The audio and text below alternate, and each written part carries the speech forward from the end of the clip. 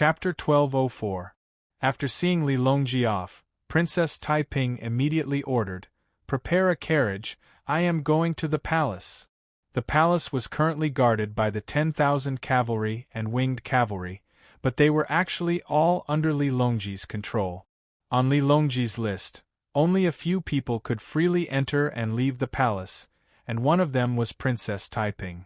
Princess Taiping entered the palace and immediately went to see young Emperor Li Zhongmao. Li Zhongmao still lived in the Eastern Palace. This was a very strange matter. In the past, Empress Wei had forcibly occupied the Hall of Sweet Dew. Now that the Hall of Sweet Dew was empty, he, the Emperor, still lived in the Eastern Palace. It seemed that after Wu Zetian, Li Xian, Li Dan, and Li Zhongmao had all become addicted to living in the Eastern Palace. Although Li Zhongmao was young, he was not ignorant of the ways of the world. He was truly tired of sitting on this fearless and emotionless throne. He also knew that he had been pushed onto the throne by Empress Wei in order to make it easier for her to wield power. But now there was someone who did not want him to continue being a puppet. Princess Taiping explained the purpose of her visit. There was no need for righteousness or threats, and the young emperor agreed, as if relieved of a heavy burden. In truth, Princess Taiping also knew that there would be no resistance from Li Zhongmao, but becoming emperor was a major event. She could not just send a random servant to the palace to inform the young emperor. This trip had to be taken. Seeing that Li Zhongmao was very tactful, Princess Taiping slowly said, "Very good. The country of our ancestors needs a promising ruler. You can't shoulder this heavy responsibility, so it's fine if you become a prince of peace. Prepare well. Tomorrow morning court, abdicate the throne to the Prince of Xiang."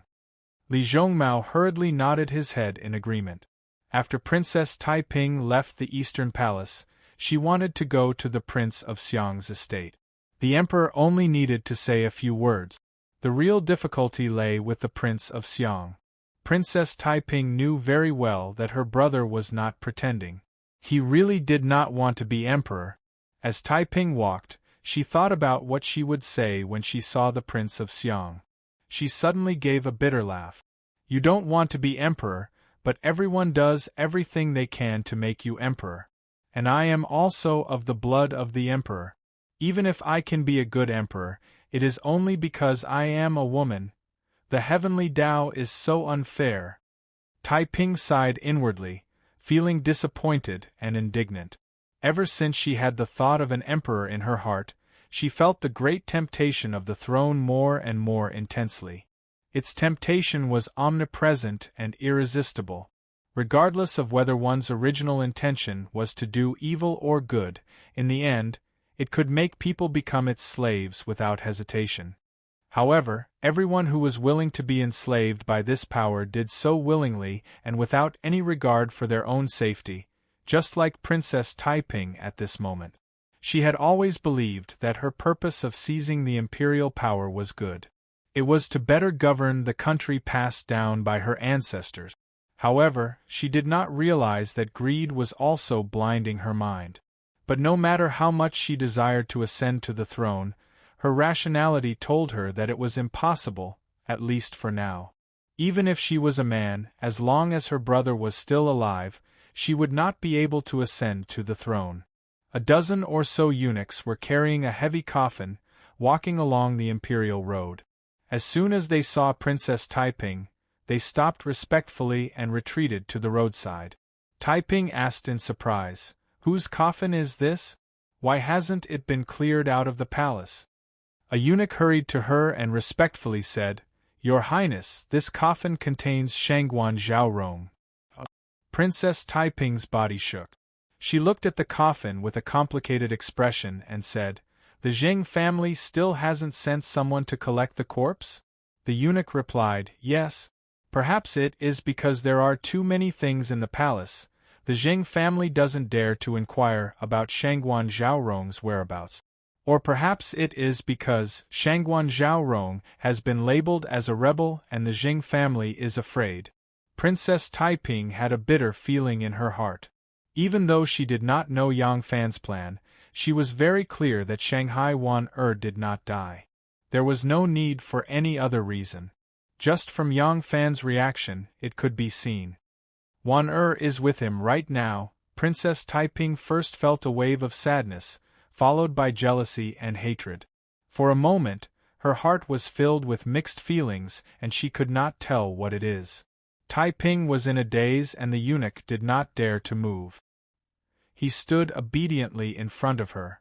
After some time, Taiping regained her senses and plainly said, "Carry the coffin out of the palace. It is not a good idea to stay here forever. I will be responsible for burying Shangguan Zhaorong." The eunuch hesitated. This? About Prince Linzi. Princess Taiping's phoenix eyes flashed with anger and a murderous aura appeared. "Did you not hear what I said?" The eunuch shuddered and quickly bowed. "Yes. Your servant obeys." Princess Taiping took another look at the coffin and walked forward. The eunuch quickly waved his hand and instructed the eunuchs to turn around and carry the coffin, following behind Princess Taiping from afar. When the majestic and magnificent gate of heaven is in sight, the bitterness in Princess Taiping's heart has been blown away by the wind, turning cold and hard. Princess Taiping pondered and repeatedly assessed her imperial brother's character. Even though he has always been obedient to her, he will not easily agree to this matter that crosses his bottom line. Therefore, when they arrived at the Prince of Xiang's residence, she did not directly state her purpose of visit like she did with the young emperor. Princess Taiping only expressed to Li Dan that she was worried about young Emperor Zhong Mao's ability to govern the country. Li Dan did not care about this. He was dressed in coarse clothes and looked like a gardener. He excitedly played with the flowers and plants that he had ordered people to find. After listening to Princess Taiping's explanation, Li Dan laughed. "You need not worry about this. Our Tang dynasty has been through many trials and tribulations. Ever since Imperial Father passed away, we have been through a lot. The young emperor may be of mediocre talent, but our Tang dynasty has been through a lot and needs time to recuperate. It is not a bad thing for the Son of Heaven to rule." When Princess Taiping heard what he said, she couldn't help but secretly rejoice that she didn't directly tell him the idea of supporting him as the emperor. She followed his meaning and said, "What brother said is also reasonable. Maybe I was too impatient. It is just that young Emperor Zhong Mao is in doubt. Coupled with the fact that the Wei faction has just been executed, the court is still in turmoil. As the Prince of Xiang who assists the government and has been entrusted by Emperor Xian's posthumous edict, elder brother must assist the young emperor in this period of time, so that the people of the country can be reassured." Li Dan finished arranging a pot of flowers and patted the dirt off his hand. He smiled. "Good. Elder brother will have to work a little harder these days. Every day, I will stand in court and support the young emperor. In truth, you are 10 times more talented than me and a woman surpasses a man. With you at court helping the young emperor manage the situation, there is no need for me to work so hard." Taiping smiled and said meaningfully, "Elder brother has to go even if you don't want to. After all, elder brother is not a woman." The next morning, Li Xian woke up early and went to court. Since he was helping his nephew consolidate his power, Li Xian put in a lot of effort. He did not expect that his younger sister, son, nephew, and all the civil and military officials of the court had already decided to change the ruler of the country. Because it had only been 21 days since the death of Emperor Zhongzong of Tang, Li Xian had not yet been buried. Thus, the young emperor had to sit in the eastern corner of Taiji Palace, facing Li Xian's Z Palace. The Prince of Xiang, Li Xian, stood at the young emperor's side. Today was the day of the court conference. Princess Taiping, as the only princess in the Tang dynasty who had the authority to open a government office, appoint subordinates, and listen to politics, also attended in splendid attire. She stood at the right side of the young emperor Li Zhongmao. Many of the officials had long since received the news that the emperor would be replaced. They could not conceal the excitement on their faces. Ever since the Prince of Xiang, Li Dan, accompanied the young Emperor, Li Zhongmao, to ascend the throne to appease the officials, the court had temporarily stabilized. However, the officials who had contributed to the coup had not yet been rewarded, and the vacant positions of the Wei clan had not yet been conferred. Originally, the officials thought that the court was busy cleaning up the mess and did not have the time to care about these things. Now, they naturally understood that these were deliberately left behind for the new emperor to express his gratitude to the officials. Now that the new emperor had been crowned, these rewards should be put on the agenda. When the officials entered the hall, before they could bow to the emperor, the dignified and graceful Princess Taiping, who was dressed in a splendid palace gown embroidered with golden peonies and a crown of flowers and pearls, suddenly stepped forward and said in a clear voice, "The country is restless. The emperor is still young and cannot govern the country. For the sake of the stability of the country, the emperor wishes to abdicate the throne to the Prince of Xiang, Li Dan. What do the ministers think?" Li Dan paled when he heard this. Before he could react, the civil and military officials who had already received the news immediately stepped forward and shouted, "This is in accordance with the will of the heavens and the will of the people. We all agree." This, Li Dan looked at Princess Taiping in shock. Only now did he realize that his sister had already planned this. Those who were slow to react also cheered loudly in support. Those who did not know about this beforehand were all low-ranking officials. Now that they understood what was going on, they also stepped forward. In a short time, hundreds of officials bowed their heads. Unexpectedly, not a single person objected. Young Emperor Li Zhongmao was still a child and did not understand that he should stand up and abdicate the throne. He continued to sit on the couch in a daze, waiting for Aunt Taiping's signal. Princess Taiping turned her head and saw that he was still sitting on the couch in a daze.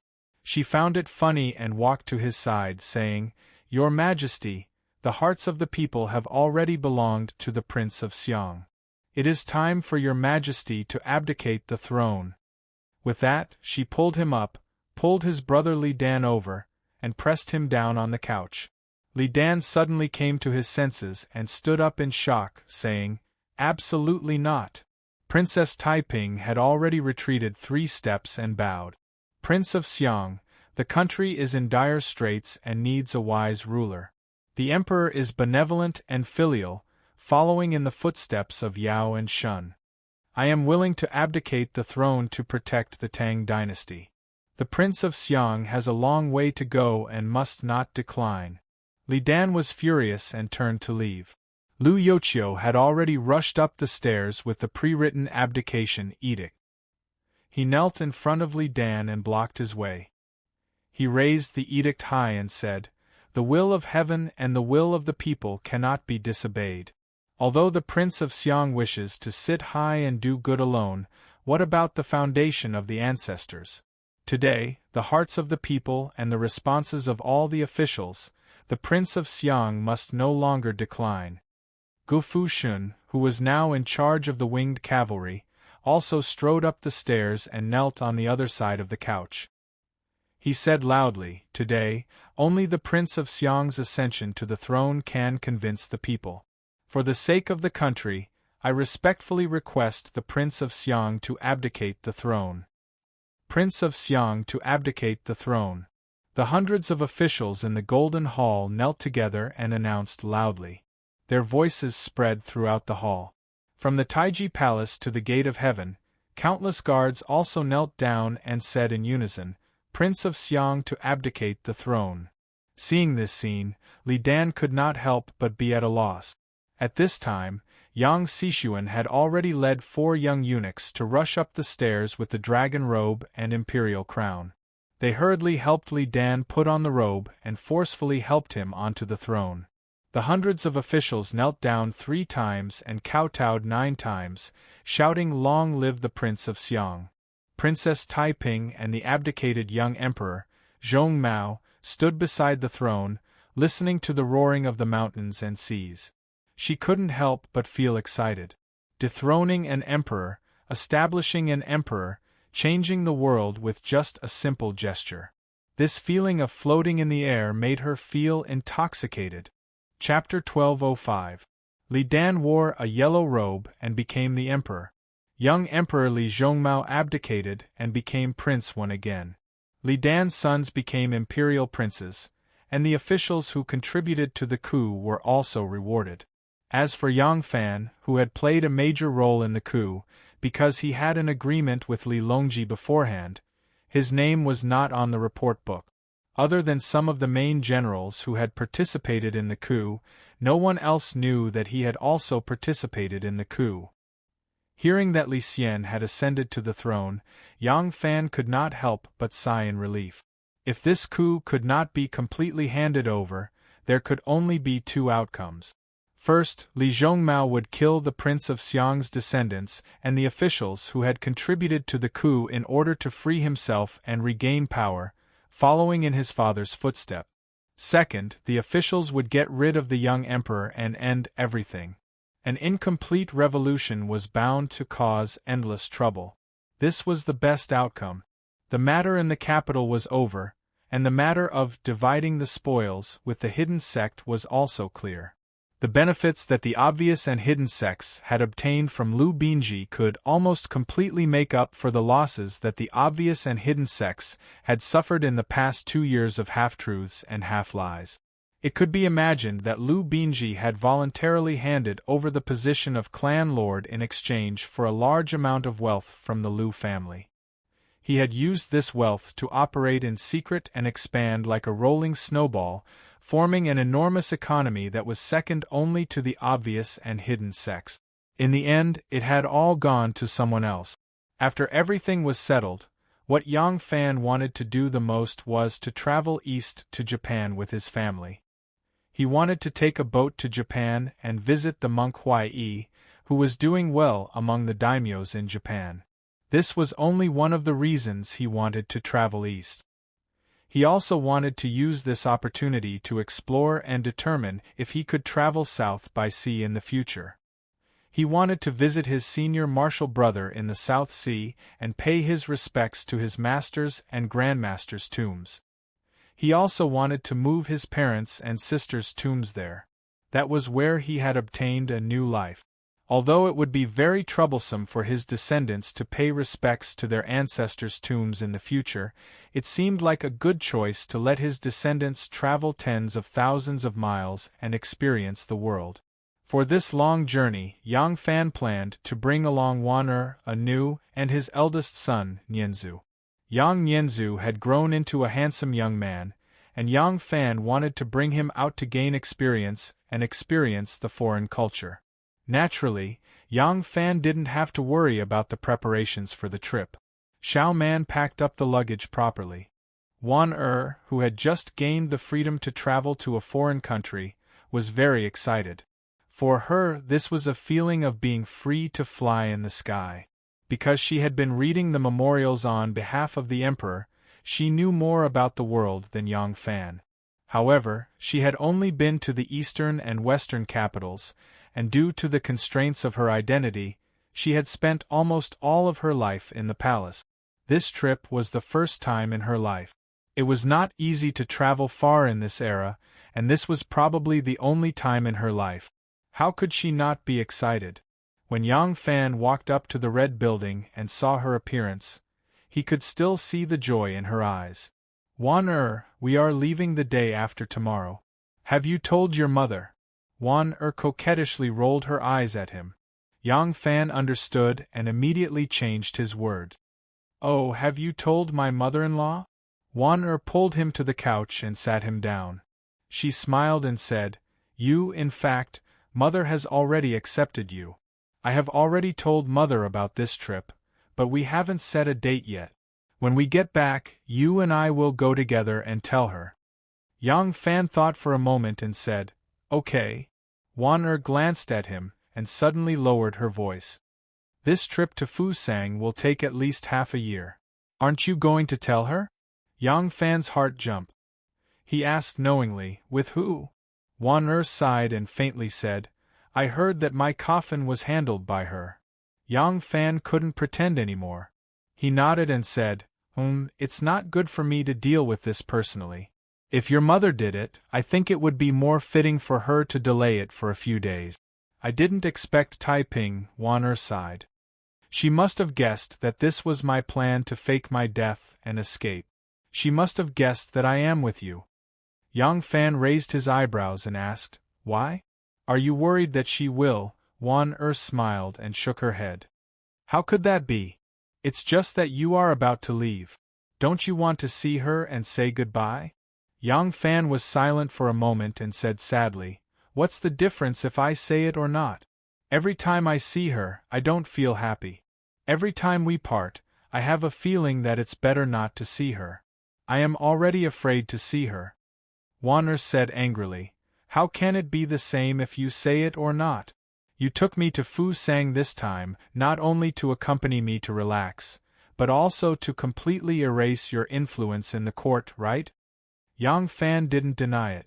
When the court was changing from the old to the new and when the officials were being adjusted, he left the center of power for more than half a year to completely erase his influence in the court. If he wanted to retreat, he would retreat cleanly and without hesitation. Wan said, Because of this, you have to see her one more time and say goodbye to her. If you say it, she will know that you are still thinking about her in your heart. If you don't say it, she will feel that you don't care about her at all. She will think that you have not only left the court but also her. Women were strange creatures. Most of the time, Wan didn't like Yang Fan and Taiping coming into contact, especially when Taiping's personality was so strong. But sometimes, she sympathized with Taiping's situation. Especially at this moment, when she had found a home and had someone to rely on for the rest of her life, she knew that no matter what, Yang Fan and Taiping could not be together. She judged others by herself, and her sympathy overflowed even more. Yang Fan smiled bitterly and said, What she wants, I can't give it to her. What I can give her, she doesn't want. She knows that I can't do anything, but she still can't help but hate me. Every time I see her, it only makes her feel disgusted. Yang Fan sighed dejectedly and said, Fine, since you say so, then I will go see her. Wan smiled and said, That's right. Women's minds are not like you men's, simple, clear love and hate. Her heart is also very bitter. If she gets angry at you again, please forgive her. Yang Fan changed into a set of clothes with Wan-er's help. He took 4 guards in plain clothes and left in a carriage. When Yang Fan arrived at the alley where Princess Taiping's Fu was, he saw the endless stream of carriages and horses. The speed of his advance instantly slowed. Yang Fan lifted a corner of the curtain and saw the endless stream of carriages and horses. It was hard to tell the identity of the people riding the horses. The people on the carriages all carried official banners. They were all officials of various ministries, such as minister-counselors, assistant ministers, and servants. Yang Fan furrowed his brow slightly and thought, This alley only has Taiping's family. These officials must have gone to Taiping Fu. What has happened? Is Taiping Fu holding some joyous event? Yang Fan was too lazy to pay attention to the news in court. The limited intelligence of Xian Zong had started to focus on the Jianghu. Even though he knew that Taiping was heavily relied upon by the emperor, he didn't know that he had reached a point where no one dared to approach him.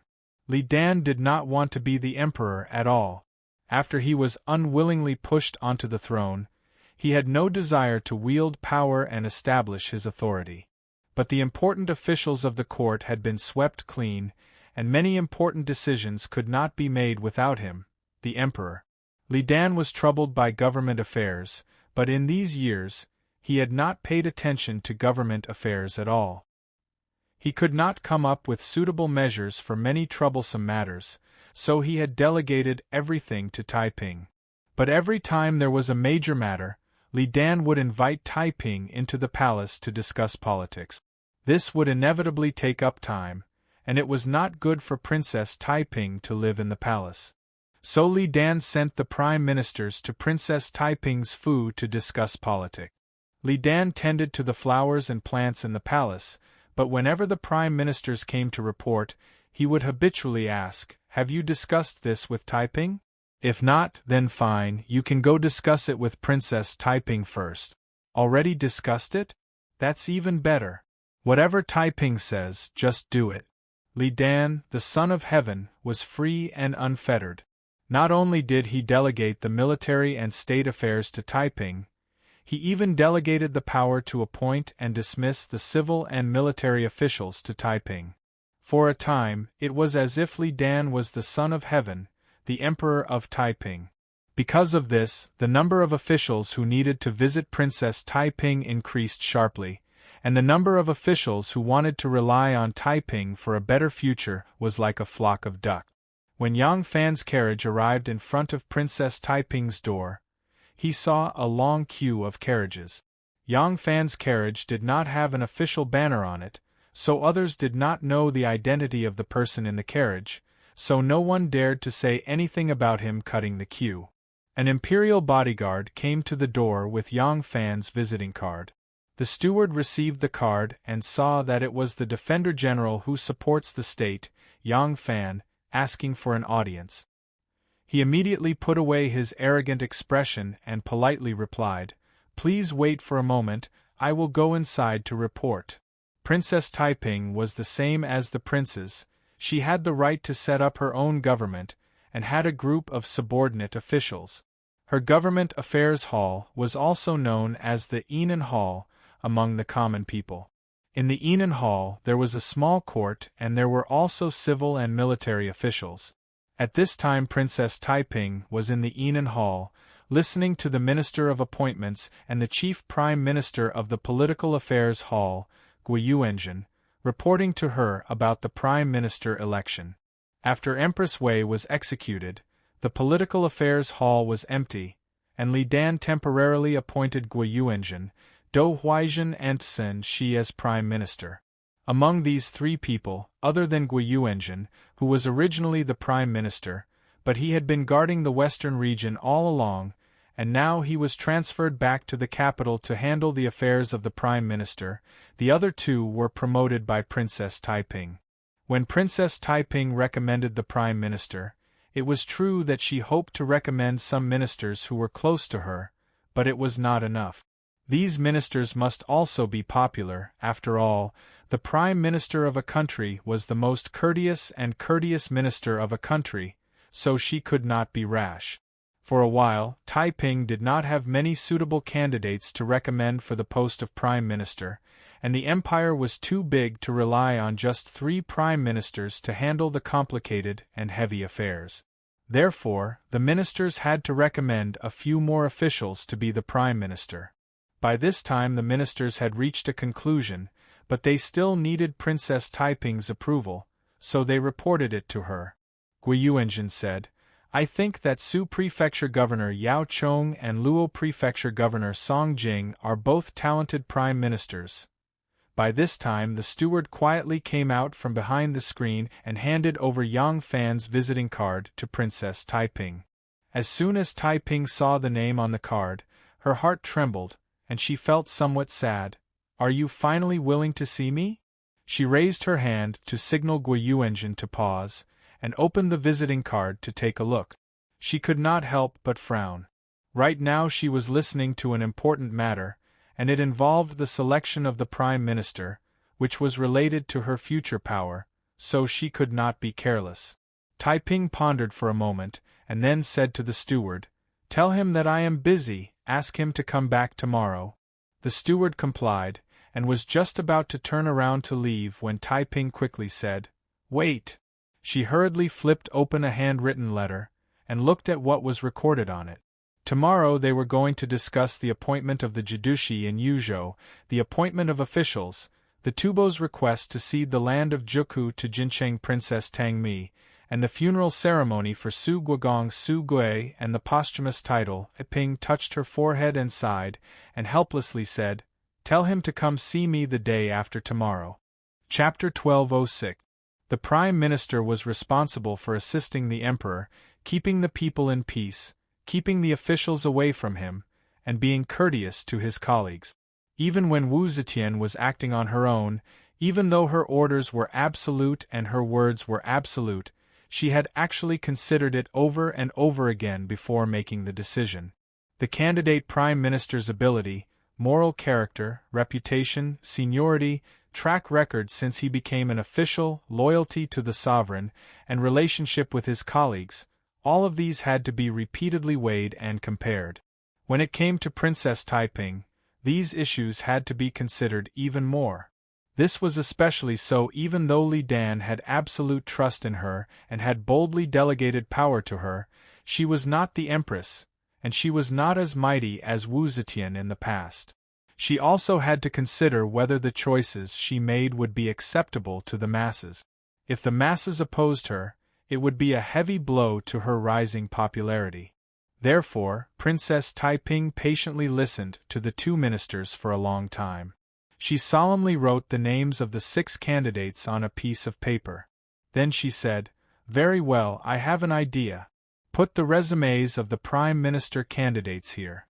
I will consider them carefully tonight. Come early tomorrow, and we will choose the Prime Minister as soon as possible." It was already dusk. Guiyuanzhen and Princess Taiping had to leave immediately. Otherwise, they would be in time for the curfew. The new dynasty had just begun and the curfew was much stricter than before. Even though they were important officials, it would be a big problem. The two bowed to Taiping and left. Taiping walked them to the entrance of Enan Hall and returned to the hall. She ordered people to light candles and looked at the list of 6 people. She thought about it over and over again and finally decided on Shuzhou Provincial Governor Yao Chong and Luo Provincial Governor Song Jing. These 2 men, in terms of seniority, reputation, ability and moral character, were the best of the best. It was just that these 2 men did not interact much with Taiping and could not be considered as members of Taiping's faction. This made Taiping somewhat hesitant. Now, Princess Taiping not only had the emperor's trust and support, but also had the absolute majority of supporters in the political affairs hall. Therefore, her political views could be unimpeded. She was worried that these 2 people would change the situation in the political affairs hall. Once these prime ministers did not agree with her, it would affect her control of the political power. These days, although she had been working hard on the affairs of the country day and night, she felt unusually satisfied. It was a fascinating feeling to be able to decide all the important matters of the world with a single word.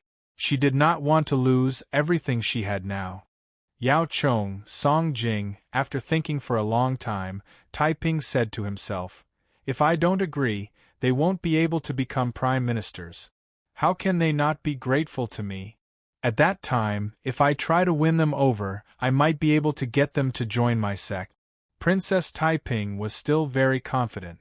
Under the situation where there were no other talents to choose from, she could only set her target on these 2 people. She then found a reason to convince herself. Princess Taiping had already made up her mind. She raised her head and saw Mr. Mo sitting in the corner of the hall, reading through the documents of the candidates for Prime Minister.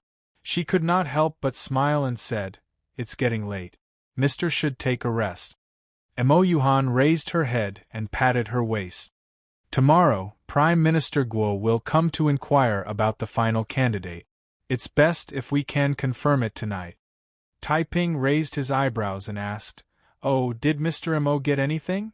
Mo Yuhan said, "I've thought about it repeatedly, and I feel that the most suitable candidates are Yao Chong and Song Jing. I wonder what your highness thinks?" Hearing this, Taiping smiled happily and said, "Haha, the biggest role of the prime minister is to choose talents to assist the emperor. In my opinion, Mr. Mo has a pair of sharp eyes and is the real talent for prime minister." Mo Yuhan laughed and cupped her hands. "Princess is overpraising me. How can an ordinary person reach the height of the heaven stage? I'm just a commoner. If I want to become prime minister, I'll have to wait until your highness becomes the emperor." Taiping smiled and put this matter aside. She only said, "I'm also interested in these 2 people. It's a pity that I'm not familiar with them. If I had other suitable candidates, I would definitely not use them. Alas! But it's hard to find a prime minister. Although His Majesty trusts me, the prime minister I choose must be able to convince the public. After thinking about it, I can only choose them. Now I can only wait for them to arrive at the capital and then show them grace and let them join my sect. Emoyuhan said, Your Highness is right. However, I have another candidate here. If I worship him alone, I'm afraid it'll attract the attention of the public. If I recommend him together with Yao and Song Jing to the emperor, it'll be easy to pass. Taiping asked curiously, Oh? Who is it that has the qualifications to be prime minister that I didn't think of? Emoyuhan said, Cui Shi Cui Chenglan. Taiping asked in surprise, Cui Shi? Emoyuhan said, That's right. Princess, this Cui Shi has sent people to visit more than once, intending to enter Princess's tutelage. Princess Taiping frowned in disgust. She said, This person is greedy and has a bad character. In the past, he was originally under my tutelage. Seeing Wu Sanxi's power in the court, he sided with Wu Sanxi.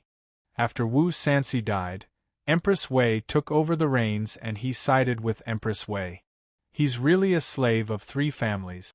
How can he be used? Emoyuhan smiled. When the water is too clear, there are no fish. When one is too observant, there are no disciples. It's human nature to seek fortune and avoid calamity. Why does Princess take it to heart? This person was once Prime Minister. If Princess agrees to restore him to Prime Minister, His Majesty will most likely agree. Once this person is restored, he can only rely on Princess. Most importantly, this person is a descendant of the main branch of the Cui family. The Cui family is the top aristocratic family in Shandong. If Princess wants to rule the world, won't it be easier if you have the support of Shandong's aristocratic family? Princess Taiping was enlightened. After thinking for a while, she said, In that case, this person must be used. Emoyuhan twirled his beard and smiled. The crimson light reflected in his eyes like a smear of dark red blood. None of his close friends knew about Yang Fan's departure. He purposely hid the news. The only person who knew was Shen Mu. After the Chang'an incident, the government hall was empty.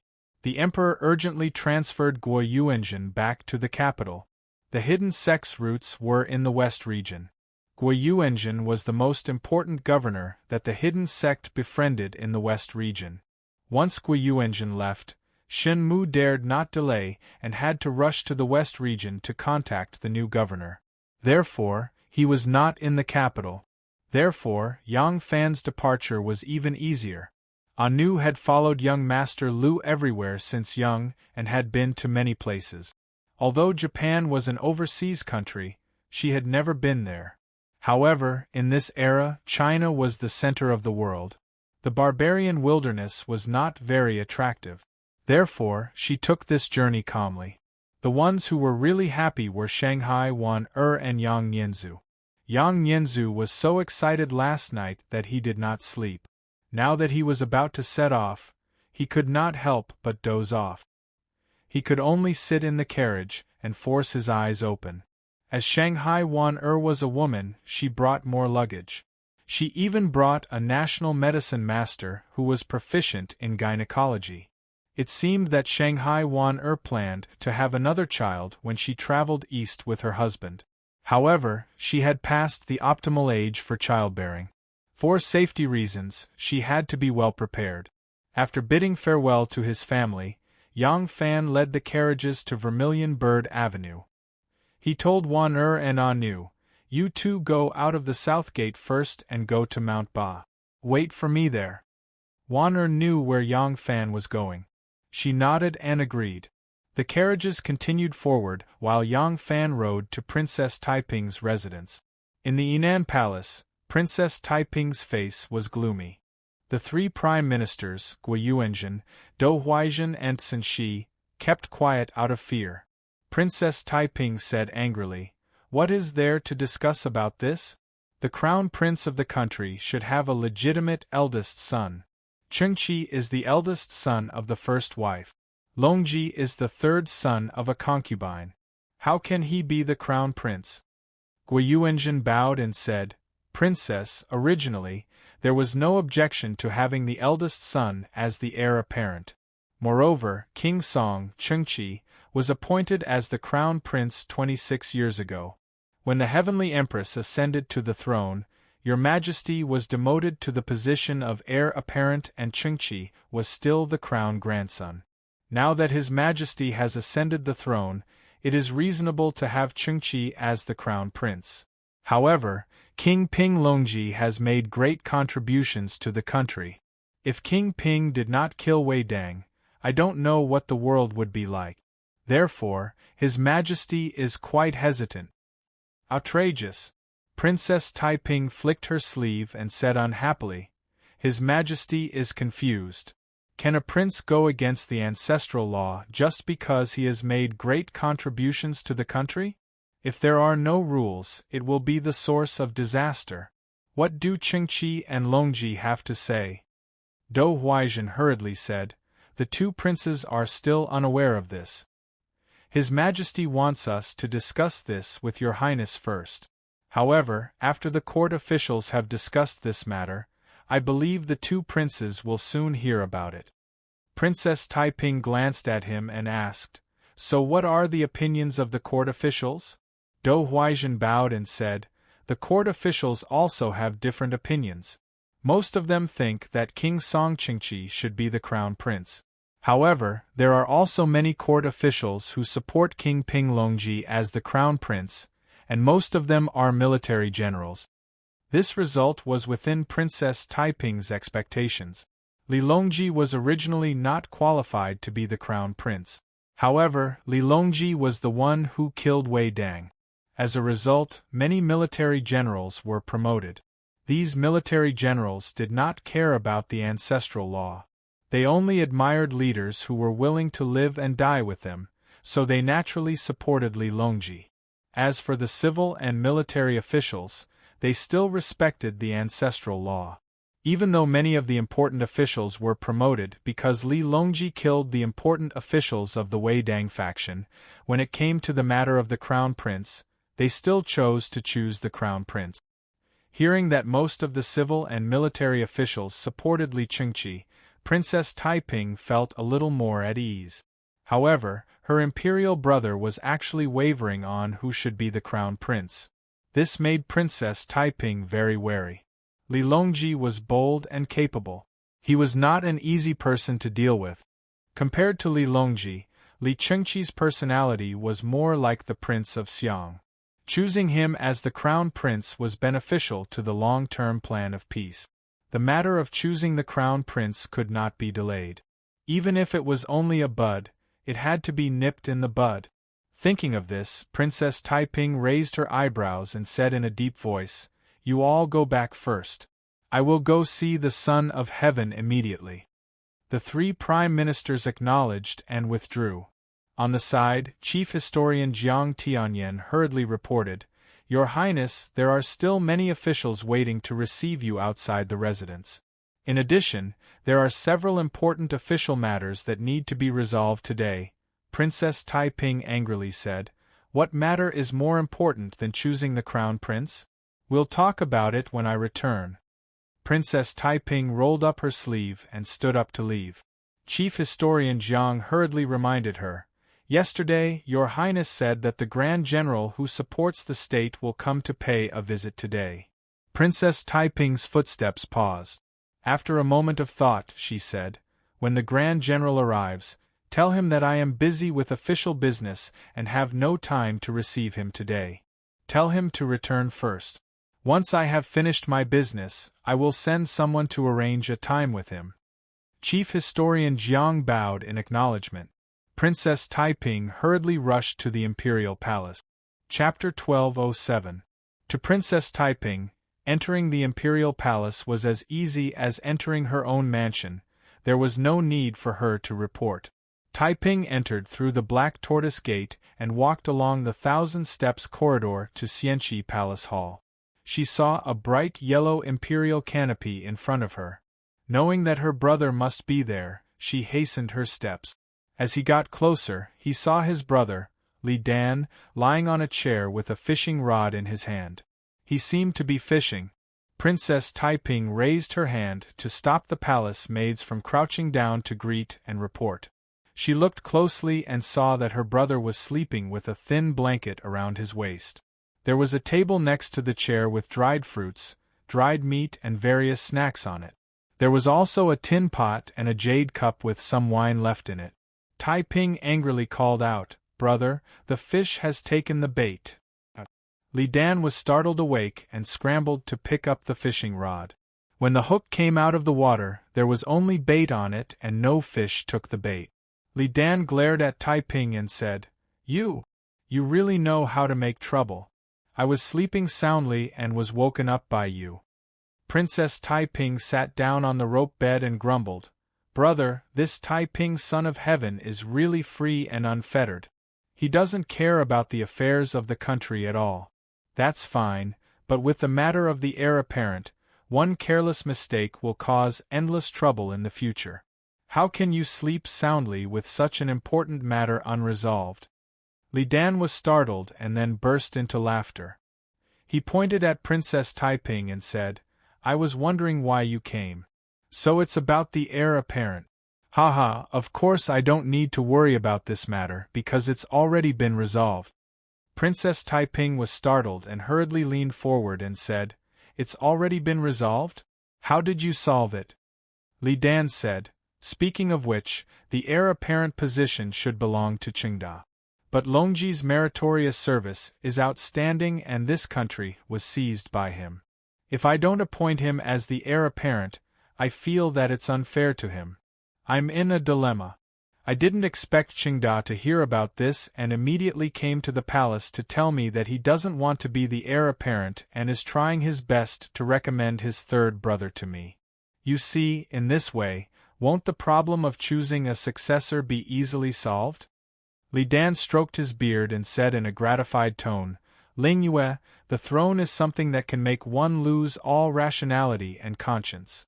Since ancient times, how many people have been willing to kill each other for the sake of this supreme position? The so-called blood was thicker than water, but in front of this supreme imperial power, it was a joke. However, the throne that so many people yearn for day and night will eventually be abandoned by some people. As the saying goes, some people rush to the examination hall at night, some people resign and return to their hometown. Successful people are like me.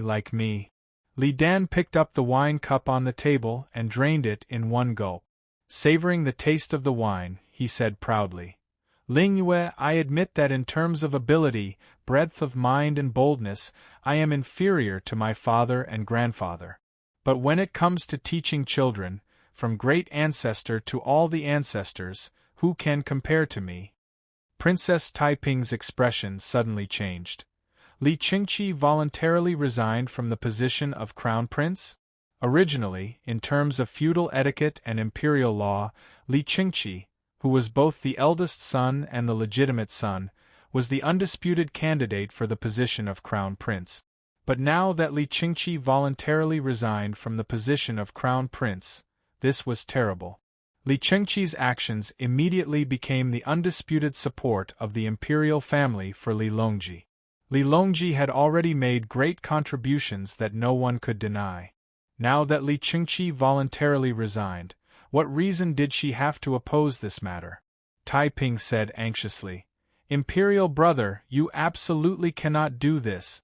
Establishing a legitimate son is a law passed down by our ancestors. If we violate this rule, our descendants will all covet the throne and fall. Won't our Tang dynasty be plagued with troubles from then on?" Li Dan laughed a few times, his laughter a bit cold. "Established by the ancestors? Lingyue, is there an ancestor's law for a wife to substitute for her husband? Is there an ancestor's law for a mother to substitute for her son? Is there an ancestor's law for an empress dowager? Since ancient times, which dynasty and generation has avoided killing each other when establishing a legitimate son? Will we be able to ensure eternal peace if we insist on establishing a legitimate son? That's just a way of deceiving ourselves. Now that Longji has made great contributions to the country and his elder brother has taken the initiative to resign, isn't this a good thing for brothers to respect each other? Why shouldn't we be happy to see this happen?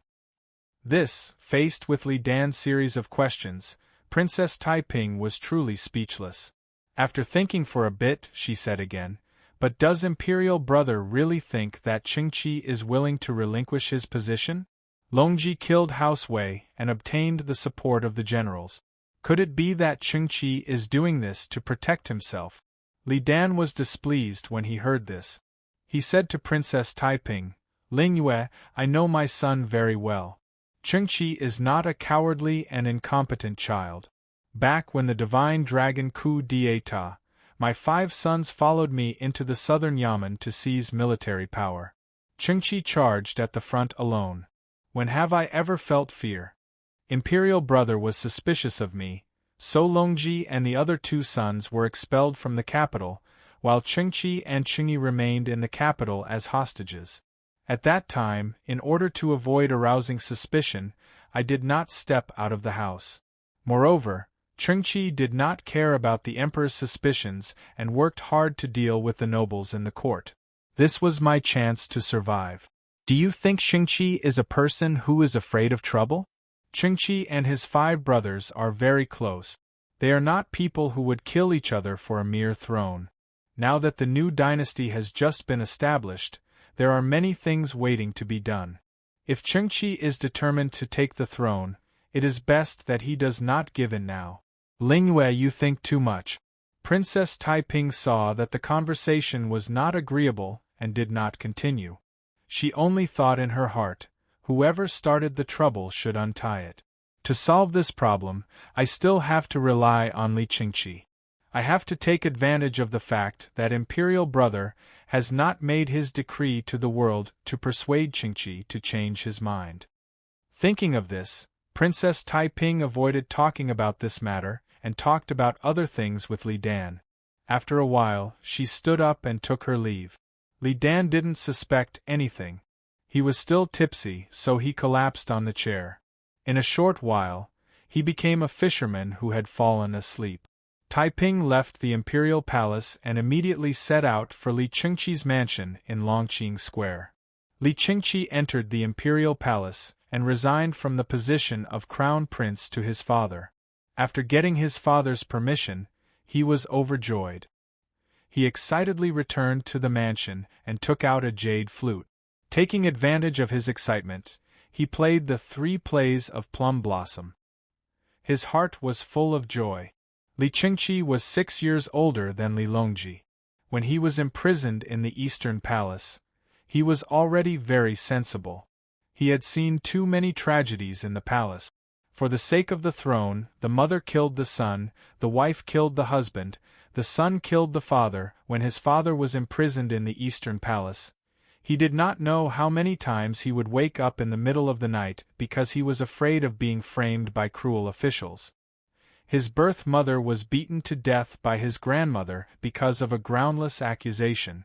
Experiencing all kinds of hardships in life made Li Qingqi have an unusual understanding of life since he was young. Regarding the throne, he was as indifferent to it as his father. Now that he could finally relax, he was very happy. At this moment, someone suddenly came to report, "Your Highness, Princess Taiping has arrived." Li Qingqi put down the jade flute in surprise. Before he could tidy up his clothes and go out to greet her, he saw that Princess Taiping had already walked into the back garden. Li Qingqi hurriedly walked forward and bowed. "I did not know that Aunt Darren has arrived. Your nephew did not go out to greet you. Please forgive me."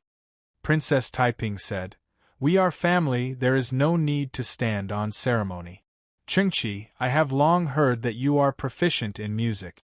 Just now I heard your 3 plays of Plum Blossom. You really have great attainments. My family's Chongjian only knows how to be brave and fierce. You should let him get closer to you and learn some elegant things." Li Qingqi smiled modestly. "Chongjian loves martial arts, but I am afraid he cannot learn my interests.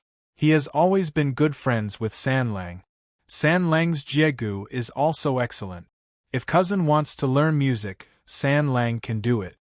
Princess Taiping raised her eyebrows and said, "Speaking of San Lang, I heard that you resigned from the position of crown prince to the emperor? Chengqi, you are the eldest son of His Majesty. According to the etiquette, you should be the crown prince. Why did you give up?" Li Chengqi was stunned.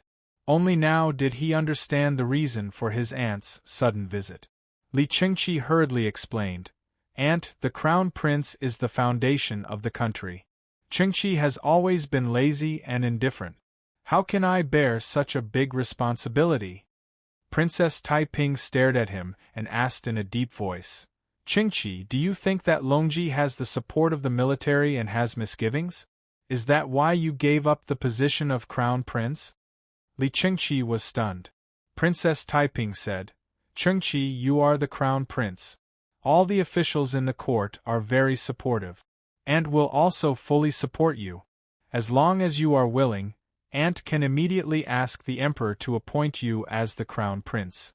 You will be in command of the 16 guards of the southern palace and form the most elite 6 commanders of the eastern palace. Moreover, on that day, only the winged cavalry and 10,000 cavalry troops accompanied Longji. The other guards of the North Gate Imperial Army did not participate. The North Gate Imperial Army can take this opportunity to regroup. All the officials in the court are on your side. When you have the military power in your hands, your position will be as stable as Mount Tai. But as long as you give up today, you will never have a chance. Chengqi, you have to think clearly." Li Chengqi's astonished expression gradually turned into a tranquil smile. Although the one standing in front of him was Princess Taiping, whose prestige, status, authority, and talent were far beyond his reach, because of this tranquility, he seemed to be even more ethereal and elegant than Princess Taiping. Li Chengqi smiled and said in a gentle but firm voice, "Chengqi appreciates Aunt's kind intentions. Many people may care about the throne, but not everyone cares about it.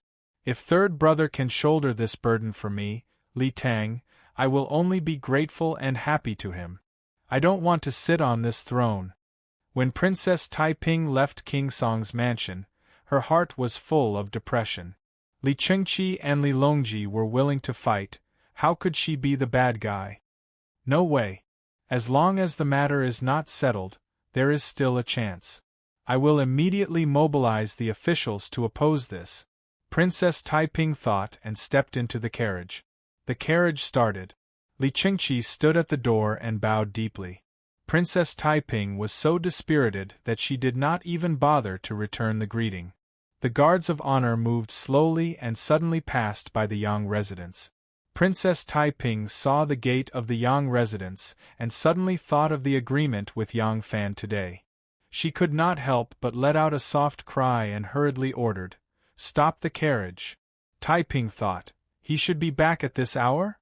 After a while, her personal guard hurried back from the gate of the Yang residence and reported to her, "Your Highness, General Yang is on a trip and is not in the residence." Taiping was startled and asked, "Going on a trip? Where is he going?"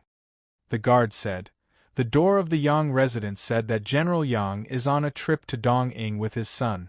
This trip will take more than half a year."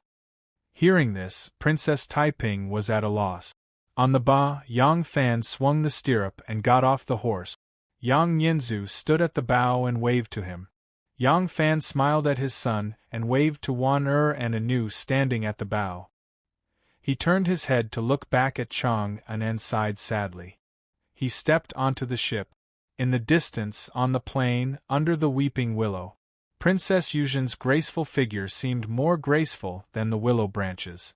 She looked at the cloud-like sail on the big ship in the distance, and gently broke off a willow branch. The tears in her eyes were as clear as dew. Chapter 1208. Yang Fan's purpose for this trip was to tour the world and relax his body and mind. Along the way, if he wasn't taking his son to various places of interest, going in and out of the alleys, enjoying the local customs, or climbing mountains with Anu and Wan the two beauties, playing the zither and the flute, enjoying the pleasures of fish and water. But the waterway was smooth, and after a few days, they arrived near Luoyang. Yang Fan wanted to change to a small boat and enter the Chao Canal to enter the Luo River and go directly to Luoyang City. He wanted to visit Luoyang again, but he didn't expect that there were many passes on the river and there were endless checkpoints. The soldiers on both sides of the river were aggressive and strict. Yang Fan didn't take an official boat for this trip and didn't inform the local authorities, so no one knew that the boat was carrying the Defender General who supports the nation.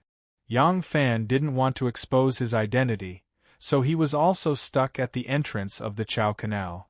At first, Yang Fan didn't care, but after a day and a night, he still didn't get a pass.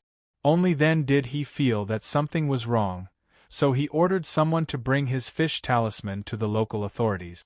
The person who was being interrogated on the river was a county lieutenant of Hunan County, a minor 9th-ranked official. When he suddenly heard that the Defender General who supports the nation had been stopped at the mouth of the river for a day and a night, he was scared out of his wits. He hurriedly took the great general's fish talisman and climbed onto the big boat to ask for forgiveness. Seeing the fear on his face, Yang Fan smiled and comforted him. "There's no need to panic. I'm only traveling with my family and didn't want to alarm the authorities. I don't have the freedom to greet and send people off. I'm the one who hid my identity. What crime did you commit? You only need to know that I'm here, don't spread it." The county lieutenant hurriedly complied. Yang Fan then asked, "What happened in Luoyang? Why is it so heavily guarded?" The county lieutenant hurriedly reported to Yang Fan. Yang Fan now understood the reason. Prince Qiao Li Zhongfu had rebelled. Li Xian had 4 sons. The eldest, Li Zhongruan, criticized Zhang Yizhi and Zhang Changzong and was beaten to death along with his sister and brother-in-law by Wu Zetian. The second, Li Zhongjuan, was repeatedly humiliated by Enlu and was killed in the palace. The third, Li Zhongfu, was despised by Empress Wei and was sent to Lingnan to be the king. The fourth, Li Zhongmao, was the emperor for 18 days and was now living in the capital. Li Zhongfu had never been at Lingnan and had written to his father, Li Xian, asking him to return to Lingnan. Empress Wei, Li Zhongfu. Li Emperor and Emperor Li Lingnan. Li Emperor. Li But. Li Emperor Li. Li An and Yang. Li An He Chong Li Yang and He Wood Li. But not long after, Empress Wei also died, and the Prince of Xiang, Li Dan, became emperor. Li Zhongfu feared Lady Wei as if she was a tiger, but he had no fear of this uncle whom he had only met a few times and whose temperament had always been gentle and indifferent. In his mind, even though he was not Li Xian's legitimate son, he was Li Xian's eldest son. After Li Xian's death, he should be the emperor. Now that his 4th brother had abdicated the throne, he should be the one to abdicate the throne to him instead of his uncle. Beside Li Zhongfu, there were a few strategists who overestimated their own capabilities. They were also looking forward to Prince Qiao's ascension to the throne so that they could leap over the Dragon's Gate. In their view, King Qiao was now the eldest son of the former emperor and the most legitimate heir to the throne. As long as King Qiao made a call, the people of the world would respond and seize the throne in one fell swoop. As a result, a few very foolish and naive schemers encouraged Li Zhongfu to take more than 20 guards, change into civilian clothes, and sneak out of the feudal lord's fief. They secretly came to Luoyang and stayed in the house of his brother-in-law, Pei Sun. They actively contacted some of the officials who had fallen in the coup d'état and failed to achieve their ambitions in an attempt to rebel. In Li Zhongfu's imagination, as long as he rushed to Luoyang, based on his noble bloodline and identity, he could barge into the barracks on the left and right side, and the army would immediately change side. Then he would kill the garrison in Luoyang, occupy the eastern capital, and command the world. The vanguard of his army would point directly at Guangzhou, and the world would be under his control. As a result, he acted without the slightest scruple. When he contacted the unsuccessful officials, he did not pay attention to secrecy at all. As a result, the people in his neighborhood were all wise, and there were even people who reported the news to Luoyang. The eastern capital, Luoyang, governed two counties, Luoyang County and Hunan County. This place was under the jurisdiction of Luoyang County. The magistrate of Luoyang, Mu Qingxian, was shocked when he heard the news. He hurriedly sent a calm old constable to investigate the house of Pei Sun, the commandant of Prince Consort's son-in-law. In the end, there was no need for the old constable to investigate. Before he even reached the door, he saw Prince Qiao, Li Zhongfu, and a few strategists swaggering through the market. They did not even bother to hide how they addressed each other. This old supervisor had been an official his whole life. This was the first time he had dealt with a case of rebellion, and also the first time he had seen such a stupid rebel party. He immediately went to report to the magistrate. The magistrate of Luoyang, considering Prince Qiao's high status, did not dare to act on his own, so he reported to the garrison of Luoyang, Lu Xiantian. This Lu Xiantian could be considered an evergreen tree in the political arena. Originally, he was Wu Zetian's confidant, but Wu Zetian lived in Luoyang for more than 20 years while he was far away in Chang. Thus, the mark of his faction faded. In the following few disturbances, he was either very lucky to stand on the right side, or he was implicated because he was not in the central government. Now that the imperial capital had moved back to Chang'an, he was unexpectedly sent to the eastern capital, Luoyang, to guard the garrison. As the garrison, he was responsible for supervising the officials' misdeeds. Why would he care about a prince who did not achieve his ambitions? He immediately ordered the chief of Luoyang to lead the army to arrest him. Li Zhongfu was shocked and hurriedly escaped from the Pei family. He went straight to the barracks on the left and right, thinking that once the tyrannical aura of a king was shaken, the army would immediately change side. However, he did not expect that it would be completely different from what he had imagined. The gates of the barracks were tightly shut and arrows rained down, not allowing him to approach. Li Zhongfu had no choice but to run to the Zuoyemen of Luoyang's palace. He wanted to imitate Li Dan's method of seizing the military power of the southern Yamen during the coup d'état and seize the military power of the palace garrison. In the end, the gates of the Zuoyemen were also tightly shut, ignoring him. Li Zhongfu was furious and ordered his bodyguards to gather firewood to burn down the palace gates. He had just found a few bundles of firewood, but before he could light them, the officers and soldiers of the barracks had already received orders from the garrison of Luoyang to arrest him. When Li Zhongfu saw that he could not imitate his imperial uncle Li Dan, he could only imitate his imperial brother Li Zhongjuan and escape from Luoyang in a panic. Fortunately, the officers and soldiers knew his identity and did not dare to kill him without the emperor's orders. He escaped from Luoyang alone and went all the way to the east, plunging into Mount Mang. The officers and soldiers continued to search up the mountain. Li Zhongfu saw that he had no way out and could only drown himself in the water. Speaking of which, Li Zhongfu's rebellion was basically an absurd farce.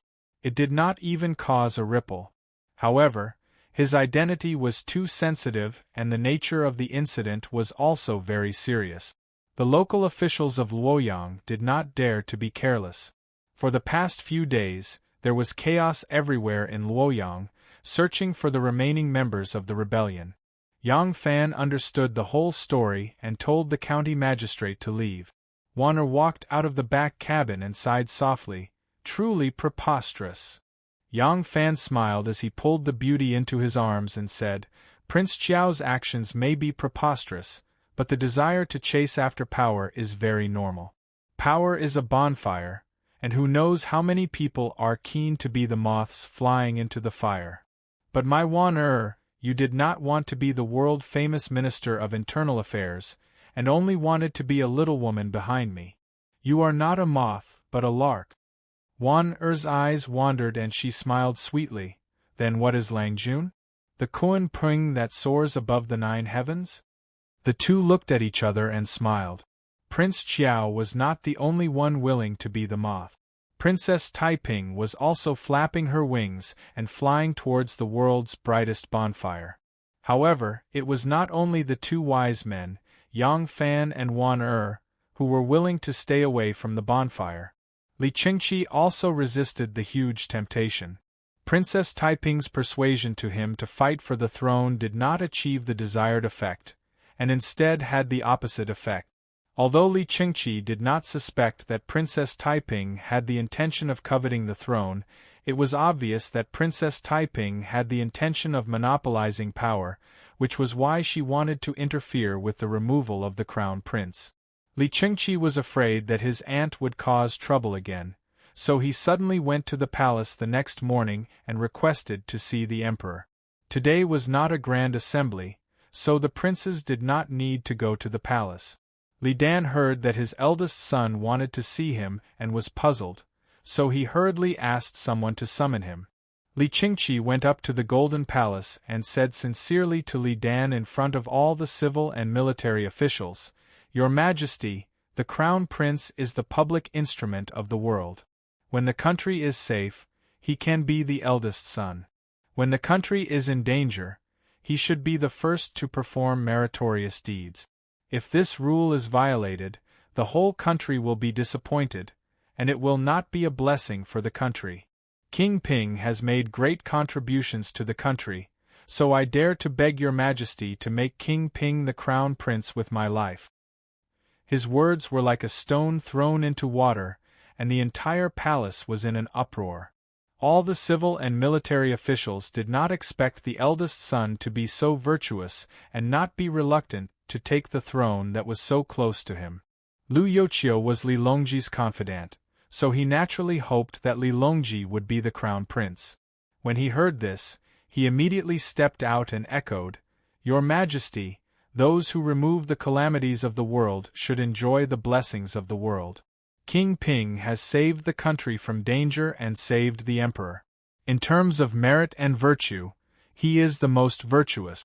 Now that the eldest son has voluntarily abdicated the throne, I think your Majesty need not hesitate to make King Ping the crown prince." After Lu Yoqiu said this, Gu Fushun, Chen Xuanli, Chu Kuanga, Ma Qiao, and the other imperial generals all stepped out and said loudly, "I agree." When Li Dan saw that his son had come to the palace to publicly express his determination to not be the crown prince, he was very pleased and said to the officials, "What do you all think?" The officials who supported Li Longji went without saying. They had originally supported the eldest son being the crown prince, but seeing that the eldest son had taken the initiative to abdicate, they had no one to support, so they also changed their stance. They either supported Li Longji as the crown prince, or they remained silent. Other than a few old fogies who believed that only the eldest son could be the crown prince, the voices of opposition were extremely weak.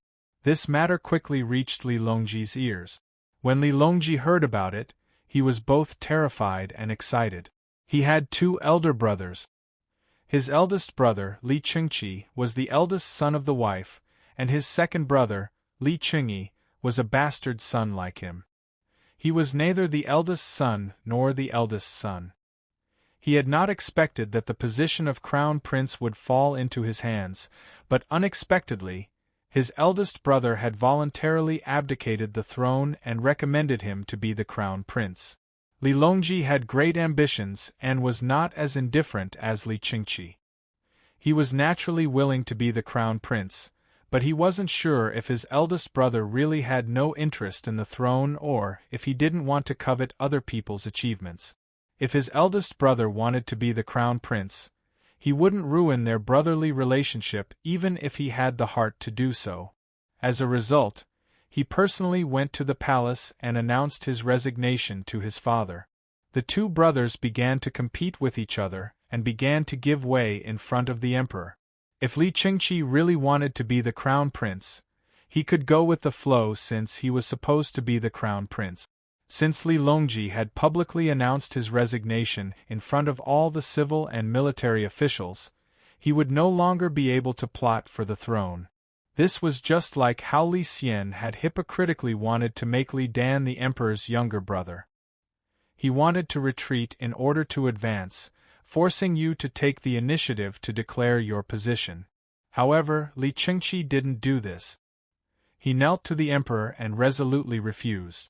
When he spoke of his feelings, he even shed tears. Li Dan finally made up his mind and announced that he would make Li Longji the crown prince. During this period of time, Princess Taiping only instructed her subordinates to obstruct Li Longji for the first 2 days. Afterwards, she stopped all activities and completely gave up. Li Longji had just made a great contribution and was shining brightly. Li Qingqi's voluntary abdication of the throne was an even more unexpected variable. As intelligent as she was, she couldn't think of any reason to obstruct Li Longji. However, she didn't give up just like that. She wasn't someone who gave up easily. To Wan her man was her sky, and her daughter was her earth. With them, she would have a complete world. But for Taiping, it had never been like this.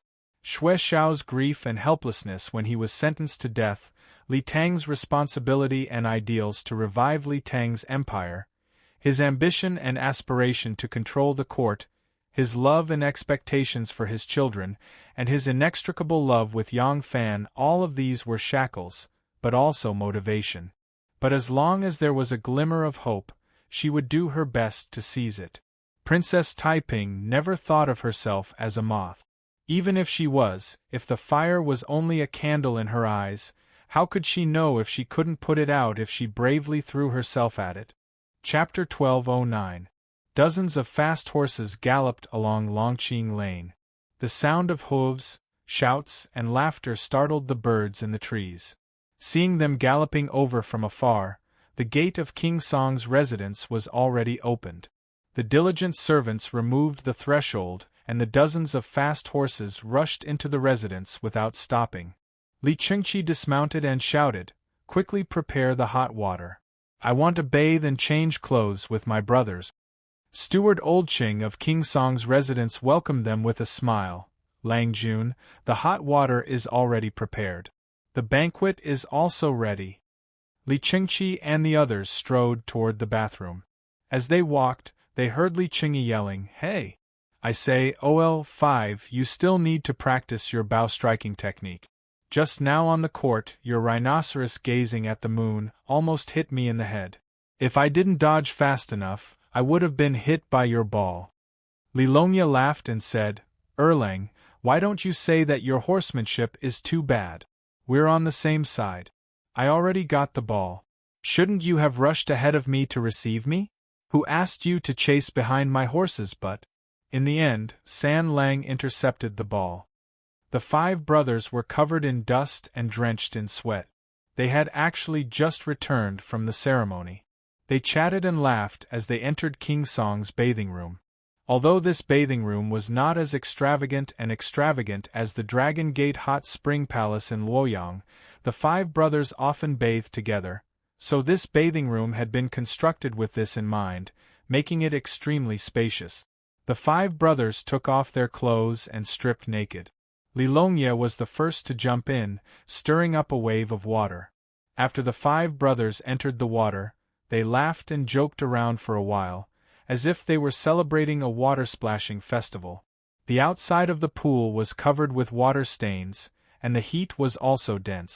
Being in the pool was like being in the clouds, and only then did they casually chat. After chatting for a while, Li Longye suddenly remembered something. He couldn't help but grin at Li Longji and say, "Hey, I heard that there's been a lot of rumors going around in the capital recently.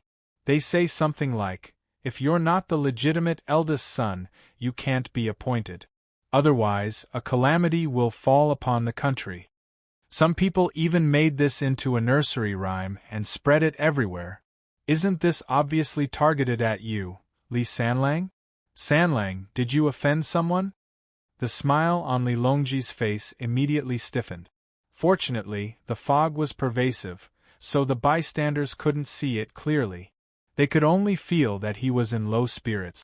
Li Longji was silent for a moment before he forced a smile and said, let's just ignore the irresponsible remarks of others. Otherwise, we will fall into his trap and make things worse. Li Qingqi nudged Lao Wu with his knee under the water and said, "That's right. Speaking of which, among us 5 brothers, who can help father govern the world well but you, San Lang? It's the country's blessing that San Lang is willing to take up this heavy responsibility, and it's also the ancestral spirit of us brothers. San Lang, the innocent will be innocent, the turbid will be turbid. You don't have to take it to heart." Li Longji smiled and said, "Don't worry, big brother. San Lang knows what to do." Although he said this, Li Longji still felt a wave of sadness in his heart.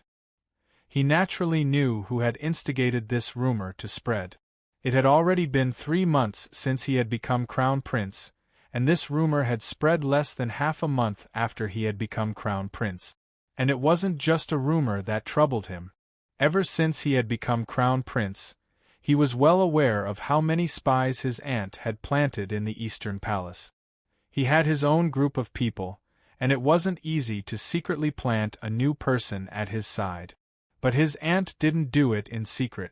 She used father's trust in her and the power of the Zhenguo princess Taiping to directly interfere with the Eastern Palace's subordinate officials, replacing all of his subordinates in the Eastern Palace with her people.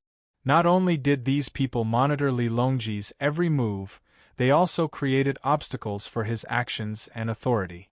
Li Longji knew that father and aunt had a deep relationship, and he also understood that after 10-odd years of hard work, his aunt's foundation was far deeper than his own. Therefore, he didn't dare to oppose this aunt, and could only endure and give in. Given his unyielding personality, he had suffered countless grievances because of this. He didn't understand why his aunt was so against him. When aunt and niece had joined hands to deal with the Wei clan, they had been so close. Why was it that now that he had become crown prince, and his aunt had become the reclusive emperor who sat behind his father, the relationship between the two had suddenly become like this? Li Longji sighed inwardly and splashed a handful of water on his face, washing away the depression and melancholy in his heart.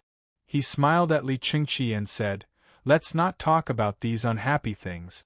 After we eat and drink to our heart's content, us 5 brothers will compete again in terms of musical instruments. Big brother, you mustn't let me win." In the depths of the night, a lively and cheerful dance of the spring wind drifted out from the reception hall of the King Song residence, blending into the bright moonlight. The reception hall was a mess of cups and plates. The 5 brothers didn't remove the dishes and started playing their instruments. Li Qingqi played the flute with his lips, Li Longji beat the drum with his palms, Li Longye played the drum, and Li Longfan played the zither.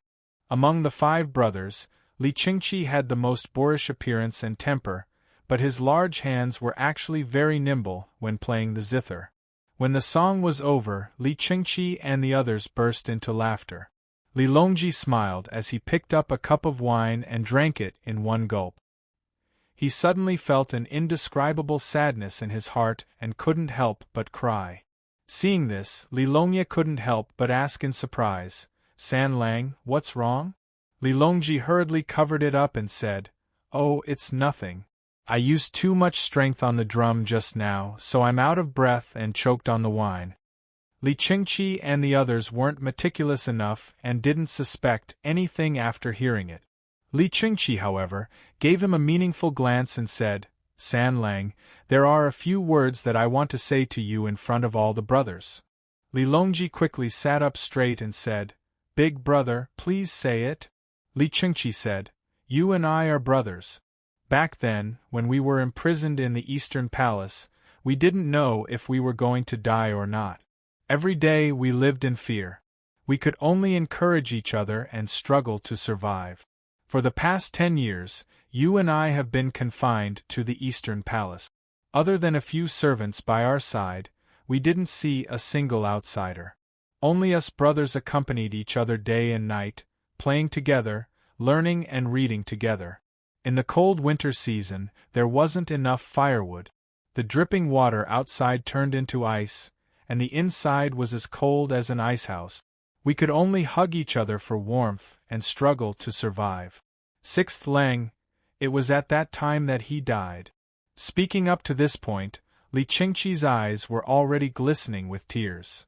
San Lang, you have a firm temperament and are resolute in your actions. When the Wei family was in power, the army and the imperial court were full of Wei clique. Raising troops and rebelling was almost certain to result in death, but you still did it without hesitation. What are you afraid of? I know what you're afraid of, and I know why you're suffering in your heart. Today, Big Brother will clearly tell you that in this world, nothing can destroy the affection between us brothers. It's impossible for the throne, and it's even more impossible for others to drive a wedge between us. Big Brother, Li Longji grabbed Li Qingqi's hand. All the grievances accumulated in his heart over the past few days turned into hot tears and flowed down his face. Li Qingqi grabbed Li Longji's hand tightly and said loudly, "We brothers must love each other for life, never betray each other." The other brothers leaned over and held their hands tightly together. Their faces were full of excitement as they said in unison, "Love each other for life, never betray each other." Every day, Princess Taiping received the ministers and dealt with government affairs in the Yinan Palace Hall. She often didn't rest past noon, forgetting to sleep and forgetting to eat. But on this day, when there was still more than an hour before the lunch break, she suddenly slammed a letter in her hand on the table in anger, flicked her sleeve and left the Yinan Palace Hall. Seeing this, Zhan Hua, the chief officer of the princess's mansion, didn't dare to say anything. He just walked out and hastily signaled the officials standing outside the hall to leave. Those officials had been waiting for more than half a day. How could they bear to leave just like that? Later on, Zhan Hua had a brainwave and gave them a number plate, promising that they wouldn't have to line up tomorrow. Only then did they leave one after another. As soon as Princess Taiping left, her personal advisor and chief strategist, Mr. Mo, put down his pen and chased after her in quick step. Princess Taiping left the Yinan Palace Hall and walked to an elegant courtyard with a pavilion and pond in the side room. Only then did she stop walking while leaning on the railing. Her chest was heaving up and down, obviously she was still very excited. The fish in the water thought someone was throwing them food. They swam toward her one after another, stirring the water into a red and yellow mottled wave. Mr. Mo walked toward Princess Taiping and cupped his fist in greeting, "Princess." Princess Taiping did not turn her head around. After a long silence, she angrily said, "When the Wei family was executed, Wei Jiuan was more than 80 years old. He was also executed because he belonged to the Wei clique. Because his surname was Wei, Wei Engshi was also implicated and was punished at home. It was I who investigated and found out that Wei Engshi did not belong to the Wei clique, so I cleared his name and reinstated him as the Prime Minister. But he did not know how to be grateful. I invited him to the banquet. Unexpectedly, he flatly refused." Princess Taiping angrily flung her sleeves and added, "There is also Yao Chong and Song Jing, those two ingrates. If I did not give them the nod, would they be able to become the Prime Minister? But after they returned to the capital, they actually joined hands to oppose me again and again." Mr. Mo calmly state, "Among the court officials who are princess's enemies, only Zhang Shuao was once the king of Lin Zi's tutor. The rest of the court officials do not have any personal relationship with Li Sanlang. In fact, they did not even have any contact with Li Sanlang in the past. Although they received Princess's grace, they strongly supported Li Sanlang. Does your Highness know why?"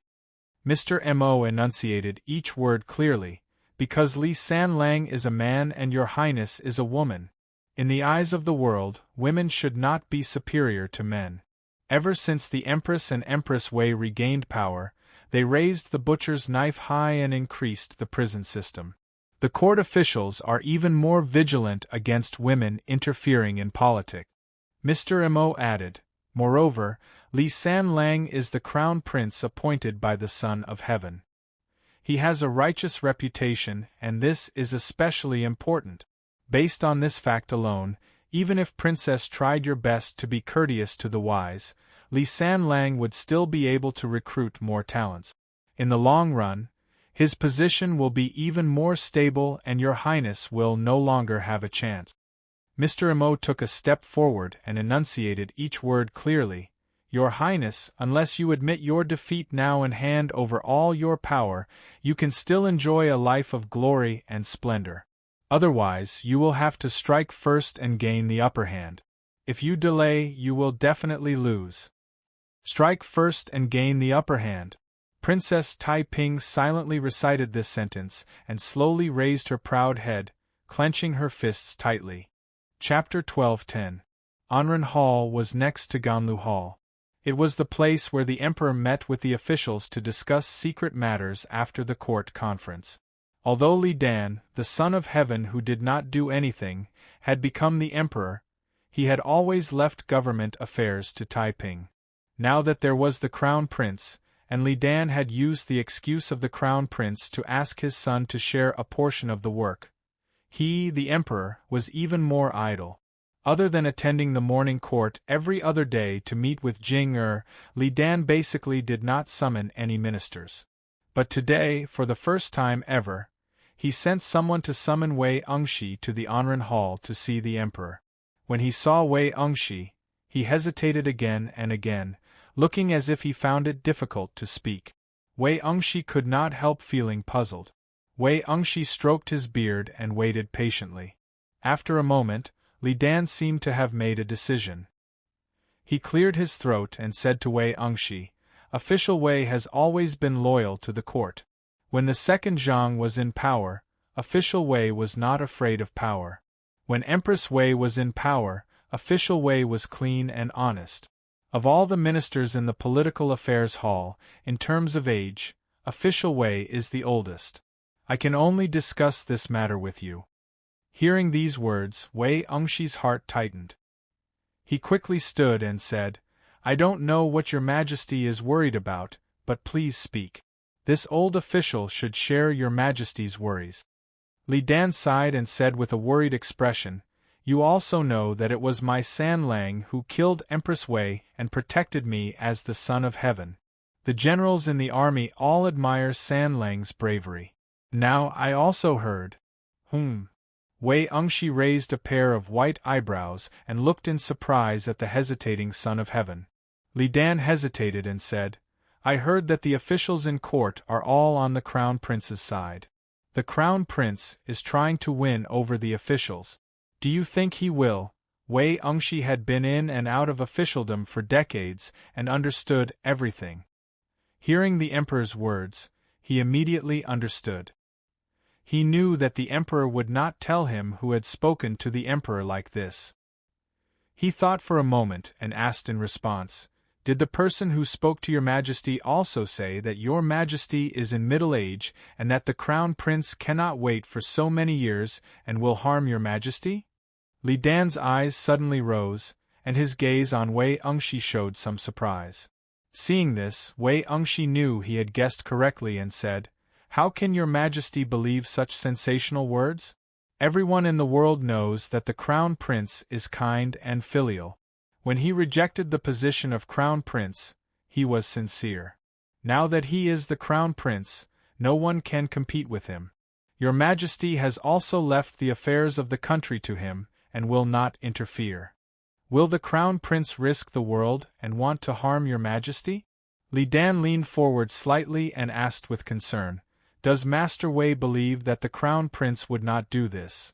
Li Dan was not passionate about power, but he was not tired of life. So when he heard that the crown prince could not wait to become emperor, he was concerned about his own safety. Hearing the old prime minister's words, he could not help but sigh in relief. Wei Engshi said resolutely, "Absolutely not. Your Majesty, this old subject does not dare to ask for the name of the person who made the remonstrance to your Majesty. I only ask your Majesty to think, who is the closest to the person who made the remonstrance?" Li Dan was startled and thought anxiously. Dou Huaizhen married Empress Wei's wet nurse, Lady Wang, to curry favor with Empress Wei. When Empress Wei was executed, He killed his wife with his own hands and came to my manor to beg for mercy, so he did not die. Afterwards, he was demoted to be a major in Haozhou. It was Taiping's recommendation that allowed him to be reinstated as prime minister. Could it be thinking of how Li Qingqi, Li Qingye and his other sons had complained to him, saying that Taiping Gugu did not get along with San Lang and often used her power to bully him? Li Dan suddenly understood something. Wei Engshi observed Li Dan's expression and saw that he already had an idea. He said, "Your Majesty, there must be someone who is dissatisfied with the Crown Prince and is trying to drive a wedge between your Majesty and your father, hoping that your Majesty will take down the Crown Prince because of your suspicions. If your Majesty believes him, then you will have fallen into his trap." Li Dan was silent. He did not believe that San Lang would do anything to harm him. Otherwise, after hearing such a shocking matter, his suspicions would rise and he would have taken down the Crown Prince's power long ago. There was no need to discuss this with Wei Engshi. It was just that this was a matter of life and death, and he did not dare to treat it lightly. Now that Wei Engshi had hit the nail on the head and exposed the identity of the mastermind behind the scenes, Li Dan was immediately somewhat perplexed. These past few months, he was not completely ignorant of the discord between his sister and San Lang. He just did not expect the relationship between the two to have deteriorated to such an extent. Li Dan quietly said, "Fortunately, my beloved subject reminded me. I understand." Li Dan ordered Wei Engshi to withdraw. Dispiritedly, he stood up and sadly said, "Back then, when my Li family was in such a perilous situation, our family was still able to help each other and support each other. Now that my Li family has regained control of the world, it should be time for us to enjoy peace. How can our own flesh and blood harm each other?" Princess Taiping naturally had eyes and ears in the palace. When she learned that Wei Engshi had ruined her plans, she immediately flew into a rage. Sir Mo's words were still ringing in her ears. She also felt that the longer Li Longji was the crown prince, the more his position would be consolidated. She had to act quickly and fight with all her might. Now, Wei Engshi had first refused her attempts to rope him in, and now he had ruined her plans. He was the perfect chicken to serve as a warning to others. The sense of crisis caused Princess Taiping to act decisively 2 days later. She first removed Wei Engshi from his position as the head of the Secretariat and made him the left minister of the Secretariat. Although this position had the title of Prime Minister, it did not have the actual power to preside over the political affairs hall. Following that, she removed Wei Engshi from his administrative duties and sent him to the eastern capital to be the left guard. She transferred Lu Qiaotian, who had made great contributions in the case of Prince Qiao Li Zhongfu's rebellion, to the capital. Soon after, someone reported that Wei Engshi's wife had killed a servant girl. Using this reason, Wei Engshi was demoted to the Qingzhou provincial governor. Attacking Wei Engshi was to frighten the officials and warn them not to interfere with her and the crown prince's struggle for power. But to remove Li Longji as the crown prince, she still needed Li Dan's consent. So Princess Taiping played another trick. She had the warlock Hui Fan tell Li Dan that there would be a mutiny in the palace within 5 days. In this era, there were very few people who didn't believe in the words of the warlock. Moreover, such a big matter had to be believed. Li Dan was shocked and immediately summoned Prime Minister Zhang Shuo and Yao Chong to discuss the matter. These two prime ministers were in charge of the Ministry of War and the Southern Office. Such a big matter naturally had to be discussed with them. Li Dan's expression changed as he told them the warning. Zhang Shuo immediately burst into laughter. Li Dan was stunned. "Why is Mr. Zhang laughing?" Zhang Shuo said, "Your Majesty, if there is a mutiny in the palace, which army does your Majesty plan to deploy to protect you?" Yao Chong also understood at this time. He smiled and said, "Since your Majesty has summoned me and Prime Minister Zhang, you must be planning to deploy the Southern Office Imperial Army?" Li Dan frowned doubtfully and said, "That's right. I have the same intention. Is there something wrong with it? Zhang Shuo said, Your Majesty, the ones guarding the palace now are the winged cavalry and the 10,000 cavalry. The winged cavalry and the 10,000 cavalry are led by the 4th and 5th imperial sons respectively. Above them is the crown prince. Your Majesty is worried that there will be a mutiny in the palace. Is it because Your Majesty is suspicious of the crown prince, the 4th and 5th imperial sons? Li Dan said, My beloved subject's words are incorrect. I am only doing this as a precaution. When the Yulin Guard was under Wu Yi's control, weren't they also instigated by Zhang Pianji, Yang Fan, and the others? When Empress Wei was in power, the winged cavalry and 10,000 cavalry were under the Wei family's control. Didn't San Lang still contact the heroes in the army to seize the military power? I am worried that the Northern Gate Imperial Army will be used again. Let's not talk about others. Just the Wu family alone has many former subordinates in the army. Yao Chong said, Your Majesty, if that's the case, Your Majesty should just tell the Crown Prince, the 4th and 5th Imperial sons to be careful. Why do you need to expel the Yulin Guard and transfer troops from the southern Yamen? If your subject's guess is correct, this must be a plot by a scoundrel. As long as Your Majesty falls for it, they can drive a wedge between Your Majesty and the Crown Prince. Li Dan was puzzled and said, If there are no mutiny in the next 5 days, there will be nothing to worry about. Even if someone is plotting a rebellion, as long as it has nothing to do with San Lang, how can they drive a wedge between me and San Lang? Zhang said, Your Majesty, when Zhongzong was still alive, he wanted to make Your Majesty the Emperor's younger brother. After Your Majesty refused, what did you do? Li Dan said, In order to prove my innocence, I handed over the military power of the southern Yamen and stayed in seclusion. Zhang said, Exactly. Since Your Majesty believes that there will be a mutiny in the palace, but you don't want the Crown Prince, the 4th and 5th Imperial sons to command the army. In order to prove their innocence, do they have any other choice but to hand over the military power to the Emperor? At that time, who should Your Majesty hand over the military power to? Li Dan's expression suddenly changed. Yao Chong said leisurely, This is a wonderful plan.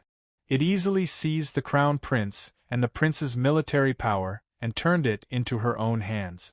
If the Crown Prince did not hand over the military power, she could continue to slander him and say that the Crown Prince was disloyal. But what if the Crown Prince handed over the military power? Hey! She could still say that the Crown Prince had ulterior motives and was anxious to cover it up. Presumably, when Your Majesty handed over the military power of the southern Yamen, someone also said the same thing in Zhongzong's ear. Hu Senghui Fan had been recruited by Princess Taiping as early as Wu Zetian's time. Taiping had even invited him to the Dragon Gate hot spring. Because of this, there were many scandals. His close relationship with Princess Taiping naturally could not be hidden from Li Dan.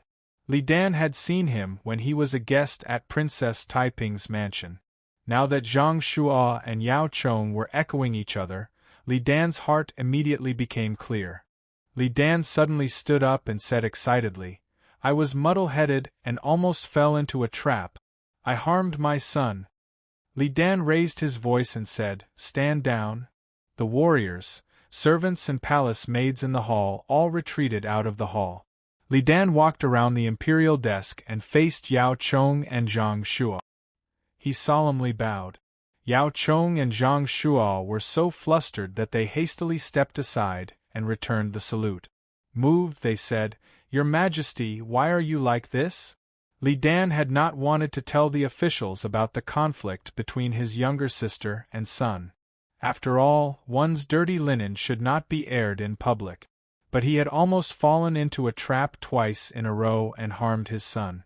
Right now his heart was trembling, and he did not dare to conceal anything. Li Dan said sincerely, I will not hide it from the two Xianggong. Previously, there were people who said that the Crown Prince wanted to harm me. Fortunately Wei Xianggong was straightforward and remonstrated, Otherwise I would have fallen into someone else's trap. This time, if not for the two Xianggong speaking bluntly, I would have been muddled and— Li Dan said, Taiping's personality is unyielding and Sanlang is also a man of his own mind. The two of them help me manage the court. As time passes, it is hard to avoid disagreement. They each have people by their side who are either protecting their master or flattering them.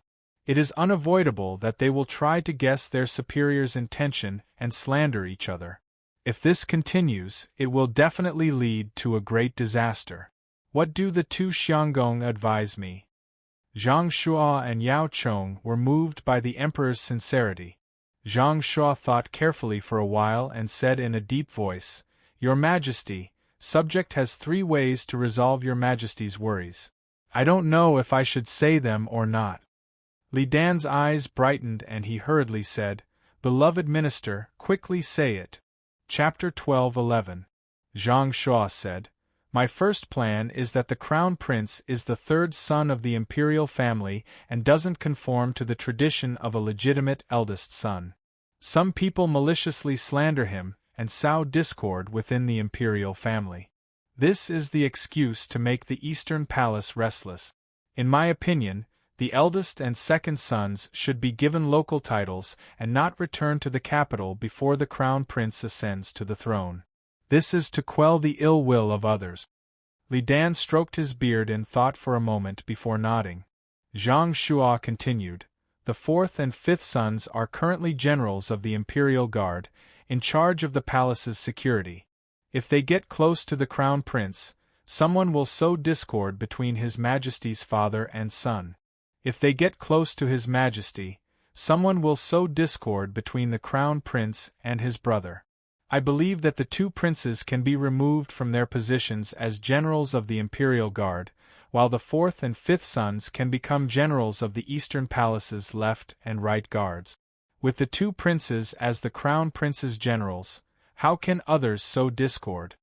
Li Dan was pleased. Master Zhang's words are very reasonable. Is this the second plan? Zhang Shuo shook his head with a smile. Not so. Everything I said just now was about the 5 princes. This is the first plan. Li Dan was surprised. Oh? Then tell me what is the second plan? Zhang Shuo said, For the second plan, Your Majesty can have the crown prince govern the country. His Majesty has already delegated the governance of the country to the crown prince, but he hasn't been given the title of regent. However, this will make the crown prince somewhat unjustifiable. This is also one of the reasons others will attack the crown prince. If Your Majesty has the crown prince govern the country, all doubts will be dispelled. Li Dan clapped his hands in approval, his face full of joy. If it was another emperor, such as Li Shimin or Wu Zetian, or even the milder Li Ji, if any of the officials suddenly went to suggest the crown prince to oversee the country, they would be courting death. However, Li Dan was a freak among the emperors. He loathed power and did not like to manage the affairs of the country. Now, everyone understood this point, which was why Zhang Shuo dared to speak to him so boldly. He did not need to worry that the emperor would be suspicious and think that he was being disrespectful to the emperor or harboring some ulterior motive. Zhang Shuo said, As for the third plan, at this point, his eyes suddenly became a little gloomy. Your Majesty, the crown prince and the princess are both resolute people. As the saying goes, a mountain cannot accommodate 2 tigers, so there are often conflicts. After the crown prince regains control of the country, Your Majesty can order Princess Taiping and her family to move to the eastern capital, Luoyang, to live in peace and wealth. The military and state affairs will be entrusted to the crown prince, and from then on all disputes will cease. Li Dan was startled when she heard this. Seeing this, Yao Chong hurriedly said, If Your Majesty follows Prime Minister Zhang's words, it will be a blessing for the country. Li Dan gave him a deep look. Does Master Yao also agree with this view? Yao Chong replied, Exactly. The crown prince was the crown prince appointed by His Majesty. Sooner or later, he would have the power of the president. But Princess Taiping was just an assistant to His Majesty when His Majesty first ascended the throne. There were a lot of things to do and His Majesty couldn't handle them all at once. Now that there was a crown prince, why not let Princess Taiping take off the heavy responsibility? It was the right way for a woman to take care of her husband and teach her children. This way we can avoid harming the harmony of the royal family. Li Dan was greatly moved. He had never suspected that his sister coveted the throne. He only thought that his sister and his son's quarrel was so stiff because their temperaments were too different. He thought for a moment and nodded. I have no brothers in the world, only sister Taiping. How can I leave her far away in the eastern capital? Let her go out and relax. Everything else can be arranged according to Qing Qing's wishes. If they followed Zhang Shua's suggestion and arranged for Princess Taiping to stay in the eastern capital, it would be sending a clear signal to the whole world. Princess Taiping would spend the rest of her life in the eastern capital and would never be allowed to return to Chang'an. But other places would be different. Sooner or later, she would have to return to the capital. The current move was only a means to ease the relationship between her and the crown prince. Seeing that Li Dan was reluctant to let Princess Taiping go to the eastern capital, Zhang Shua and Yao Chong no longer insisted. They cupped their hands and said, "As your Majesty wishes." The two took their leave. As soon as they returned, Yao Chong looked for Song Jing to discuss. He quickly issued an edict. From now on, the princes and the emperor's son-in-law will not be in charge of the Forbidden Army. Those who are in charge of the Forbidden Army will be transferred to other positions. I order the Prince of Song, Li Qingqi, to be the provincial governor of Tongzhou, Li Sholi, the Prince of Qing, to be the provincial governor of Feng, Li Longfan, the great general of the left Yulin, to be the left guard of the Eastern Palace, and the former great general of the right Yulin, Prince Shui, Li Longye, to be the right guard of the Eastern Palace. Immediately, the second edict ordered Princess Taiping to move to Puzhou, now Yongji, Shangxi. Then, the third edict ordered Crown Prince Li Longji to supervise the country. The three imperial edicts were like a thunderclap that was stronger than the previous one. They were issued at an incomparably fast speed. They knew how powerful Princess Taiping was and wanted to make it a reality.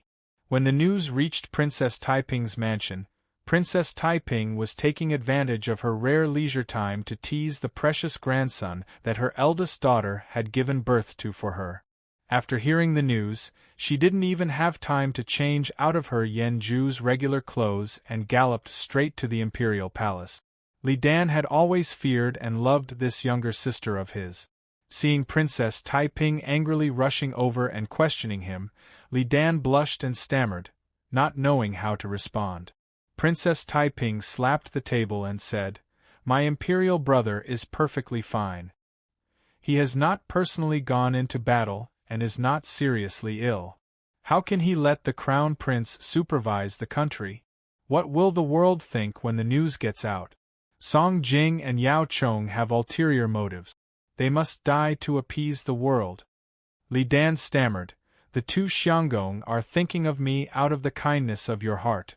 You also know that I have always been lazy and neglected government affairs. Having the crown prince to help me with state affairs is exactly what I want." Princess Taiping said, "But this is not in line with the system. How can the emperor, in his prime, let the crown prince supervise the country? Once the news gets out, people will either suspect that you are seriously ill or suspect that the crown prince is forcing you. Our Li family has been through a lot." Li Dan sighed in annoyance and said, "Fine, fine. Then let's do it this way. I will issue another edict stating that the appointment and removal of officials below the 6th rank will be given to the crown prince. The appointment and removal of officials above the 5th rank will still be decided by me. Is this okay?" Princess Taiping thought for a moment. If it was only officials below the 6th rank, it would not be a big problem. Officials above the 6th rank would still have to go through her elder brother, who would certainly consult her. When the time comes, the authority would still be in her hands.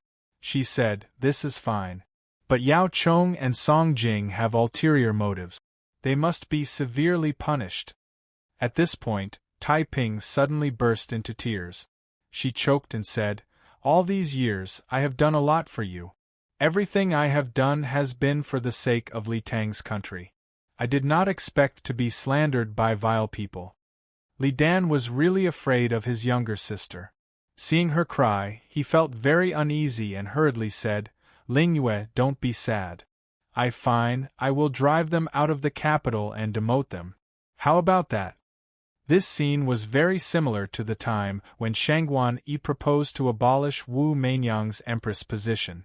After hearing the news, Wu Meinyang angrily barged into the imperial palace. She scolded and cried bitterly, forcing Li Ji to push everything to Shangguan Yi. The proposal to abolish the empress was forced to stop and Shangguan Yi was instead punished. Decades later, this scene played out again in Chang'an. However, the one forcing the abdication was not Wu Zetian but her daughter Princess Taiping. The indecisive Emperor Li Ji in front of women was replaced by his son Li Dan. Hearing this, Princess Taiping calmed down a little. She looked at Li Dan and said, "Then, what about the edict to expel me from Chang'an?" Seeing his younger sister being so aggressive, Li Dan was also a little annoyed. He said with some resentment, "Ling Yue, I have no interest in state affairs. I asked you to assist me, but you should not have made things so awkward with San Lang. Don't think that I don't know some things because I am deep in the palace. You." Speaking of this, Li Dan finally could not bear to say harsh words. He softened his tone and said, "You should go to Puzhou and stay for a few days. Take it as a chance to relax. After a while, I will invite you back. San Lang has grown up and is still calm in doing things. As elders, we should not interfere too much. Let him rule the world." Princess Taiping was angry, but she had nothing to say. Her brother only asked her to go to Puzhou for a few days. It was not like he would never return. Could she let her brother understand that she actually cared about power and did not want to give it up? Princess Taiping swallowed her anger and waved her big sleeves. She sneered and said, "Fine. In that case, I am too lazy to worry. Since you trust San Lang, then let him rule the world." Ling Yue, Li Dan hurriedly got up. Unfortunately, he could not stop her in time. Princess Taiping had already waved her sleeves and left. In Feng Lu's room, Yang Fan relaxed his body and lay on his back. His head was pillowed with a soft bath towel. He seemed to have fallen asleep. The hot spring water emitted a dense mist that shrouded the surface of Feng Lu's water, making his face a little hazy. Outside the room, there was a clattering sound of wooden steps coming from the long wooden corridor. Because the sound was light and had a clear sense of rhythm, it was as pleasant as a piece of music. There was a soft knock on the door. Yang Fan asked lazily, "Is it Apricot?" "Hi. Come in." Sha. The wicket door was gently opened, and a delicate foot covered in snow-white Japanese-style socks stepped in lightly like a cat, followed by another foot. Both feet crossed, taking small steps in a typical Japanese-style lady's gait. The hem of a bright pink kimono decorated with cherry blossoms swayed on it. A young girl with a graceful and clean figure walked gently to Feng Lu's side and knelt down. The small bag tied with a bright blue ribbon did not hide her slender waist and unusually round buttocks. From her shoulders to her waist, she outlined a very beautiful curve. "Master," the young girl in kimono called softly with an exotic and soft voice. When she spoke, she slightly bowed her head. Her snow-white delicate neck was like a swan pecking its feathers. It was extremely elegant. Yang Fan slowly opened his eyes. The young girl said in a low voice, "Master Fujiwara invites you to a banquet." Yang Fan thought for a moment and asked, "Which Master Fujiwara? Is it Fujiwara Bubi?" The young girl pursed her lips and smiled. She said softly, "Ha-ee." Yang Fan replied. He stood up from the water and stepped on the wooden step. His naked body was fit and strong, exuding an indescribable masculine beauty. Hot water droplets rolled down from his body. There was a slight blush on Enko's bright face. She meekly stood up, picked up a bath towel, and gently wiped the water droplets off Yang Fan's body. She was careful, as if she was cleaning an exquisite piece of porcelain. Yang Fan's mind was not on her. Being served naked like this was the privilege of the upper class. At first, he was not used to it, but now he was used to it. He stood there, letting the beautiful Japanese girl wipe his body. His mind had already turned to Fujiwara Bubi. As the illegitimate son of Tenji Tenji and the person who supported Tenji Tenji, Fujiwara Bubi can be said to have power over the imperial court. He has been trying to curry favor with me recently. It should be because of the power I have and my huge cargo ship. This person is worth befriending. With Master Huai in the wilderness and Fujiwara in the imperial court, I can firmly control the Japanese trade route and transport a large amount of gold and silver back to our country to strengthen my power. He was wearing a black robe in the style of the Central Plains, a moon-white hair scarf with blue edges, and a leather belt. His originally slender waist, narrow back, and strong and masculine warrior's physique suddenly changed into a gentle and elegant gentleman. Fujiwara Enko knelt at the feet of Yang Fan and tidied his robe. She looked up at him with admiration and love. At this time, the barrier door was opened again. Anu walked in quickly from outside. When she saw Yang Fan, she raised her hand, holding a wrinkled letter, and said, "Lang Jun, there is news from home." Yang Fan was a little surprised and quickly reached out to take it. Enko put her hands on her knees and gently bowed to Anu. "Greetings, madam." Then she gently stood up, walked backward out of the room, and gently closed the door for them. Anu teased and said, "Enko is quite good at serving people. Do you want to take her with you when you return home?" Yang Fan had quickly read the letter at this time. His eyes flashed with horror, and he said in a deep voice, "Return home immediately." Chapter 12:12. Li Longji knew that his aunt, Princess Taiping, had built up a great power over the years. Ever since his father ascended to the throne, his aunt's power had expanded at an astonishing speed. However, his estimation of his aunt's power was greatly off. Prime Minister Wei Ungshi had been driven out of the court by Princess Taiping. In order to appease Princess Taiping, Li Dan drove Yao Chong and Song Jing out of the capital.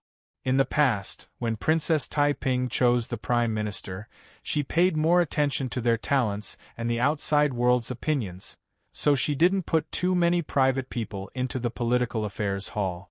Ever since she suffered a loss from Yao Chong and Song Jing, Princess Taiping no longer had any scruples in appointing people.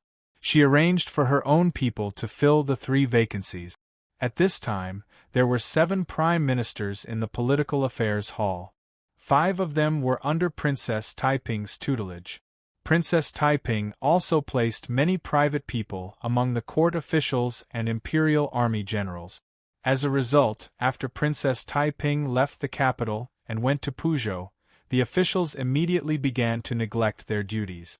Li Longji, the crown prince who was supervising the state, unexpectedly became so strict that he couldn't even leave the palace.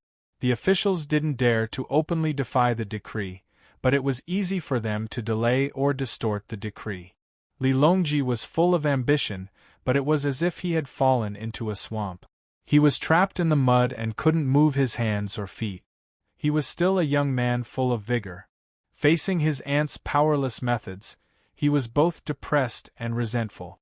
In desperation, he angrily wrote to the emperor, requesting to resign from the position of crown prince. Li Dan didn't care about politics and enjoyed herself in the palace. She had a limited understanding of her son's difficulties, so she immediately rejected his request.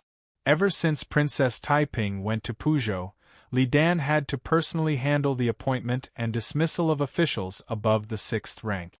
Li Dan was annoyed by this.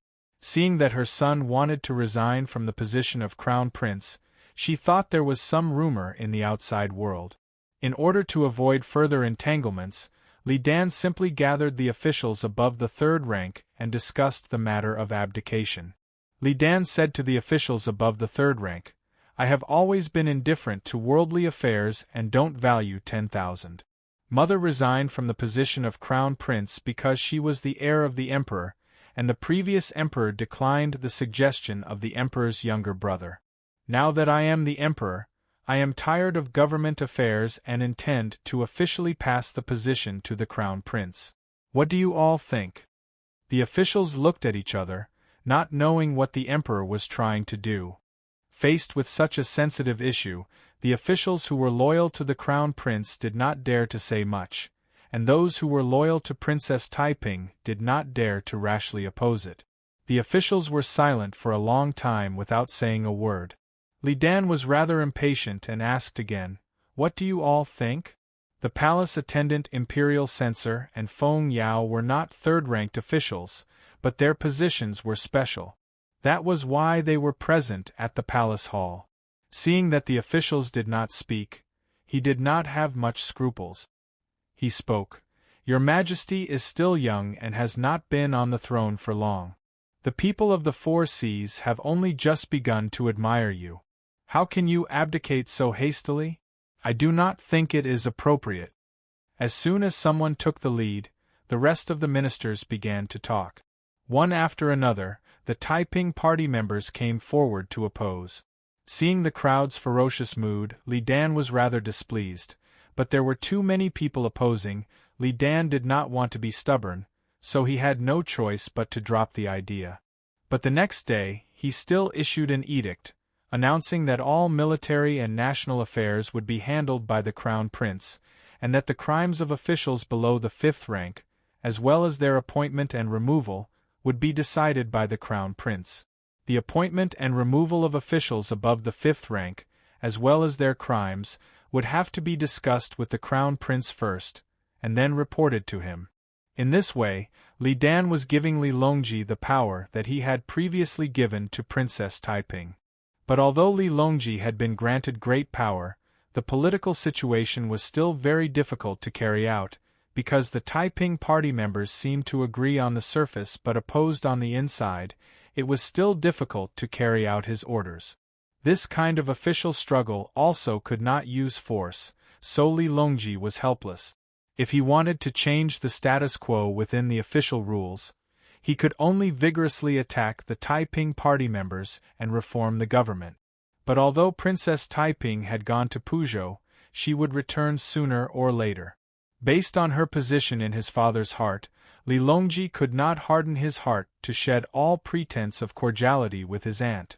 Moreover, even if he threw caution to the wind, out of the 7 prime ministers of the political affairs hall, 5 of them were Taiping's disciples.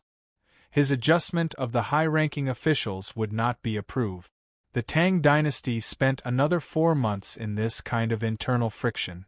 During these 4 months, the imperial court was almost in a state of stagnation. Fortunately, this empire was too large, and only relying on inertia, there would not be any trouble within a year. If there was no accident, this kind of internal friction would continue for a few more months until Li Longji could not bear it anymore and took extreme measures, or Princess Taiping was ready and launched an all-out attack on Li Longji. But an accident quickly changed the situation. Wu Yuji was dead. Wu Yuji fell ill not long after he arrived in Puzhou. Originally, it was not serious, but after a period of treatment, his illness became more and more serious, and finally he died. When the news came out, Li Dan, the emperor who was perfunctory in the court but very concerned about family, immediately conferred Wu Yuji the posthumous title of Prince Ding. He let Princess Taiping's eldest son inherit the title, and her second and third sons were also conferred the title of Junwang to show his favor. Immediately, he issued an edict to welcome Princess Taiping back to the capital. When Princess Taiping arrived, she had been preparing for a counterattack. She wanted to use the officials' indolence to give Li Longji a show of strength, and let Li Longji retreat. As she expected, Li Longji chose to resign from the crown prince position out of anger, but unfortunately, it was rejected by Li Dan. Seeing that her plan had failed, Princess Taiping began to plan another attack on Li Longji. When there was a major flaw in the imperial court, the 5 prime ministers would lead the civil and military officials to impeach the crown prince and force him to abdicate. Unexpectedly, because of her husband's death, Li Dan took her back to the capital in advance. Yang Fan kept a low profile when he left the capital, and he also kept a low profile when he returned. Almost no one was alarmed. So it was not until the 3rd day after he returned that some of his friends heard about his return and came to see him. But Princess Taiping was different. When she returned to Chang'an, the entire imperial court was almost empty. The emperor, Li Dan, led the crown prince, the princes, and the prime ministers to welcome her in person. Many officials of the imperial court also spontaneously went to welcome her. This was the first time that Princess Taiping publicly showed her capital to the crown prince, and also a disguised demonstration to Li Longji. After Princess Taiping returned to the capital, the emperor held a banquet to welcome her, and then the civil and military officials came one after another to the Princess Taiping's mansion to greet her. Many officials who were not even qualified to greet Princess Taiping presented greeting cards and gifts to show their sincerity. Princess Taiping did not feel much about Wu Yuji's death. Among her 2 husbands, only Xue Xiao was the man she truly loved, and also the man she was sincerely sad for and cherished. Besides him, only Yang Fan could enter her heart. Wu Yuji was just a political marriage her mother forced on her, and she never regarded him as her lifelong partner. The focus of this marriage was not the union of the man and the woman, but the union of the 2 political groups they represented. Now, one of the 2 political groups had risen again, and the other had completely declined, just like their marriage had ended. Therefore, after Princess Taiping returned to the capital, she did not act like an ordinary woman observing mourning, but quickly and actively prepared for the counterattack against the crown prince. This return was a victory for her. She wanted to use the remaining power of the victory to pursue and completely defeat the crown prince. Princess Taiping began to meet the officials frequently, and with each meeting, the counterattack against the crown prince began to brew. This arrangement was cleverly concealed by the courteous visits of the officials. As for the mountain of greeting cards and invitations, she threw them all to the chief of staff to deal with. Princess Taiping had no time to pay attention to these things. Because of this, it was not until 3 days later that Yang Fan's invitation was sent to her. This invitation was mixed in with many ordinary officials' invitations and greeting cards. These days, the chief of staff of the princess's mansion was also very busy, so he dealt with these things a little late. Under normal circumstances, he did not need to care too much about these things. He only needed to take time to organize these greeting cards into a list for Princess Taiping's reference, so that she could know which officials were close to her. Naturally, he was not in a hurry. But he did not expect that there was an invitation from Yang Fan among them. When he saw this invitation, he thought of the rumors about Princess Taiping and General Yang in the marketplace. He could not help but be shocked and broke into a cold sweat. He quickly took this invitation to see Princess Taiping. As he expected, when Princess Taiping saw this invitation, she immediately flew into a rage. "How dare you? This invitation was sent the day before yesterday, and the date of the invitation was yesterday. You actually sent it today." The chief of staff was sweating and stammered, "I only thought that those greeting cards and invitations were unimportant matters, so I was negligent. I am guilty, and I am willing to accept punishment from your highness." Princess Taiping said angrily, "What's the use of punishing you? If you are negligent again, you will lose your position as the chief of staff. Leave." "Yes, yes, yes." The chief of staff of the princess's mansion was sweating and left awkwardly. Holding the invitation card, Princess Taiping thought that she had failed to meet Yang Fan's invitation 3 times. She felt a little uneasy. Looking back at the high pile of official letters on the table that needed to be dealt with urgently, Princess Taiping finally made up her mind and ordered loudly, "Guards, prepare the carriage." A light carriage with only 3 to 5 guards quietly drove to the Yang mansion by the Longqing pool. A bodyguard got off the horse and rushed to the gate.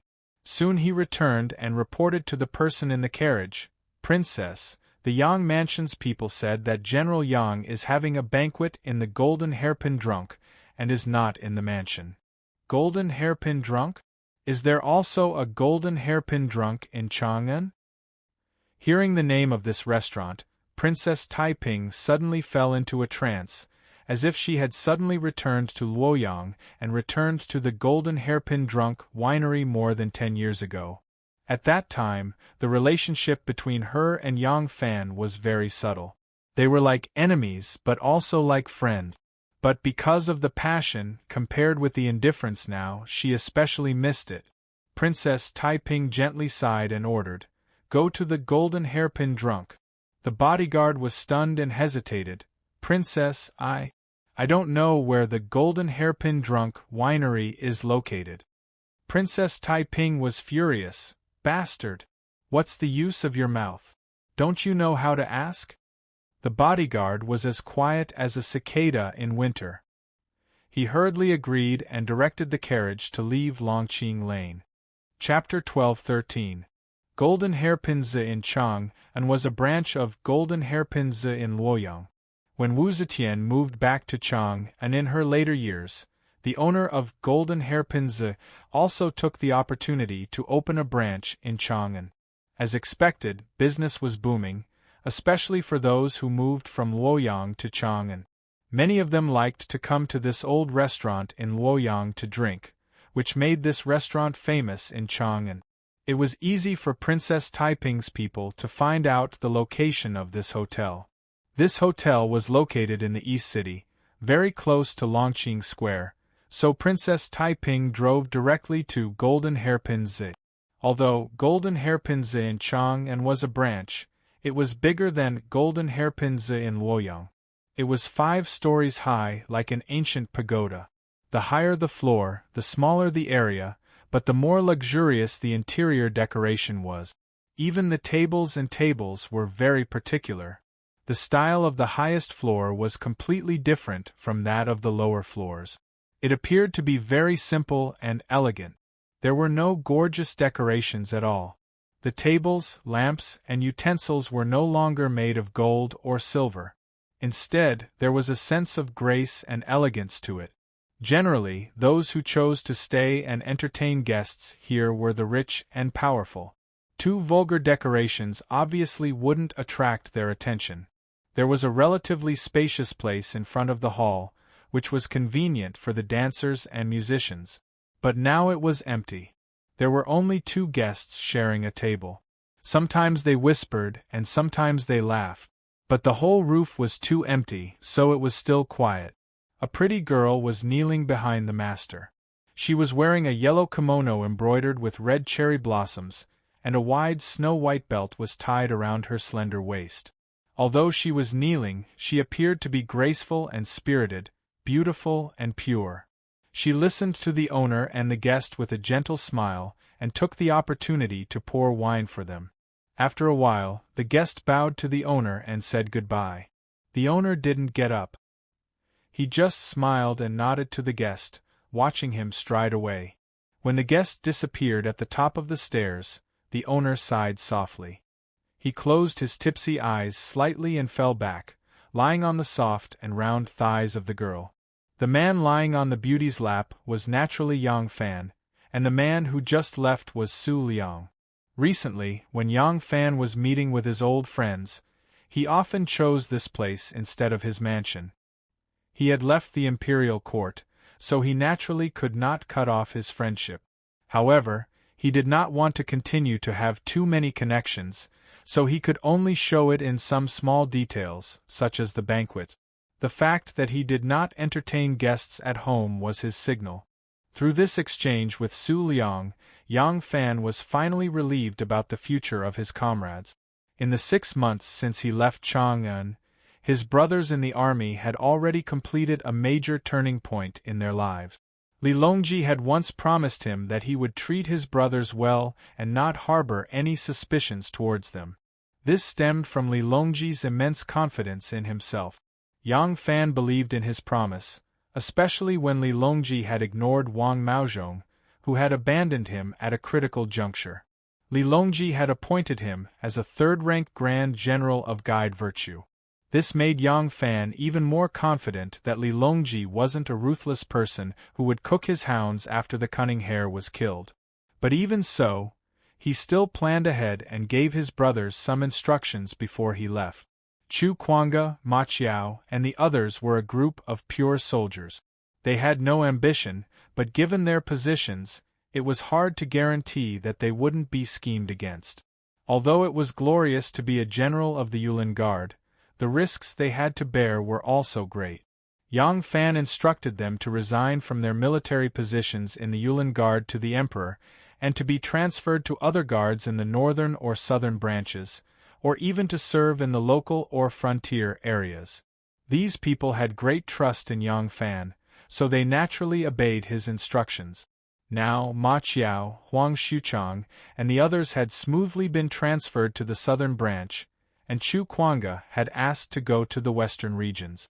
When these generals were transferred out of the Yulin Guard, they had all been promoted by 1 or 2 ranks.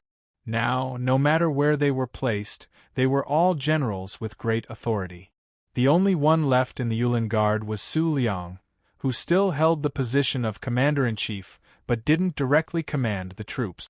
With his brother's affairs settled, Yang Fan was naturally relieved. Resting his head on a round, charming, and fragrant thigh, Yang Fan's body completely relaxed, but there was still a hint of heaviness in his heart. He had originally thought that the future of his brothers was the last problem he needed to worry about. Who knew that when he was far away in Japan, he would suddenly hear news of Taiping's ambition? Yang Fan never thought that Princess Taiping would be so keen on power. She was a princess of the Tang dynasty and the younger sister of the current emperor. She had taken care of the emperor's family for many years and was highly respected and favored by the current emperor. She could have always enjoyed a happy life and maintained her influence on the court, but she actually coveted the throne? Yang Fan couldn't believe that she would make such a choice, but he had to believe it. If his subordinates didn't have more conclusive evidence, they wouldn't have reported it to Tianshu, and the think tanks of Tianshu wouldn't have made such a judgment and sent people across the sea to urgently report to him. However, Taiping refused to see him and ignored him 3 times in a row. If Yang Fan wanted to see her, it was not impossible. With his martial arts, he could even sneak into the heavily guarded princess mansion. The problem was that Taiping was so unyielding. If she was determined to see him, what was the point of sneaking into the princess mansion and seeing her? Thinking of this, Yang Fan sighed deeply. He could accept that Taiping had left him, but how could he sit back and watch her go into the abyss? He didn't understand what Taiping had been pursuing all her life. Now that the Li Tang dynasty finally had a more satisfactory situation, why did she create trouble? Sir, you can't go up. The upper floor has been reserved by a guest. Ouch! The voice of the waiter came from the stairway, followed by the sound of someone rolling down the stairs. It seemed that someone had pushed him down the stairs. Yang Fan's heart trembled. His guards were guarding downstairs. How could someone rush up without a sound and ask the waiter to stop them? Yang Fan suddenly sat up, but he only glanced at the stairway before his tense body suddenly relaxed. There was a scholar in a white robe at the stairway. She wore a green gauze cap on her head and a leather belt around her waist. Her face was like jade and she was elegant and elegant. It was Princess Taiping dressed in men's clothes. Liangzhou, the Ma family's old restaurant. The female receptionist leaned over the table and flirted with the customers who were talking dirty. Some people were sitting there holding large bowls and eating, while others were holding horsewhips and strode back and forth through the hall.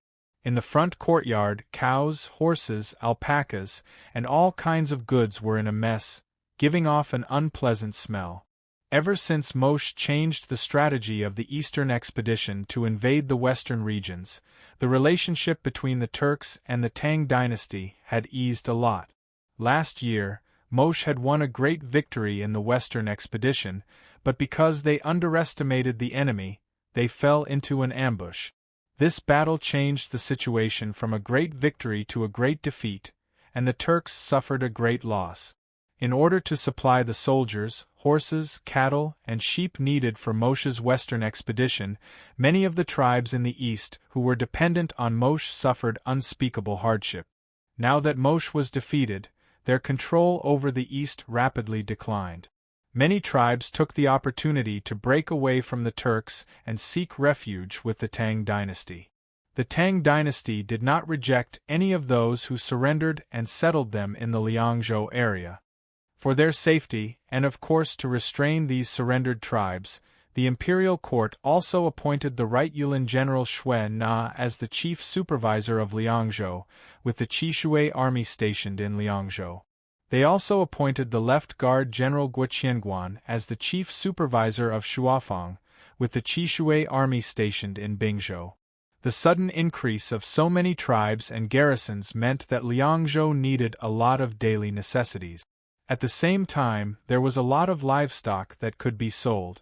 This was a great business opportunity for merchants, so there were merchants everywhere, making it the most developed place in the western regions. The Ma family's old restaurant occupied a large area. In the backyard of the house there were large livestock pens. Behind the pens, near the wall, there were several houses that seemed to be the living quarters of the workers who took care of the livestock. This place was extremely secluded and quiet, so it was difficult to attract the attention of outsiders. A man in a Chinese-style leather robe passed through the long livestock area and came to a secluded small courtyard in the backyard. He pushed open the courtyard door and walked in. In the small courtyard, there was a scholar sitting under a tree reading a book. The small courtyard was very clean, but the outside was full of livestock sheds. The smell was extremely bad, but the scholar was calm and did not care about the bad environment around him. As soon as the courtyard door was closed, the man in the leather robe hurriedly reported, "Young master, there is a big business today, you have to make the decision." The scholar raised his head and looked slightly surprised. "What kind of big business is it that you need me to make the decision?" This person was Lu Binji. He actually hid in the western regions, in Shen Mu's old nest. Who would have thought that he was hiding in the most dangerous place? Moreover, the movement of people in Liangzhou was very frequent, and the composition of people was extremely complicated. The official household registration system was very difficult to use here, so it was no wonder that the obvious and hidden sects could not find him. The man in the leather robe and dressed like a local man was Lu Binji's advisor Ding Yu. Ding Yu excitedly said, "The person who contacted me said that his master is called Ashina Muzi, the son of the Turkic Khan Moshe. Because his voice is hoarse, he was given the cold shoulder by his family, and his tribe was ostracized by the other tribes, so he angrily betrayed the Turkic Khaganate." Hearing this, Lu Binji was somewhat moved. A skinny camel was still bigger than a horse. Since this person was Moshe's son, even if he was not valued, his tribe was still a wealthy tribe in the current Liangzhou. After falling into Yang Fan and Shen Mu's trap, Lu Binji almost lost all his family's wealth. Now that he wanted to make a comeback, he urgently needed financial support, so he could not ignore such a big customer. Lu Binji anxiously asked, "What does he want to buy, and what price does he want to pay?" Ding Yu said, "Muzi is not willing to be abandoned by his family, and he has always wanted to use force to take back the position of Khagan. However, the Turkic Khaganate is oppressed by the other major tribes, and there is no chance for him to grow stronger, so he hardened his heart and betrayed the Tang dynasty. But the Tang dynasty will give him farmland, pastures, and provide for him to raise his people, but they will not give him weapons, so he will not have a powerful force, so—" "I understand." Lu Binji put down the scroll, and with his hands behind his back, he paced around the small courtyard twice. Suddenly, he stopped and said, "This person is worth meeting. This person will become our old customer and help us recover our strength as quickly as possible." Where has his tribe been settled? I will personally go and meet him. 40 li to the west of Liangzhou was a fortress, and around the fortress was a large piece of land that could be used for farming. Further west was a desolate and uninhabited grassland that spanned several hundred li. This was the pastoral land of the Ashina Musi tribe. Lu Binji and a few guards disguised as local people, riding fast horses towards Musi's stronghold. As soon as they arrived, the people of Musi's clan, who were guarding in front of the stronghold, immediately used their horns to send a message into the stronghold. Musi, who had long known that there would be a wealthy merchant from the Central Plains paying a visit today, immediately came out with a few trusted subordinates to welcome them. Lu Binji went forward with a smile, and when he saw Musi's appearance, he was so shocked that his soul almost left his body. Drawing his saber in shock, he shouted, "We've been tricked! He is Yang Fan." Chapter 12-14. On the top floor of Drunken Golden Hairpin, Princess Taiping and Yang Fan sat opposite each other. She did not touch the wine that Xing Zi poured for her. Erlang, if it was you, when you have made all kinds of preparations, mobilized a large number of people, and are about to start the change of the dragon, can you stop if I come forward to persuade you to stop? Looking at Yang Fan's silence, Princess Taiping smiled calmly. Me too, I can't turn back. That is an excuse. Yang Fan raised his eyes. It is not that you have no way out. No matter how hard it is to stop, is it more difficult than continuing to fight with your family? You are the younger sister of the emperor and the aunt of the crown prince. Whether it is the current emperor or the emperor, they are not cold-blooded people. As long as you let go of your delusion, they will not make things difficult for you. Princess Taiping sneered. Delusion? What is delusion? We have the same bloodline, but just because I am a woman, it is delusion to want to be the emperor? And no matter how mediocre that man is, he can naturally be the emperor? Who set this rule? Even if it is set by heaven, my mother broke this rule. But she still lost in the end, and became the empress of the Tang dynasty. Today is very different from the empress. Lingyue, I do not want you to fall off the cliff and be smashed to pieces. Princess Taiping's eyes lit up. Then, come and help me. As long as you are willing to help me, my chance of success will at least double. Yang Fan looked at Princess Taiping's shining eyes and his heart was filled with sorrow. He found that he could not persuade Taiping. She could not listen to anything, her heart had been possessed by the devil. Princess Taiping looked at his expression and her eyes were also filled with sorrow. You are not willing? You rebelled against my mother because you could not stand a woman in power. Later, you rebelled against Empress Wei because if she gained power, your family and your brothers would not have a good ending. You can draw your sword for your ambition. For your family, draw your sword. For your brothers, draw your sword. But you will not work for me. Princess Taiping slowly stood up. It is a mistake for me to come today. In addition to bringing me more disappointment, there is nothing. She turned and walked towards the entrance of the building.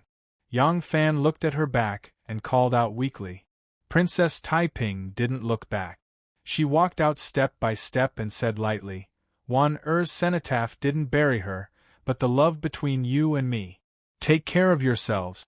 I have my own path to walk. In Musi's castle, although Lu Binji had already figured out that this was all a misunderstanding, he still felt apprehensive as he sat across from Musi. Musi and Yang Fan looked exactly the same, but because of their different life experiences over the years, Musi's skin was rougher than Yang Fan's. Her face also looked older, but her facial features were still very similar. That was why Lu Binji was scared out of his wits at first sight. He thought that Yang Fan had disguised himself and came to Liangzhou to lure him. Musi used his hoarse and unpleasant voice to talk to Lu Binji about the number of swords, bows, and armors he wanted to buy.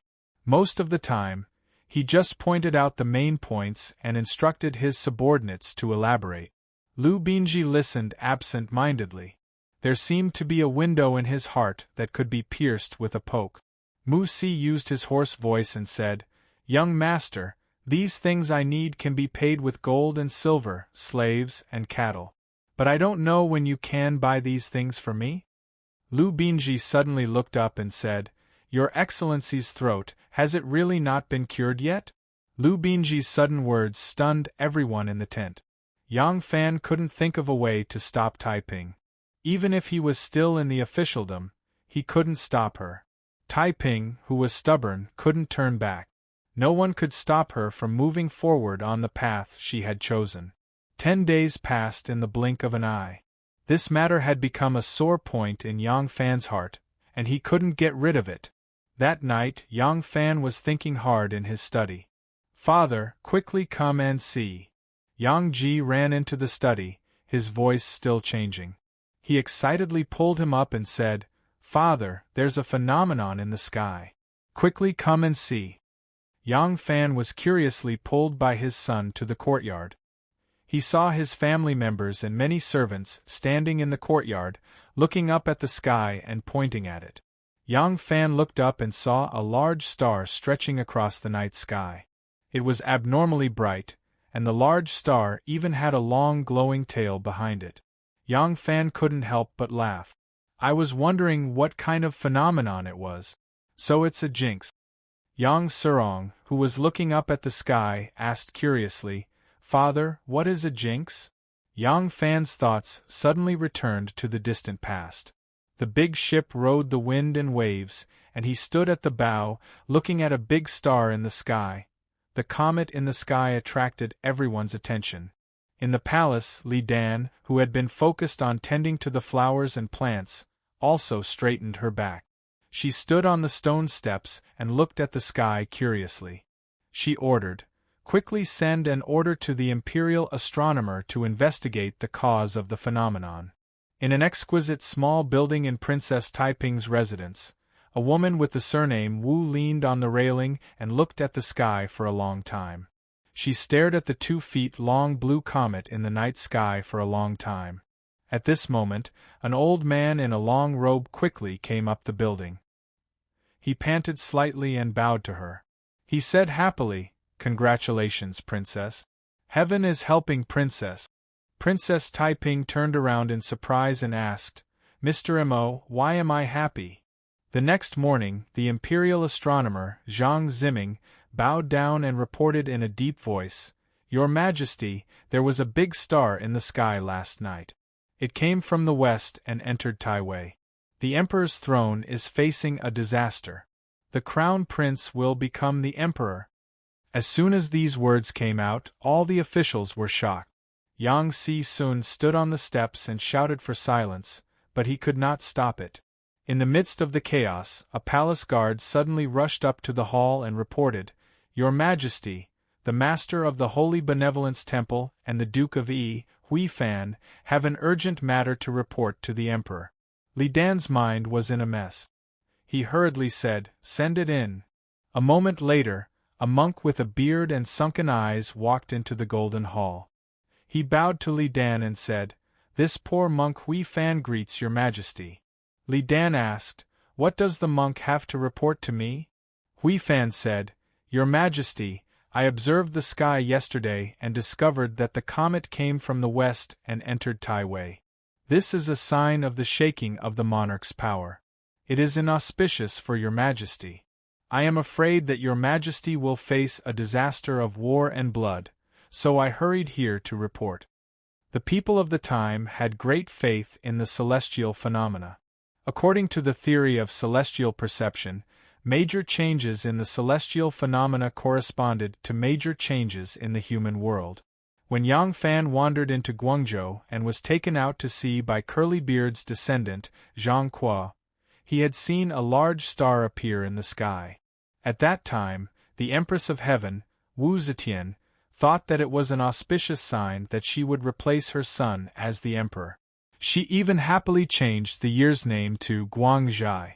When the officials saw this unusual phenomenon, they were already discussing spiritedly.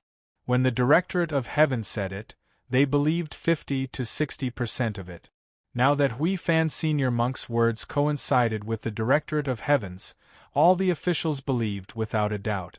Hui Fan's words were even more direct than the Directorate of Heavens. The monarch's power will be shaken and the emperor will face a disaster of blood. What does this mean? After understanding the hidden meaning, all the officials were shocked. The ministers who supported the crown prince immediately felt that something was wrong. They were afraid that the emperor would immediately issue an edict to capture the crown prince in order to protect himself.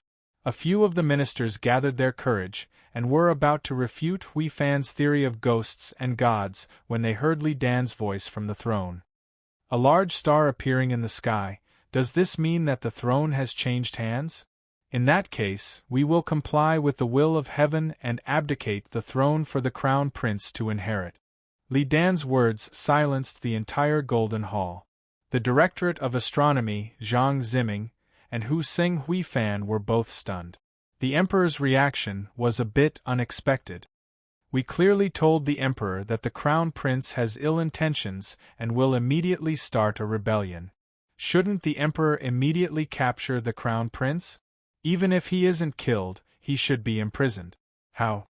The two swindlers only knew how to act mysteriously under someone's orders. Faced with this kind of situation, they didn't know how to react. They looked at each other, not knowing what to do.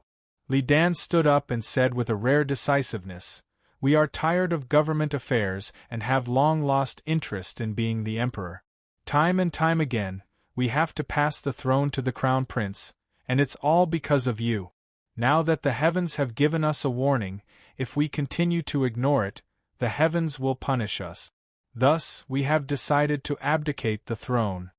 Li Longji was currently in the East Palace. Upon hearing this news, he hurriedly rushed to the Golden Hall and kowtowed to his father. "Father, you mustn't do this. Your son obtained your recognition with a small contribution and surpassed my brothers to become the crown prince. I have been restless all day and night, so why are you in such a hurry to abdicate the throne? Your son is terrified and doesn't dare accept it." Li Dan said, "Sanlang, the reason why I have the world is not because of my power, but because of your contributions. Today, the heavens have given us a warning that the emperor's throne is facing a calamity. Thus, I want to abdicate the throne to you in order to turn this calamity into a blessing. Don't refuse." Li Longji repeatedly kowtowed. "Your son is terrified. Please, father, take back your order." Li Dan was impatient. In his opinion, since the heavens were warning him that his life would be in danger if he continued to be the emperor, then he should abdicate the throne. In any case, he was already annoyed at being the emperor. Wouldn't abdication solve all his problems? Li Dan slapped the table and angrily said, "The will of the heavens cannot be defied. Now, the heavens want me to abdicate the throne. If Sanlang is a filial son, then you should happily agree. Do you really want the heavens to send a calamity down on me, and then ascend the throne in front of my spirit?" Li Longji turned pale with fright and hurriedly kowtowed. "Your son doesn't dare.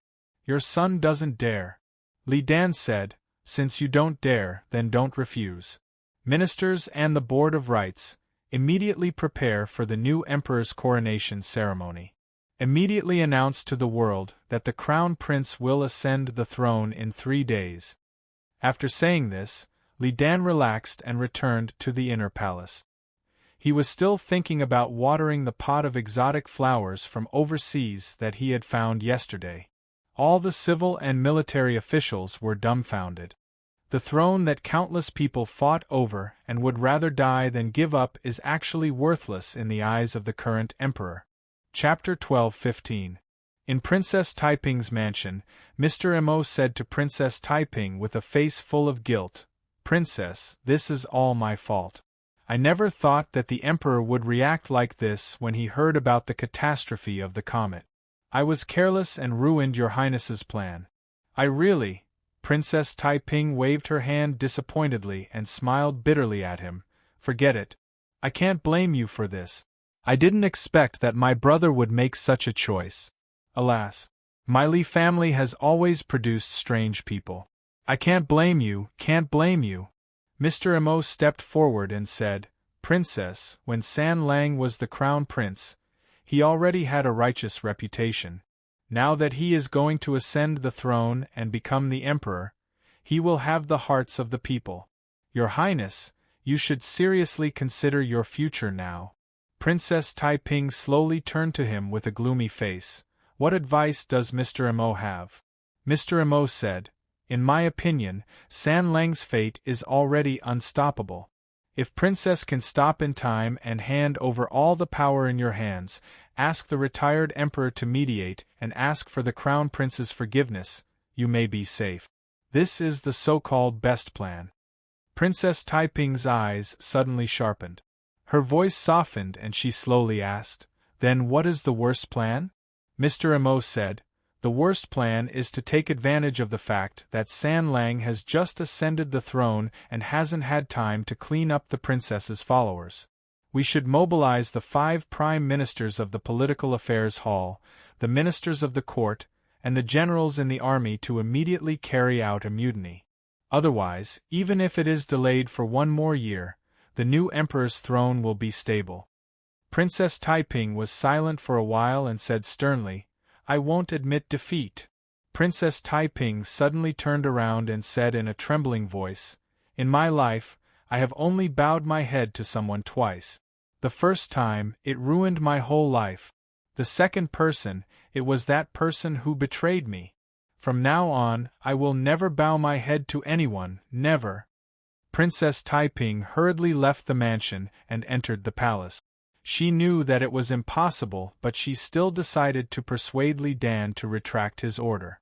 Li Dan had finally obtained his freedom, and he was not willing to go back on his word. This was the first time he firmly refused his sister's request. Lingyue, I have made up my mind to pass the throne to avoid disaster. You don't have to persuade me anymore. Princess Taiping saw that Li Dan was determined, so she settled for the second best option. She tried to persuade Li Dan that even though he would abdicate to become the Emperor Emeritus, the affairs of the country should still be handled by him personally. Li Dan was still unwilling, but he couldn't resist his younger sister's persuasion again and again. In the end, he could only take a step back and decided, the appointment of officials of the 3rd rank and above, as well as the major criminal cases, will still be decided by the Emperor. Taiping secretly let out a sigh of relief. As long as the appointment and removal of officials above the 3rd rank still depended on her brother, then even if Li Longji became emperor, he still wouldn't be able to touch the prime minister and the 6 ministers. In this way, her main staff wouldn't be affected, and she would still have the strength to fight. Since he had achieved his goal, Taiping did not say anything more. He immediately took his leave and went back to prepare for any changes. 3 days later, Li Dan officially passed down the throne to the crown prince. After another 8 days, all kinds of rites were prepared. Li Longji ascended the throne and proclaimed himself emperor, honoring his father, Li Dan, as the Emperor Emeritus. The Emperor Emeritus called himself Zhen, and issued an edict, Gao. Once every 5 days, he received the morning court in Taiji Palace Hall and was still in charge of the appointment and removal of officials of the 3rd rank and above. The emperor called himself Yu and issued an edict, Ji. Every day, he would sit in Wuda Palace Hall and listen to the affairs of the court. It wasn't that Li Longji's faction didn't notice Princess Taiping's strange actions. However, because the Emperor Emeritus favored Taiping, Li Longji had to consider his father's feelings and couldn't make up his mind to deal with his aunt. The new Prime Minister, Liu Youqiu, who had relied on Li Longji's support to ascend the throne, had failed to obtain permission to remonstrate several times. Thus, he wanted to execute Taiping and purge the emperor's side, creating an established fact. Presumably, he was wholeheartedly thinking for the Son of Heaven. After the matter was completed, the Son of Heaven wouldn't blame him. Thus, Liu Youqiu secretly met with the Right Yulin General Zhang Wei and discussed mobilizing a group of Yulin guards to attack Princess Taiping's residence. As long as Princess Taiping died, the Taiping party would naturally collapse. Unexpectedly, Zhang Wei didn't keep this matter a secret. After getting drunk, he actually leaked the plan to Imperial censor Deng Guangbin. Deng Guangbin had recently been in close contact with Princess Taiping's residence. Lu Youqiu was shocked when he heard the news. In a panic, he could only seek help from Li Longji. Li Longji, who had just become the son of heaven, was also extremely panic-stricken when he heard the news. Helplessly, he could only seek an audience with his father and tell him the truth. Li Dan was furious when he heard the news. All along, for the sake of glory, splendor, wealth, and rank, the lower ranks instigated the members of the imperial family to kill each other. Li Dan deeply abhorred this. He didn't think that this Lu Youqiu would also do something like alienating the flesh and blood of the imperial family. This was simply preposterous. Li Dan immediately ordered Lu Youqiu, Zhang Wei, and the others to be arrested and imprisoned. All the participants were to be executed. Li Longji couldn't bear to kill Lu Youqiu, so he pleaded with Li Dan. He listed Lu Youqiu's achievements in killing Empress Wei and establishing his father as the emperor.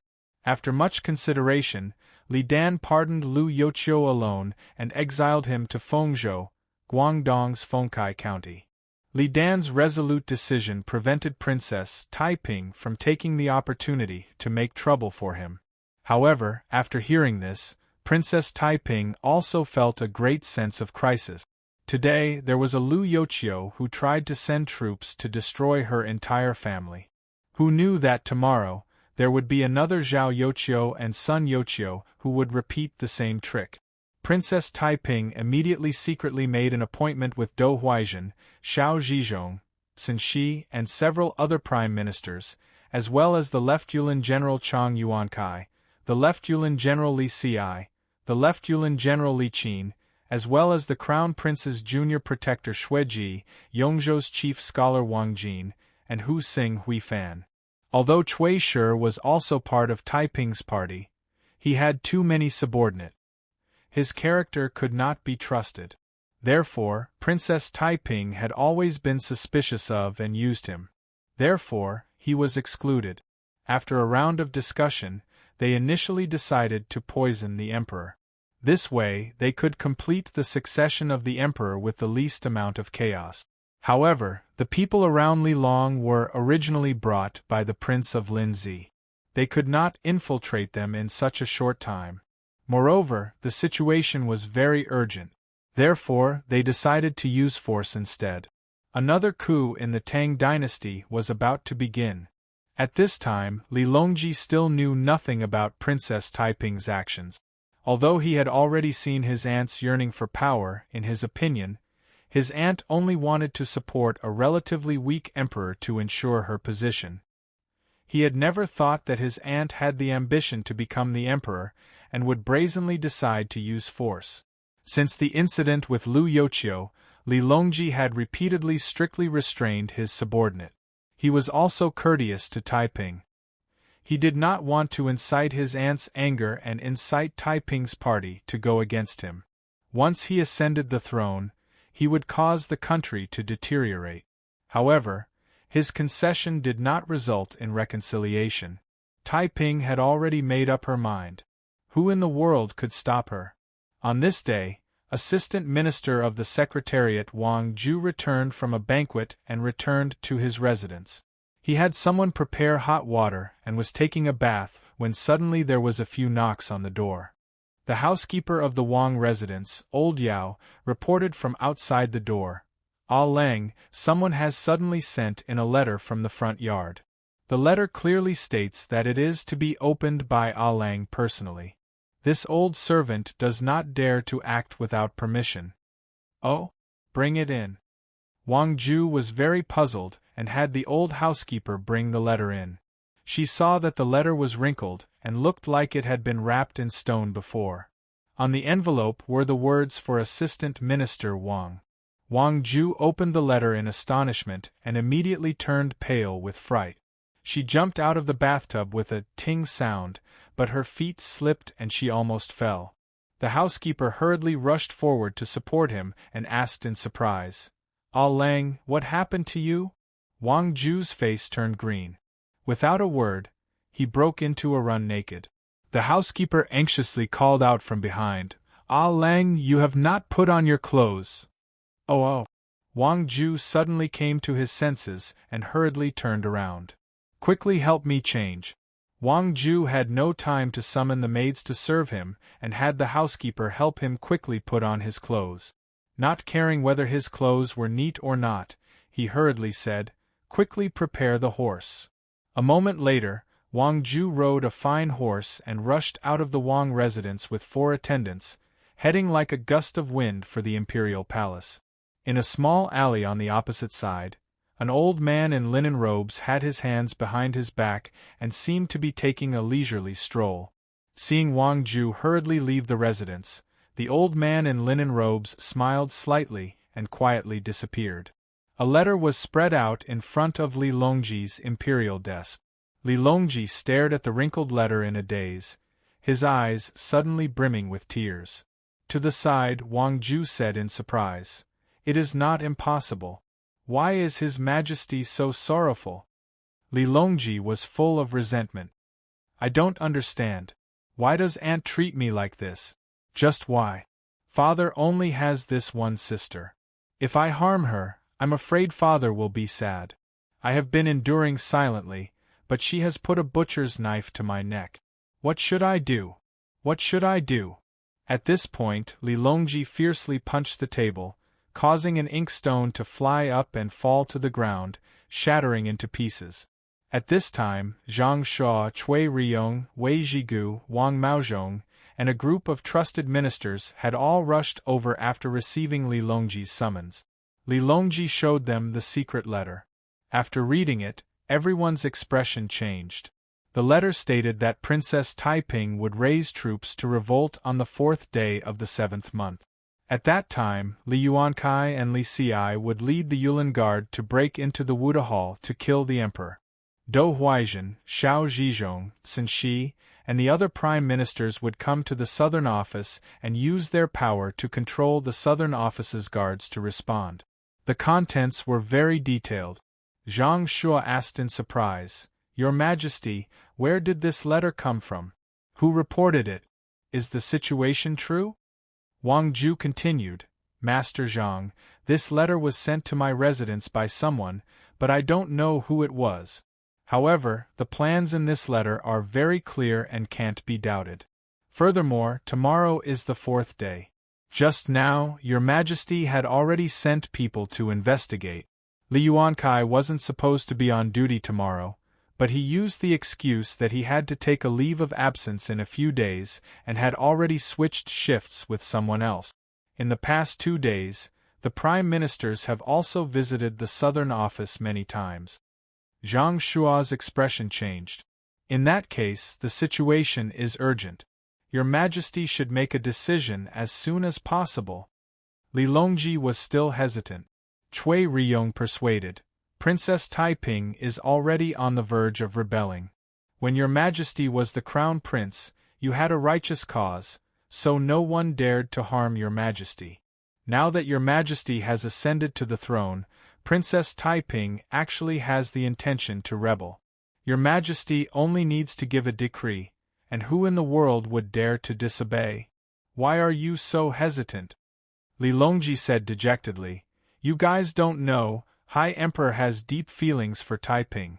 It's easy to kill Taiping's rebels, but I'm just worried that it will alarm High Emperor and make him sad." Cui Riyong stomped his feet and said, "Your Majesty is muddle-headed. Wouldn't High Emperor be sad if Your Majesty was killed by Princess Taiping?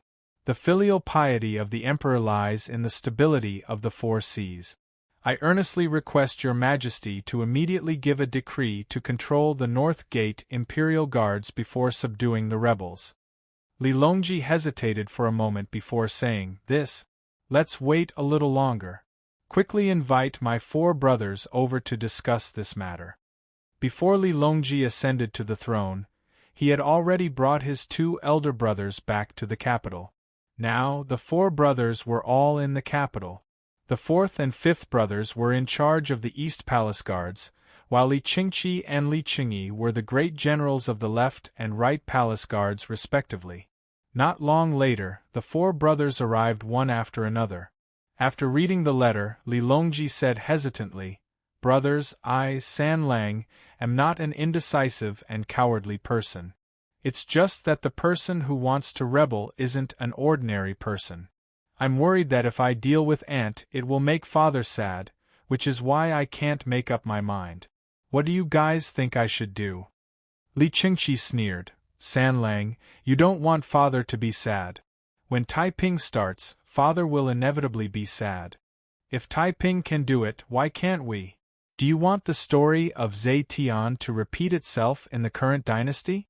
Do you want us brothers' families to be destroyed and Li Tang's royal family to suffer another calamity?" Li Qingyi, Li Longfan, and the rest also rubbed their palms together. "San Lang, if you don't make a decision, you'll end up in trouble.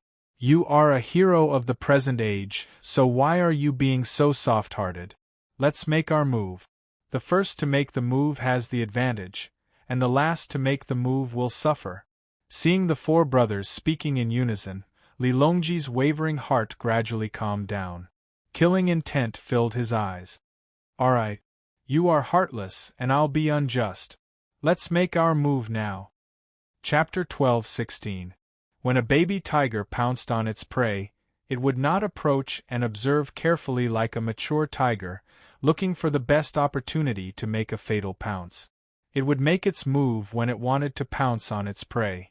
In reality, Li Longji did not have much time to think, because Princess Taiping was about to make her move. He had to respond immediately. In the afternoon of the next day, Li Longji was still in the Hall of Martial Virtue dealing with government affairs. It was quiet outside the Golden Hall. In the spacious and empty palace, people rarely moved under the scorching sun.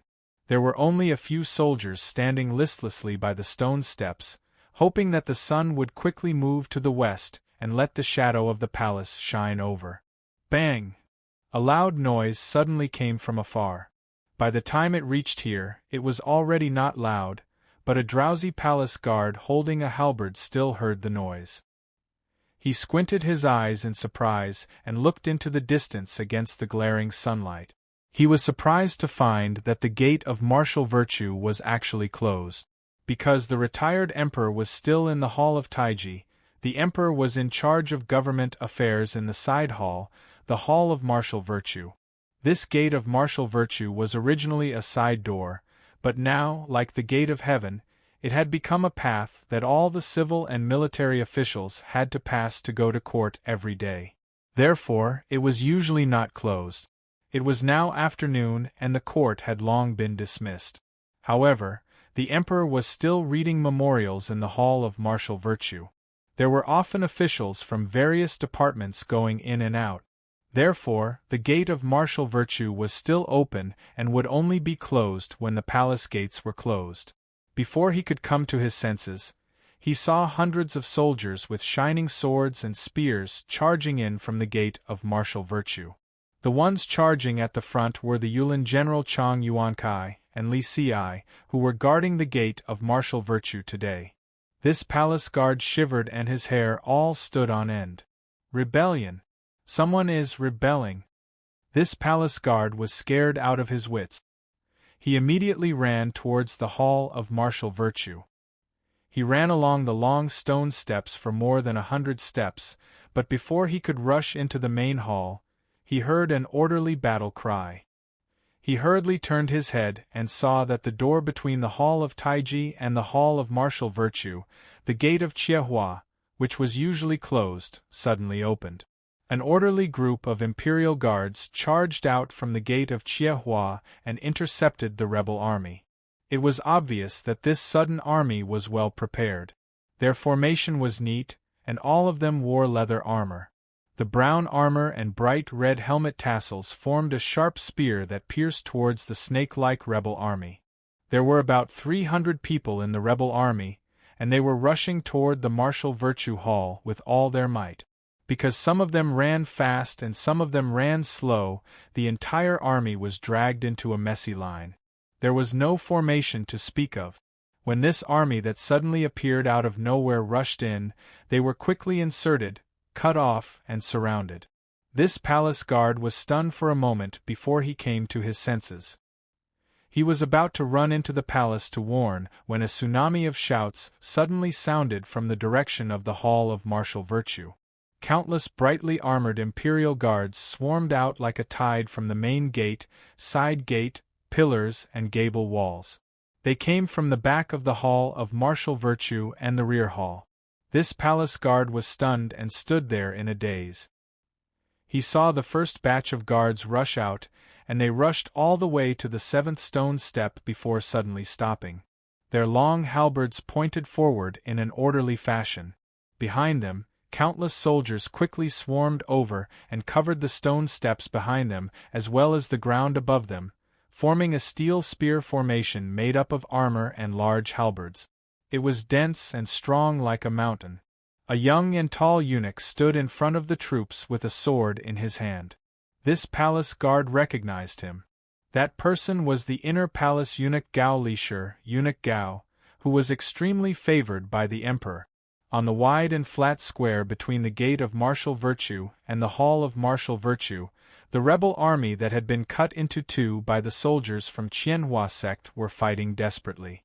Suddenly, they realized that countless soldiers had rushed out of the Hall of Martial Virtue to protect it. Their resistance immediately stopped in shock. Everyone was stunned. At this point, who didn't understand that the emperor was already prepared? Gao Lishur took 2 steps forward with a murderous look on his face. He shouted in a stern voice, "The saint has ordered! Chang Yuankai and Li Xiai are plotting against the emperor. Kill without mercy! All of you soldiers have been deceived. Those who immediately abandon their weapons and surrender will not be punished." Chang Yuankai's face was pale. He held his saber and shouted, "Brothers, don't listen to his nonsense. As long as we rush into the Hall of Martial Virtue, boom, boom, boom." Before Chang Yuankai could finish speaking, there was suddenly a violent sound of the ground being pounded. The ground trembled, startling him so much that he stopped speaking. He quickly turned his head to look.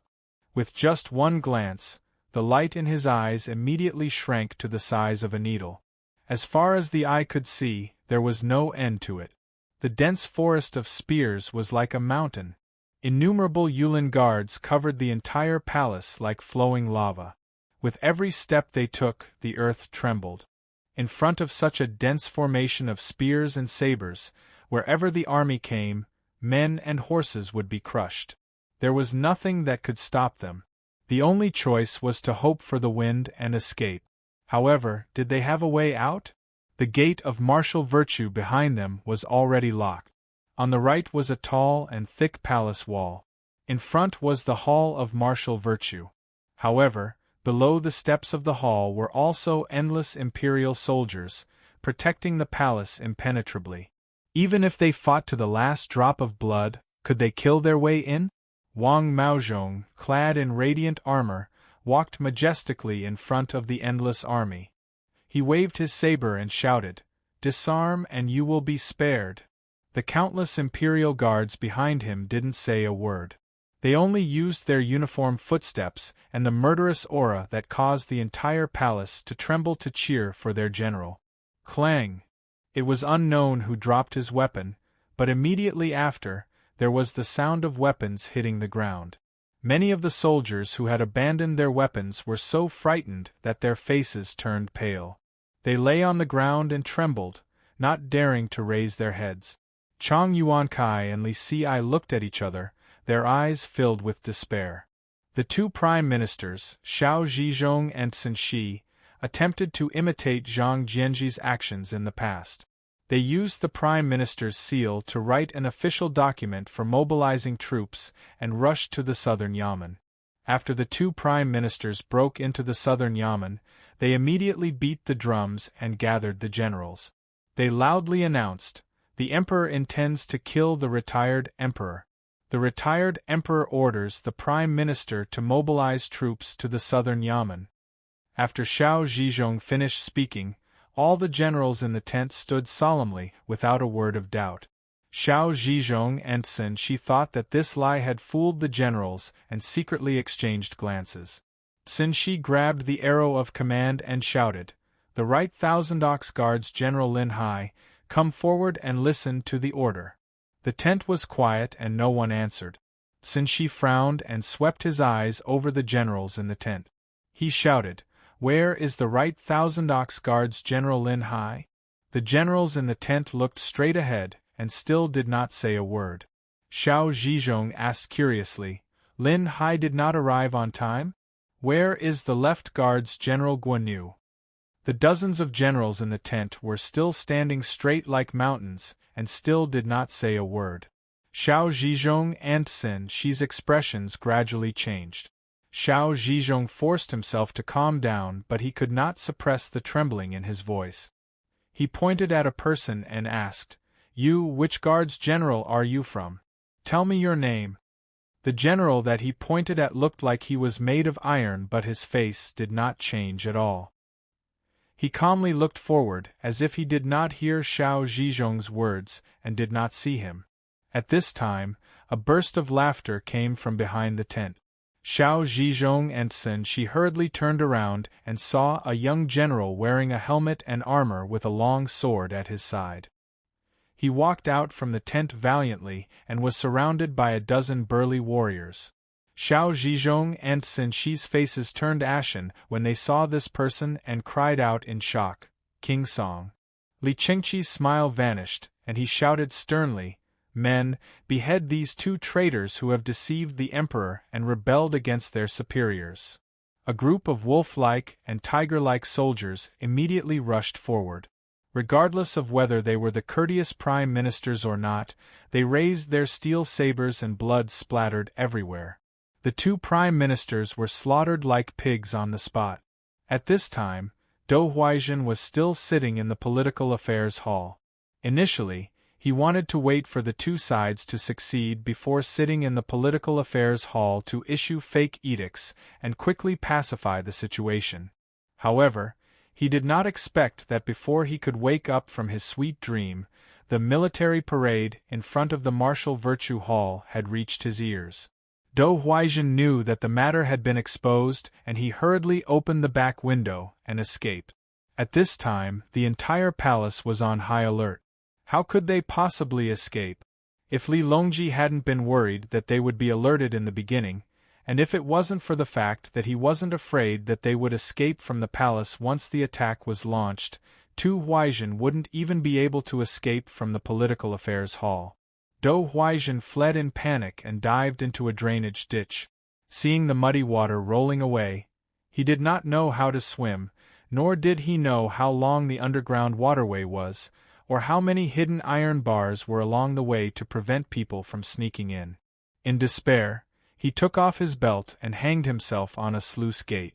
At the same time, Li Longfan, Li Longye, and a few of Li Longji's trusted generals each led a group of imperial guards to arrest Wang Jin, Cui Shi, Hui Fan, Jiang Fu, Li Yu, and the other members of the Taiping party.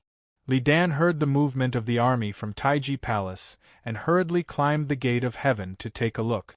Seeing the army gathered at the Martial Virtue Hall, he could not help but turn pale with fright. He quickly summoned the Minister of War, Guiyuanzhen, to see him. Guiyuanzhen had already been informed by Li Longji in advance and knew the entire plan. As soon as he saw Li Dan, he immediately bowed and said, "Don't be alarmed, retired Emperor. This is a rebellion by Prime Minister Dou Huaizhen and the others. The Emperor is currently mobilizing troops to suppress the rebellion and was afraid that the retired Emperor would be worried, so he did not report it in advance. Now, the masterminds of the rebellion have been executed." Li Dan was stunned. Dou Huaizhen and the others rebelled? Thinking about it, Li Dan suddenly turned pale with fright. Since there were people who rebelled and betrayed the current emperor, they must have someone else to support. Who would Dou Huaizhen support? He was the prime minister recommended by Ling Yu.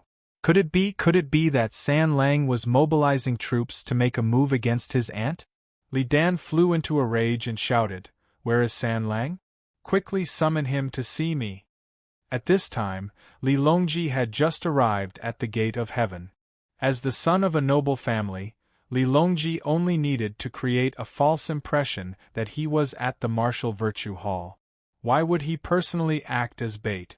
As soon as he saw Li Dan, Li Longji immediately knelt on the ground and said, "Father, this son did not inform Imperial Father in advance of the capture of the rebels and alarmed Imperial Father. This son has sinned." Li Dan's face was ashen as he said in a deep voice, "San Lang, what do you want to do to your aunt?" Li Longji saw that his father had already guessed that Princess Taiping was involved and did not hide it. He smiled bitterly and said, "Imperial Father, it is not that this son wants to do to my aunt, but what my aunt wants to do to this son.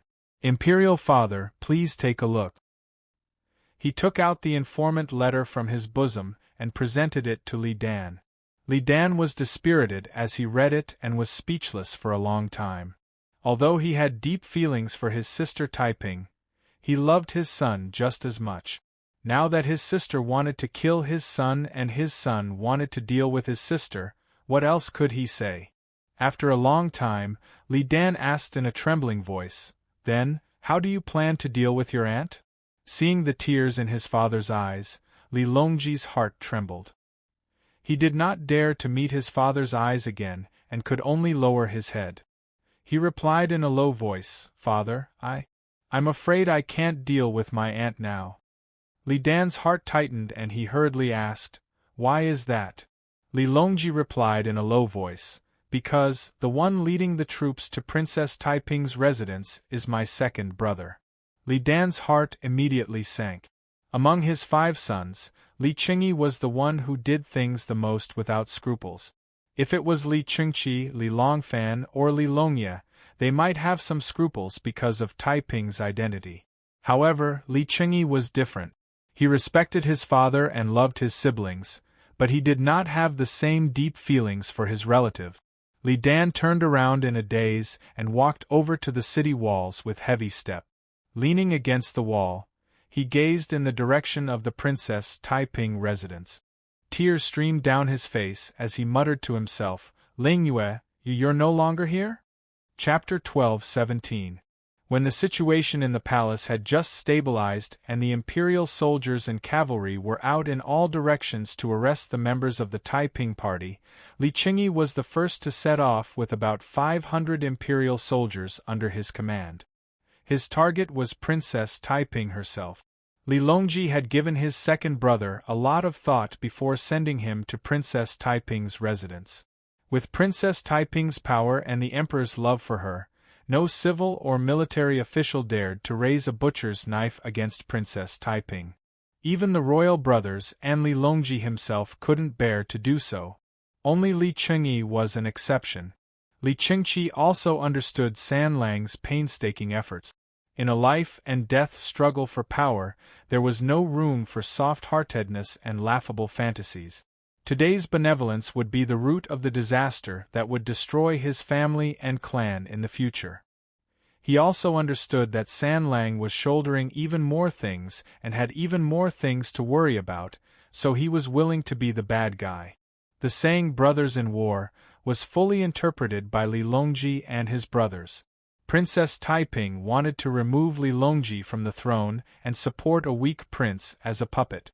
When the time was right, she would force him to abdicate the throne and give up the country. She didn't know that the 5 brothers were of one mind and would not be divided by her.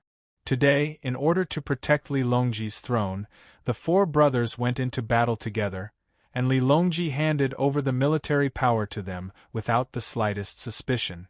Li Qingyi rushed to Princess Taiping's residence with his troops and saw a few servants of the Princess Taiping's residence running inside in panic to report the news.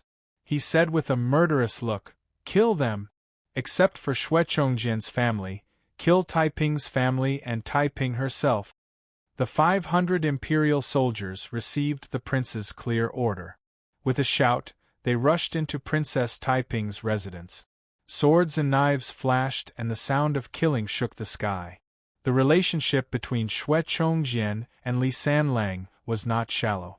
Not only had he assisted Li Longji in killing Empress Wei, he had also become close friends with Li Longji due to their similar temperament.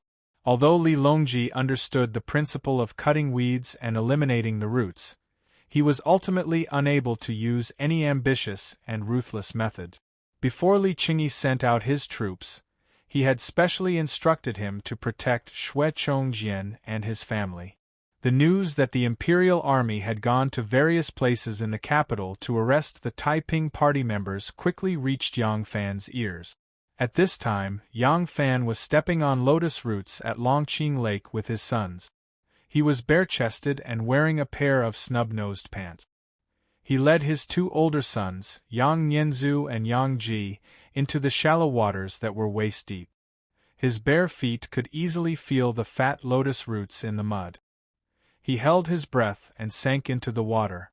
Then, he could dig out the mud and pull out the round lotus root. The mud had a strong suction, so it was not easy to pull the lotus out of the water in one piece. They would only break the section that they touched, instead of digging out a whole one. The two younger sons were shouting on the shore as they cleaned up the fat lotus roots that their father and brother had dug up. They excitedly brought them to their sisters. The sisters squatted by the lake and carefully washed away the mud that was still wrapped around the lotus roots with the lake water. At this time, the news came. Yang Fan turned pale with fright. He immediately rushed to the shore, grabbed the horse of the informant, and galloped away. Yang Fan was wearing a pair of wet snub-nosed pants. He stepped on the stirrups with his bare feet and whipped like rain. It had never occurred to him that Princess Taiping and Li Longji would publicly break off their relationship and meet each other in arms so soon. According to common sense, the political struggle between the two sides should have been a long process of wrestling. How could they enter the final battle so hastily? By the time the horse arrived at Princess Taiping's mansion, Yang Fan's trousers were already dry, and the mud on his bare feet had already congealed into clumps. When he landed on the ground, the clumps of mud shattered on the stone steps of Princess Taiping's mansion. "Stop, who are you?" The dozen or so soldiers guarding the gate of Princess Taiping's mansion pointed their sharp spears at Yang Fan and asked in a stern voice. The search and massacre in Princess Taiping's mansion had not ended yet. Yang Fan saw the bodies of several family servants lying in a pool of blood in the courtyard toward the mansion.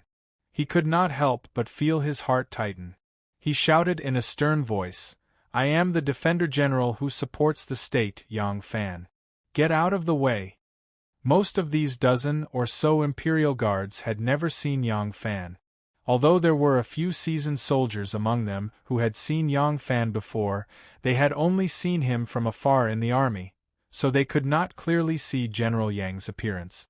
In addition, Yang Fan's hair was tied into bundles, his upper body was bare, his feet were bare, and he was only wearing a pair of pants. His appearance and temperament were very different from the General Yang in their minds. It was really difficult to tell who he was. The soldiers could not help but hesitate. Yang Fan could not wait for them to call the officer to identify him. He was burning with anxiety. Seeing the soldiers hesitating, but still not giving way, his motionless body abruptly crashed to the side. He went through the gap between two spears. Two soldiers flew more than a zhang away. With two spears in his hands, Yang Fan's arms made a circle and shook. The soldiers felt numb in their hands and could no longer hold the spears in their hand. 7 or 8 spears flew into the air. Yang Fan rushed in with 2 spears in his hands. Another few soldiers with spears chased after him in shock and shouted, "Stop him, someone is forcing his way in." Yang Fan could not bear to kill people. He rushed in and only cared about knocking away their weapons or sweeping them away. Hearing the news, more and more soldiers came to surround him. Yang Fan could not be ruthless and could not break out of the encirclement. He was trapped at the entrance of the second courtyard.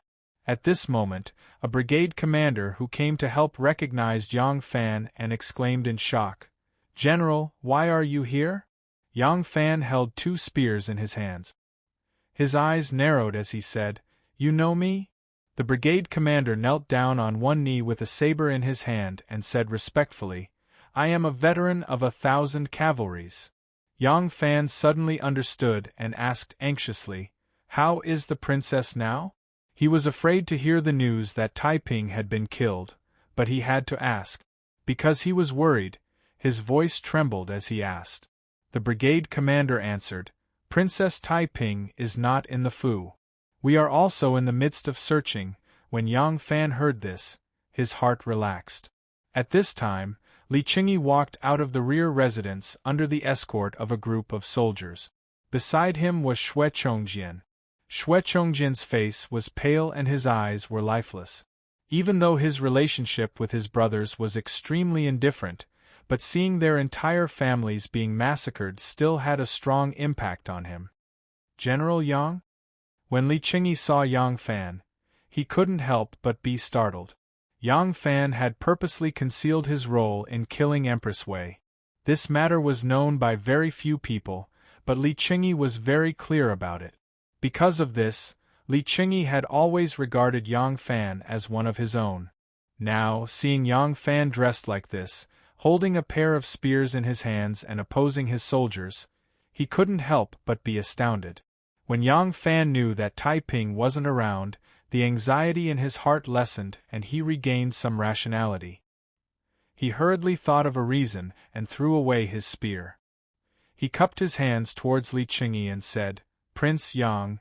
Just as he said this, he saw a horse galloping over. The rider on the horse was wearing a eunuch's robe. He actually did not get off the horse when he barged in from the door of the Fu. He raised a roll of yellow silk high up in his hand and shouted loudly, "Spare the knife! Spare the knife! High Emperor has ordered, do not harm Princess Taiping." In Mount Zhongnan, there was a Zen temple that wasn't big but had an extremely elegant environment. This Zen temple was funded by Princess Taiping and could be considered a family temple. The memorial tablet of her husband, Xue Xiao, was enshrined in the temple. In order to ascend to the throne, Empress Wu Zetian had used the heads of countless people as her stepping stones to ascend to the throne step by step. Xue Xiao's head was also one of the stepping stones. Taiping had always felt guilty for Xue Xiao's tragic death and being unable to save him, therefore, she built this Zen temple to pray for his salvation. At this moment, Princess Taiping was in this Zen temple. The mountain temple originally didn't accept incense offerings from outsiders, so it was quiet and elegant. At this moment it was abnormally quiet.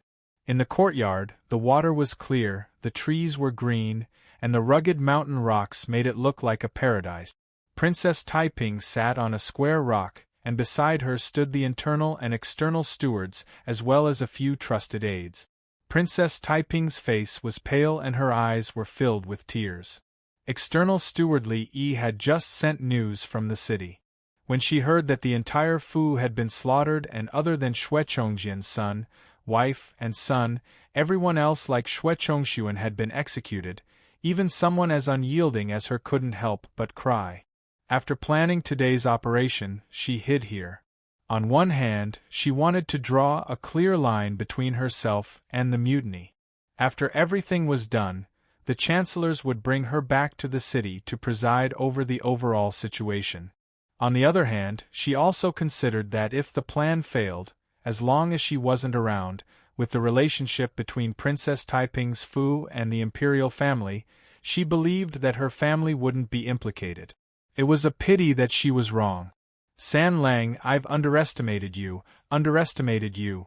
Princess Taiping smiled sadly and 2 lines of tears rolled down her face. She had underestimated Li Longji's determination. Li Longji had always been weak and tolerant towards her. In fact, it wasn't because he was afraid of her, but because he was worried about his own father. Princess Taiping had always been smart, but she had misjudged this matter. Now, not only had she failed to accomplish her mission, but she had also harmed the lives of her entire family. Princess Taiping's heart was in great pain. Li Yi said in fear, Princess, the Emperor has already sent troops here. You'd better leave quickly. The world is so big, there must be a place where you can hide. Princess Taiping's body shook slightly and asked, "How did the Emperor know my whereabouts so quickly?" Li Yi lowered his head and didn't speak. Princess Taiping slowly turned around and stared at him. Li Yi's knees suddenly went soft and he knelt in front of her. He said in a trembling voice, "I don't know." Princess Taiping smiled faintly and said, "You're afraid that I'll be sad if you tell me, right?" She closed her eyes and slowly opened them again. Her eyes were cold and emotionless. "It was Chong Jian who betrayed his mother, isn't it?" Li Yi banged his head on the ground until his forehead was dripping with blood. He didn't answer Princess Taiping's question. Princess Taiping said faintly, "Even though the Emperor will find me sooner or later, I really don't want my own son to betray me." Li Yi cried loudly, "Princess." Princess Taiping looked at him and said softly, "Ever since I married the Emperor's son-in-law at the age of 16, you've been serving me by my side. You've followed me for many years. You are very good." She looked at the internal steward Zhoumin, whose face was full of tears, and said, "And you're also very good. Now all of you run for your lives. As long as I'm dead, the Emperor won't make things difficult for you." Zhoumin knelt down on the ground and wailed loudly, "Regardless of life or death, I want to follow the princess and serve the princess." Princess Taiping was furious and said sternly, "Bastard! Get out of my sight immediately. Don't let me see you again. Get out." Li Yi and Zhoumin wailed loudly and refused to get up. Seeing that the princess was furious, they hurriedly got up and left the courtyard, but they still stood far away. Princess Taiping heaved a sigh of relief and turned around to face a pond of green water. Other than herself, there was a lonely figure in the water. Princess Taiping stared at the figure in the water and said slowly, "Taiping trusted Mr. so much. Why did Mr. deliberately harm me?" Chapter 12:18. Mr. Mo smiled and calmly said, "So your Royal Highness has already understood?" Princess Taiping clenched her fists and tried to keep herself calm. Everyone only knew what he was going to do. Only you knew the overall plan. However, the Emperor's every action against me was accurate. At this time, how could I not know that it was you who leaked the secret? Mr. Mo chuckled. Princess Taiping angrily asked, "Why are you still with me? Do you think I don't dare to kill you?" Mr. Mo stood there in a trance, as if his mind had drifted far away. After a long time, he sighed softly and muttered to himself, "Why should I go? I want to see you die with my own eyes. It's a pity that my carefully planned plan for many years did not completely succeed." Princess Taiping's eyes looked like they were about to spit fire. "You destroyed my family, and you still say that it was not a great success?" "Of course not." Mr. Mo's handsome face suddenly became ferocious. His eyes were filled with hatred and resentment. "You are a noble princess and the Emperor Emeritus dotes on you. Other than instigating you to rebel, I can't think of any other way to ruin your family. Now you finally rebelled. What's hateful is that Xue Chongjian is still alive, and your family has not died. I can't accept this, I really can't accept this." Mr. Mo's voice was sobbing, like the cry of a wronged soul from the underworld. It was filled with incomparable despair and resentment, which made Princess Taiping involuntarily take a step back. Her hair stood on end. "Why? What kind of hatred do I have for you? Why do you hate me so much?" "Because I am from the Peach Blossom Village. Your Royal Highness, do you remember that place?" Mr. Mo laughed crazily. "Ha ha, I think your Highness doesn't remember, right? That small mountain village, that group of insignificant people, in the eyes of Princess Taiping, are like ants. How could you care about them? Ha ha ha." Princess Taiping's face suddenly changed, and she said in horror, "Peach Blossom Village? You are from the Peach Blossom Village? Did Yang Fan and you join hands to kill me?" Mr. Mo's smile disappeared, and he said strangely, "Yang Fan? What does this have to do with General Yang?" Princess Taiping's face also showed a strange expression. You don't know that he is also from the Peach Blossom Village? Mo Yuhan was surprised at first, then overjoyed. Just as he was about to ask for clarification, a figure suddenly leaped over the short wall of the temple like a bird. The 8 female sumo wrestlers who were scattered around immediately rushed over. Princess Taiping saw that the person who suddenly rushed in was Yang Fan. She couldn't help but shout, "Let him come over!" At this time the 8 female sumo wrestlers also clearly saw Yang Fan's face and quickly retreated. Yang Fan quickly rushed to Princess Taiping's side and hurriedly said, "Princess, the Emperor has made his move, your family has already—" Princess Taiping interrupted, "You don't need to say anything, I already know about this matter." Yang Fan said, "The Imperial Court's army is rushing over here. Due to the Emperor Emeritus's interference, I believe the Emperor won't suddenly have the intention to kill you. However, it's still hard to predict what his decision will be. It's best for you to hide for now and wait until—" Princess Taiping laughed out loud. "Avoid? Why should I avoid it? Where can I go to avoid it? I have already lost, and I have nothing but dignity. Do you want me to throw away my dignity to that kid?"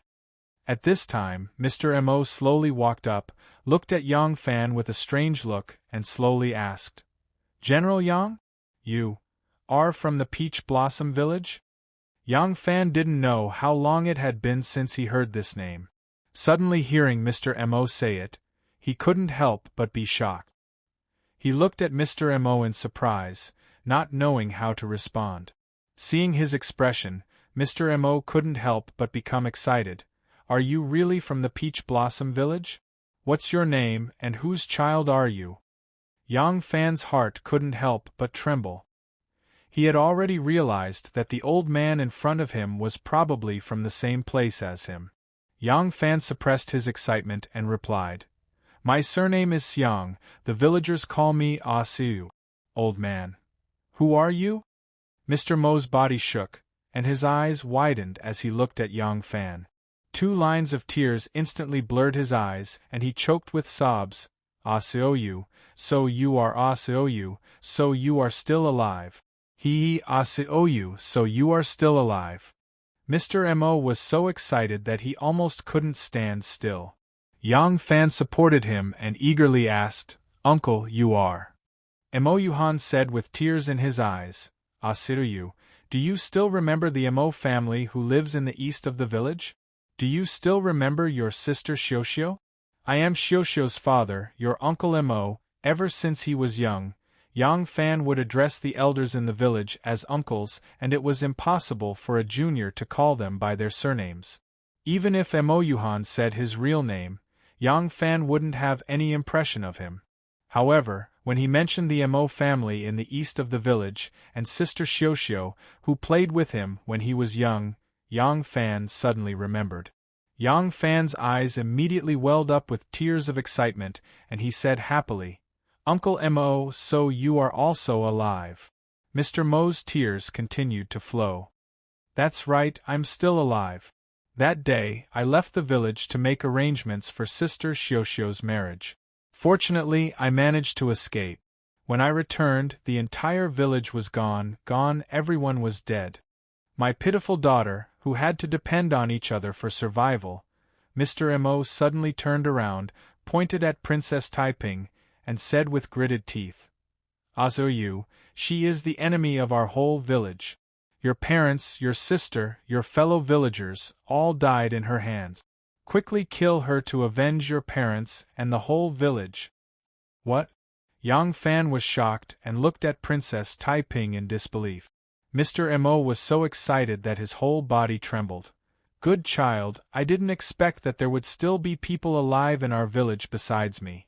Now that you have become a great general, you have the power to avenge her. Kill her, but don't let her family go. She still has a son alive. You must kill them all, and use the lives of her family to pay for the lives of our whole village." Yang Fan looked at Princess Taiping in horror and shook his head in disbelief. "Impossible! How can she be the murderer of our relatives?" Mr. Mo said loudly, Why is it impossible? I was lucky to escape death that year, and I hid my identity and fled to another place. Later, I tried every possible means to get close to Prince Qing, Li Qianli, and became his confidant. When Taiping killed our whole village, Wu Mainyang had not yet become the emperor, and Li Qianli had not yet been driven out of the capital, so he knew a lot of inside stories that no one knew about. Uncle learned the truth from him. Mr. Mo pointed at Princess Taiping and said while gritting his teeth, "She is the murderer who killed your father, mother, sister, Xiu'er, and my whole village." There was no expression on Princess Taiping's face. She had experienced too many shocks today. Her dream had failed, her children and grandchildren were killed, Xue Chongjian had betrayed her mother, the most trusted Mr. Mo had betrayed her, and now she had become the enemy of her lover's father. Who else in the world could endure so many shocks in one day? One thing after another struck her head like a bolt of lightning. She was already numb to it. Yang Fan shook his head with a pale face. Impossible! Impossible! Why did she kill our relatives? It doesn't make sense. Uncle Mo, you must be mistaken. I am not mistaken. Mr. Mo sneered at the pale Princess Taiping, and said while gritting his teeth, I know why she killed our whole village.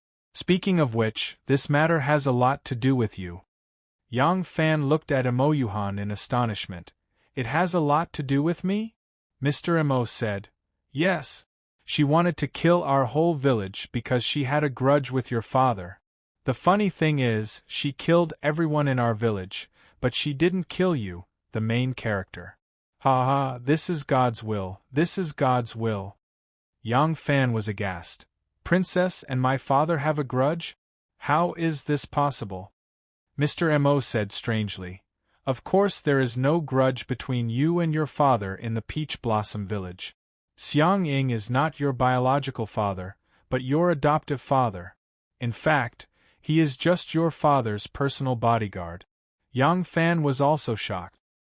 He never thought that he would hear such a secret today. He had always thought that his biological father had suddenly become his adoptive father. He actually had another biological father. Hearing Mr. Mo's words, Princess Taiping seemed to have heard the most terrible thing in the world. She looked at Yang Fan in horror, and her body began to tremble like a leaf in a storm. Mr. Mo said, Not only your adoptive father, everyone in our village is your father's subordinates, aides, and closest friends. Asiroyu, you are actually Helan Min Ji's son. Princess Taiping closed her eyes in pain. She had already guessed this result, but she still had a glimmer of hope in her heart. But this last glimmer of hope had now been shattered. Her life was like a dreamy and bizarre bubble. They all looked so beautiful, but in the end they all left her with broken endings. Helan Minji Yang Fan once knew about this person. He even suspected that the destruction of the village had some kind of close relationship with this person. He never thought that he would finally be confirmed today. He never thought that he was actually this person's son. He looked at Mr. Mo sluggishly, unable to make any reaction. Mr. Mo said, Your father was talented and famous in Luoyang. Not only was he the most handsome man in the capital, but he was also the most talented scholar in the capital. When he was just 20 years old, he compiled 100 volumes of 30 Years of Spring and Autumn. It can be said that he was famous in the capital. With his noble background and talent, he had a promising future. Unfortunately, Yang Fan already knew what happened next. Helan Minji's father died early, and his mother Wu Shun was widowed when she was young.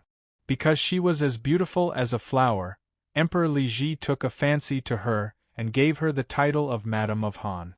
Wu Mainyang hated her sister for taking away her favor, so she poisoned her sister and killed her. Not long after, Li Ji took a fancy to Wu Shun's daughter Helan Shi, so he gave her the title of Madam of Wei and let her stay in the palace.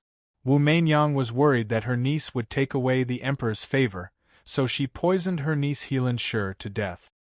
Helan Minji hated Li Ji for being greedy for his mother and sister's beauty, but he was so cowardly that he couldn't protect their lives. He also hated his aunt Wu Meinyang's cruelty and cold-bloodedness, but he didn't have the power to take revenge. So from then on, he became dissolute and went against the imperial family everywhere, especially to make the imperial family look bad.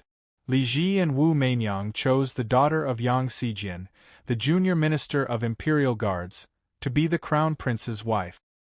Helan Minji used his talent and beauty as a weapon to get close to this girl, capture her heart, and occupy her body, causing the imperial family to lose face.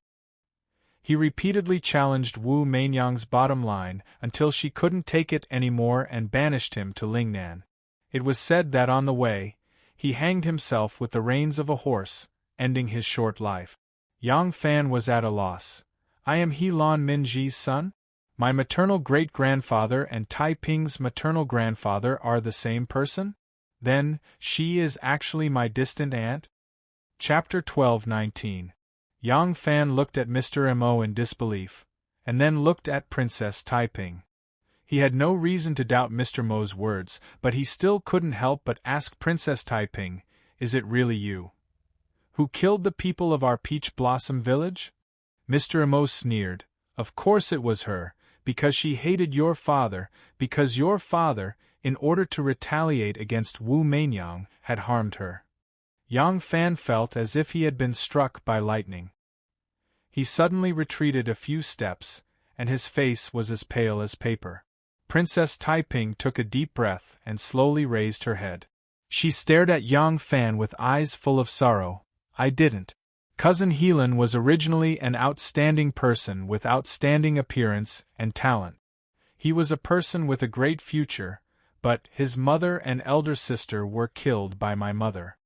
He hated my father's cowardice and incompetence, and also hated my mother's cruelty and cold-bloodedness. From then on, he became unrestrained and played around with life, always going against my Li family. The crown princess was also charmed by his charm, and was willing to let him take her virginity. He thought of all kinds of ways to humiliate my Li family.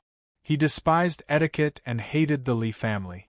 In his view, my father used the power of the emperor to possess his mother and sister, but failed to protect them. My mother was the empress, and also his concubine, but she did not have the heart of a mother, and in order to compete for favor, she killed her own relatives. He wanted to pay her back in her own coin. Once, I went to my aunt's house. At that time, I was only 6 years old, but Cousin Helan wanted to violate me when he was drunk. However, he did not really hurt me. My cries and shouts brought him back to his senses. He used to love me very much, if not for his hatred blinding his eyes. Princess Tai Ping smiled sadly and said, He let me go, but many people heard my cries. When I escaped with my clothes in disarray, some people also saw it so. No one would come to ask me the truth, and no one dared to ask, but they had the courage to spread rumors. Princess Tai Ping slightly raised her head, not letting her tears fall. My cousin committed suicide at the end of the 2nd year of Xianheng, so you should be his posthumous son. However, I was not the one who ordered the massacre of the people of Peach Blossom Village, and the purpose was not to find you. If Mr. Mo did not tell you this secret, no one would ever know. Whether it was me or anyone in the court, no one knew that Cousin Helan had a posthumous son. Mr. Mo snapped, You're lying. Yang Mingxing, Qiu Shinji, and the others were incited by you to slaughter everyone in the Peach Blossom Village. Even the Empress did not know about this. If it wasn't for the fact that you had been tainted by Helan Minji and bore a grudge against him, if it wasn't for the fact that you knew that he had a posthumous son and wanted to get revenge on his son, why would you incite those people to travel thousands of miles to kill him? Princess Tai Ping slowly closed her eyes, and tears slowly flowed from the corners of her Mo and said, Mo, you I Tai Ping, you to me I Tai Ping, you I and you to Xiao. If I was really defiled, would I need to hide it? If I really killed the people of Peach Blossom Village, would I need to hide it? She opened her eyes and contemptuously looked at Mr. Mo. Do you think I'm afraid of death? Do you think I'm afraid that you will kill me? Mr. Mo said in a deep voice. If that's not the case, why did you kill all the people of Peach Blossom Village? Princess Taiping coldly said, I've said it before, it was not my intention, but if you insist that the death of the people of Peach Blossom Village was because of me, it is not an exaggeration. Yang Fan said in a stiff voice, Tell me, what is going on? Princess Taiping looked at him deeply and said, In the first year of Xianheng, I got married to Prince Consort Shui. She looked at a quiet room in the temple, where Shui Xiao's memorial tablet was being enshrined. Princess Taiping stared in that direction, as if she could see Shui Xiao's figure, and slowly said, Shui Xiao loved me, and I also regarded him as my lifelong lover. We were very loving. But not long after we got married, someone spread the rumor that I was defiled by my cousin to his ears. Men would rather believe this kind of thing than not believe it. Even when we were virgins on our wedding night, he refused to believe it. He would rather believe that it was just a trick of mine to deceive him. He still loved me, and he did not dare to vent his anger on me. But he was a man, and he could not tolerate the fact that his woman was defiled by another man. He was filled with jealousy, but what could he do?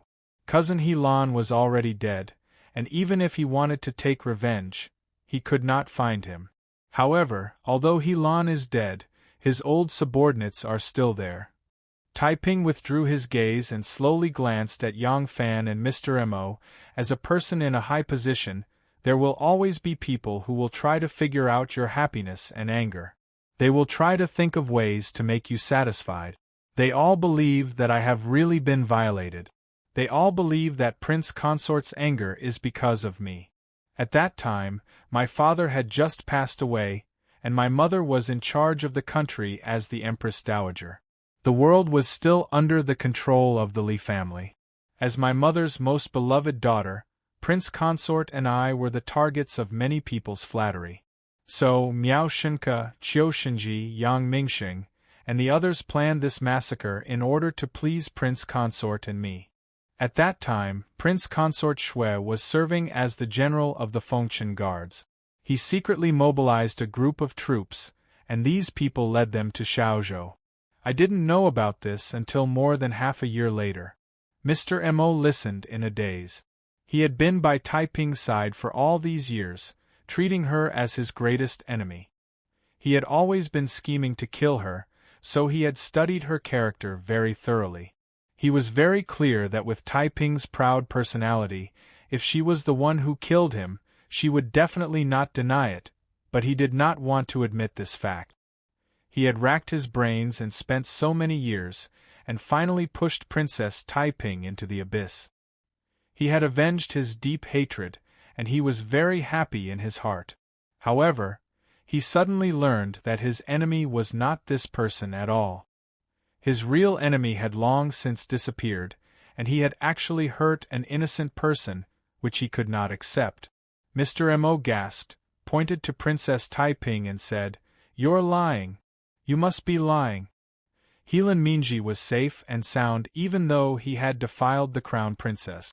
If he had not insulted Wu Meinyang's most beloved daughter, how could he have been punished just because Madame Yang passed away? He had embezzled the money for Madame Yang's funeral and drank and had fun during the funeral? Princess Taiping said lightly, "Anger can be accumulated. My mother knew that she had wronged him, so in the face of his provocation, she endured it once and twice. When she finally couldn't bear it, even a trivial thing was enough to make her furious." Before Mr. Mo could say anything, Princess Taiping had proudly raised her head and said, "Believe it or not, it's up to you. I don't need to lie. If I didn't want to tell Erlang the truth, I wouldn't have explained a word to you. I, Taiping, have never been a woman who lives for other people's feelings, and I'm not a woman who lives for other people's gossip." Mr. Mo opened his mouth as if he wanted to say something, but in the end he did not say a word. In fact, he had already believed Taiping's words. His family was long dead, his enemies were also all dead. When he thought that his great vengeance had been avenged, and he was filled with the satisfaction of seeing his enemies beheaded with his own eyes. Everything suddenly became a lie. Mr. Mo stood in a daze for a long time, slowly turned around and walked out with heavy step. Yang Fan hurriedly said, "Uncle Mo, where are you going?" They were the only two survivors of the Peach Blossom Village. Mr. Mo was already old, so Yang Fan wanted to take care of him for the rest of his life. Mr. Mo said blankly, "The only purpose of this old man's life is to get revenge.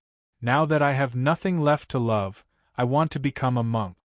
Yang Fan said, "Uncle Mo." Seeing that Mo Yuhan did not turn around, Yang Fan suddenly said loudly, "I want to let Uncle Mo know that I killed Yang Mingxing, Qiu Shenji, and Miao Shenke. I have already killed all of my enemies." Mr. Mo paused, looked up to the sky and laughed. Good boy. Ha ha ha ha." In the Hall of Sweet Dew, Li Dan said to Li Longji with tears in her eyes, "Sanlang, she is your aunt after all. When I was imprisoned in the Eastern Palace, your aunt spent a lot of effort for our family." Li Longji was so angry that tears fell from his eyes. He said with hatred, "Father, have you seen the secret letter? She wants to kill me, she wants to kill me."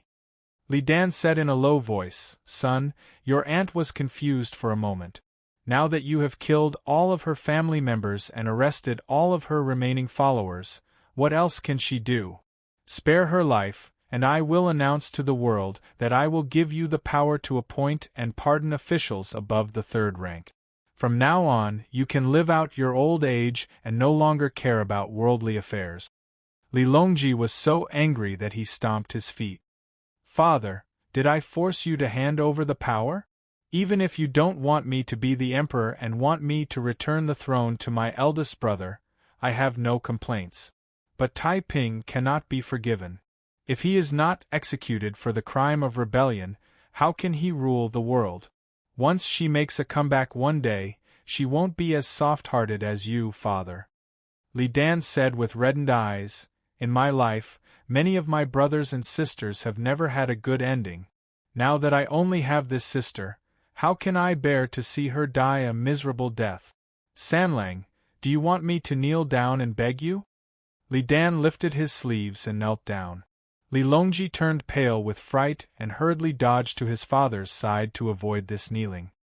He hurriedly knelt on the ground and begged, "Father, please get up. Don't kill your son." Li Dan said, "Unless you pardon Tai Ping's death sentence, I won't get up from my kneeling. I will kowtow to you here." Li Dan was about to kowtow to the ground when Li Longji hurriedly said, all right, I agree." Li Dan's eyes lit up. She happily said, "You really agree?" Li Longji was helpless. With a bitter expression, he said, "Forget it. I agree to pardon my aunt's death sentence, but I must imprison her for life. Moreover, I must announce to the world that Tai Ping has been executed with poisoned wine. From now on, there will only be my sister in the world. Tai Ping will no longer exist." Li Dan said repeatedly, Yes, I'll do as you say. Son, hurry up and issue the decree." Chapter 12:20. Outside the mountain temple, 3,000 fully armed imperial guards surrounded the small temple so tightly that not even a drop of water could trickle through. Spears and halberds were as numerous as a forest, and there were even strong bows and hard crossbows that could sweep the battlefield. No one would be able to break out of such an encirclement. Suddenly, a dozen or so riders galloped over from the distance. Looking at their uniforms, it was a group of imperial guards escorting 2 eunuchs. The imperial guards surrounding the mountain temple became spirited and hurriedly went forward to meet them. A moment later, the imperial guards moved aside to make a path and let the 2 eunuchs into the temple. These 2 eunuchs were Gao Lisher and Yang Sishu. Because the so-called execution of Princess Tai Ping by the 2 actually had more to it than meets the eye, they did not bring anyone else. However, Yang Sishuan's martial arts were outstanding. Although Gao Lisher's martial arts were not as superb as Yang Sishuan's, he was still someone who had practiced martial arts and had a strong body. In addition, the two of them had actually come with the death exemption edict, so they were not worried that Taiping's death warriors would do anything to them. Brother Yang, General Yang. Yang Sishu and Gao Lisher bowed respectfully when they saw Yang Fan. They knew that Yang Fan was here and were not surprised. It was Yang Fan who told the Emperor Emeritus that Princess Taiping was in the Mount Zhongnan Zen Temple.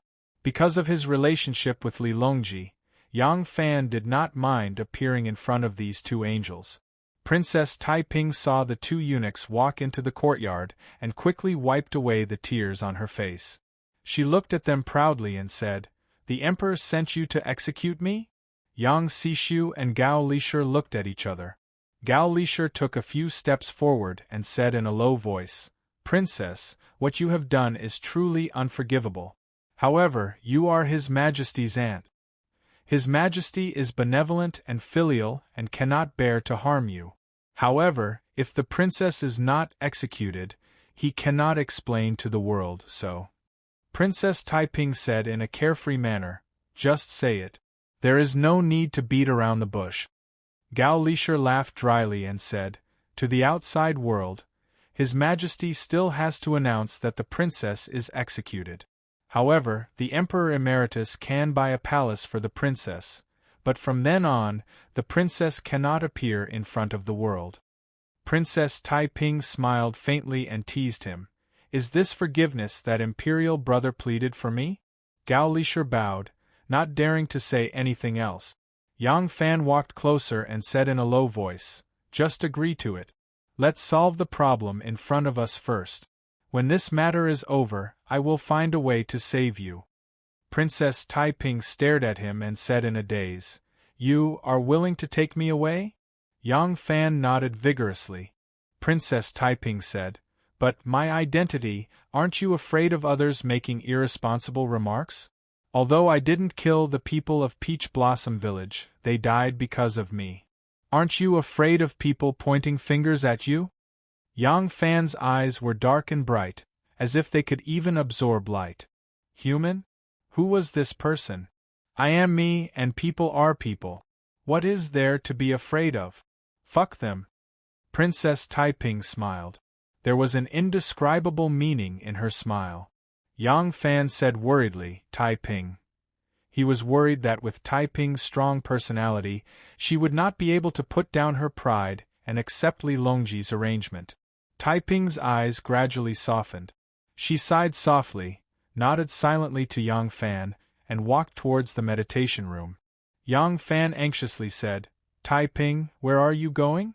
Princess Taiping stopped and said lightly, "I want to dress up before going to see the Emperor." Yang Fan agreed and stopped. Taiping's face was indeed very haggard, and tears were also on her face. With her always proud personality, even if she lost, she would not be willing to appear in front of the winner in such a state. Yang Fan, Yang Sisu, Gao Lisher, Taiping's internal and external steward Li Zhoumin, and 4 female sumo wrestlers were waiting in the courtyard. The other 4 female sumo wrestlers went inside to help Taiping dress up. Thinking about the 4 female sumo wrestlers' fingers that were thicker than carrots, and they actually needed them to dress up, Yang Fan had a strange feeling in his heart. They waited in the courtyard for a long time, but the wait for a woman to dress up was already a kind of hair-raising wait, so they didn't feel that it was a long time. They just waited and waited. Suddenly, they heard a rough cry that sounded like a man or a woman coming from inside the room. It made Yang Fan shiver, and an ominous feeling suddenly surged in his heart. He rushed over as fast as he could and opened the door. Taiping's hair was tied up in a high bun, and she wore a golden buyao. She was wearing a red peony rich brocade robe, and she was sitting cross-legged on a praying mat in the middle of the room. She was graceful and beautiful like a bride about to be married. The 4 female sumo wrestlers were kneeling in front of her, crying bitterly. Yang Fan's heart immediately sank to the bottom. He stood at the door, not daring to take a step forward. Everything in front of him made him feel a strong sense of unease. He was afraid of knowing the truth. When Taiping saw him, she calmly smiled and said to the 4 female sumo wrestlers, "You all go out." No one dared to disobey her. The 4 female sumo wrestlers kowtowed to her 3 times with tears streaming down their faces, then walked backwards out of the quiet room. A moment later, the 4 female sumo wrestlers waiting outside also let out sorrowful cries. Following that, Li Yi and Zhou Min threw themselves in front of the quiet room's door and cried loudly. Yang Fan's heartstrings trembled. He slowly walked into the room and closed the door. But he could not stop the heart-wrenching cry that came from outside the door. Yang Fan walked to Taiping's side and said with a trembling voice, "What happened to you?" Taiping brightly smiled at him. Her face was so radiant that people could not look straight at her. "Erlang, I'm going." Yang Fan's face suddenly lost color. Princess Taiping smiled happily. "The 2 of us can be considered to have met the right person at the wrong time. Unfortunately, one chasing and one chasing, one leaving and one staying, it became a love calamity that I could not solve in my life. Thus, the everlasting world became the separation of the swallow. I used to hate that things remain the same but people have changed. In fact, people and things are still there, but you and I are not the same as we were in the past. So I thought, letting go like this is also a kind of relief. There are many things in life that are not right or wrong, and there is no right or wrong. Love, live, laugh, and be sad, that is enough. After all, if the heart is gone, then it is something that even I can do nothing about. But now I finally know, in fact, you still have me in your heart. I am very happy. I am different from Wan-er. Wan-er is the Minister of Internal Affairs. She is talented and romantic, but monstrous power is nothing to her. She can give up everything to be with you." Yang Fan grabbed her wrist and said anxiously, "I will take you to the city to find a famous doctor." Princess Taiping shook her head peacefully and said with a smile, "It is useless. If there is an antidote for the poison I took, why would I take it? Erlang, let me finish. I am different from Wan-er. When I was born, I carried too many things. Some shackles were created by others or the situation. Some were my own choices. But no matter which one it was, I could not get rid of it. So, even if there are no other obstacles, you and I are destined to be on the same side. Regardless of these things in front of me, this is my life, my life." Taiping took a deep look at Xue Xiao's memorial tablet. When they were young, he was her cousin. When they grew up, he was her husband. She once thought that she would be with this man forever, but in the end, he left her. She should bear the responsibility for the mistakes he made. In this way, she could die proudly and not die silently in captivity like her mother. It was the same for Yang Fan in front of him. No matter how much she had experienced, no matter how much love and hate she had experienced, she had to leave when it was time to leave. She had to leave her previous path, her past stories, and her past people. It was enough. There was no such thing as eternity in the world, right? Life is like summer flowers and death is like autumn leaves. Taiping peacefully snuggled into Yang Fan's embrace. Yang Fan held her hand. All the restraints no longer existed. His heart was filled with love and sorrow. He lowered his head and gazed at Taiping's face. Suddenly, he found a strand of white hair on her temple. Yang Fan gently pulled it out. He could not help but burst into tears. The Tang dynasty went through a series of fierce battles. The imperial family, Wu family, Wei family, second Zhang family, Taiping's party. One after another, the imperial family, the Wu family, the Wei family, the second Zhang family, the Taiping clique, one after another. Finally, everything was over. The dust settled. The imperial power was highly unified. In the 12th month of that year, on a snowy morning, the young emperor, Li Sanlang, decided on the New Year's title, Kai Yuan. Thus, the Tang dynasty began a new era, moving towards the peak of the Li Tang dynasty. The years of Jianghu made people grow old. The willows by the long Qing pond had turned green many times. The lotus flowers under the hibiscus tower had bloomed many times. Another spring of the Kai Yuan year arrived. In this spring, the annual banquet for the new jinshi began again. A colorful boat carrying 30 new jinshi slowly sailed to the center of the Chu River. They recited poems, listened to songs, drank wine, and watched dances. Their songs echoed in the air and their sleeves fluttered on the surface of the water. Suddenly, for some reason, the boat capsized. The Buddha said, "In the blink of an eye, there are 65 moments." In just a moment, the boat capsized and the new jinshi were captured under the boat. On the top of the Wild Goose Pagoda, Lu Binji looked at the capsized boat and smiled coldly. He turned to look at the person beside him. That person was Ashina Musi. Lu Binji invited the world's famous doctors to treat him. Now, he could speak like an ordinary person. After Lu Binji's patient training, his mannerisms and tone of speech had become exactly the same as Yang Fan. Lu Binji looked at him and smiled. He said, "It has begun. From now on, you will help me get my revenge. As long as I can eradicate Shen Mu and Yang Fan, and unify the succession hall, I will use all my financial and material resources to help you become the Khan of the Turks." Musi nodded deeply, revealing a smile that was exactly the same as Yang Fan's. An ox cart slowly drove to the front of the Jade Truth Temple. The curtain of the cart was lifted and a female Taoist priest walked out. Her eyes were clear like water, her brows were like distant mountains, and her waist was like a willow. She turned to look at the cart and said coquettishly, "Hey! You look like a pig now. Why are you so energetic at night? Come out." A soft hand reached into the cart and pulled out a pig named Shen Mu, who looked sleepy. The two of them got off the cart and walked towards the Jade Truth Temple. When the female Taoist priests saw the two of them, they bowed and said, "Greetings, Golden Immortal Taoist Priest, greetings, young Master Shun."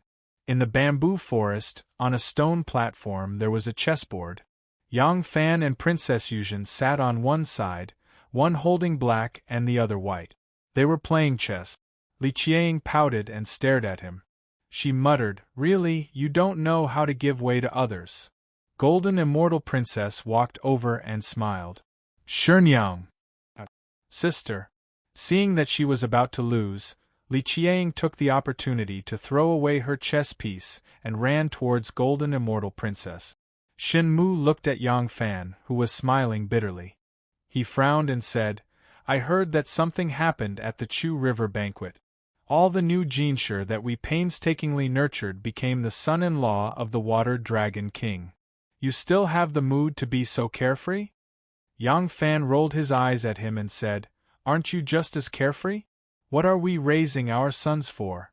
We naturally need them to help us with this matter." By the lake of the Chu River, a pair of youths, one in green and the other in white, looked like a jade tree. On top of the Farong Pavilion, a beautiful young girl's face suddenly popped out and said coquettishly to them, "Shin Kongwen, come up quickly. I lost to your sister at Shuanglu again. If you don't come and help me, I won't have a dowry in the future." The green-robed youth immediately put on a sly expression and said, "Nianrong, don't be anxious. I'll go and help you right now." The green-robed youth's mouth was full of sweet words, but his feet did not move. After he coaxed Yang Nianrong back to the pavilion, his expression turned solemn. He said to the white-robed youth who was standing with his hands behind his back, "Nianzu, it's really strange that none of the 30 new jinshi survived. What do you think about that pair of old men slacking off and leaving this matter to you and me to handle?" The white-robed youth said with a deep expression, "There must be something fishy about this." End of the book. Epilogue. Every ending, when C always wets himself. I'm very satisfied with the state I'm in today. Every time I end a story, I always have the idea of writing it with a phoenix head, a pig's belly and a leopard's tail. I want to write an ending that will leave a lingering aftertaste, and I am very satisfied with this.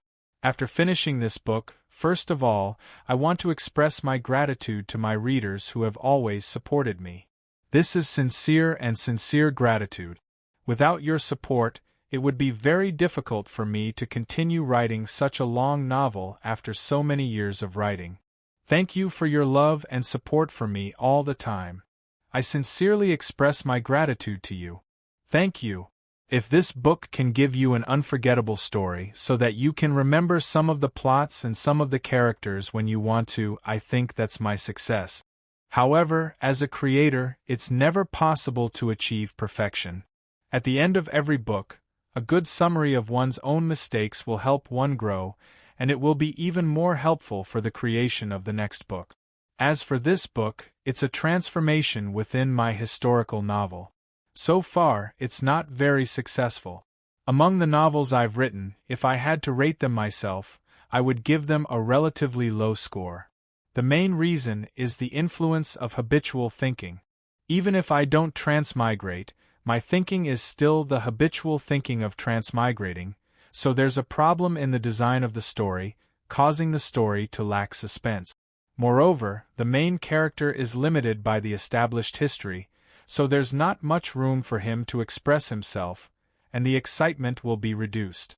This point is not something that you can avoid if you want to change your style and realize that you're writing something different from the past.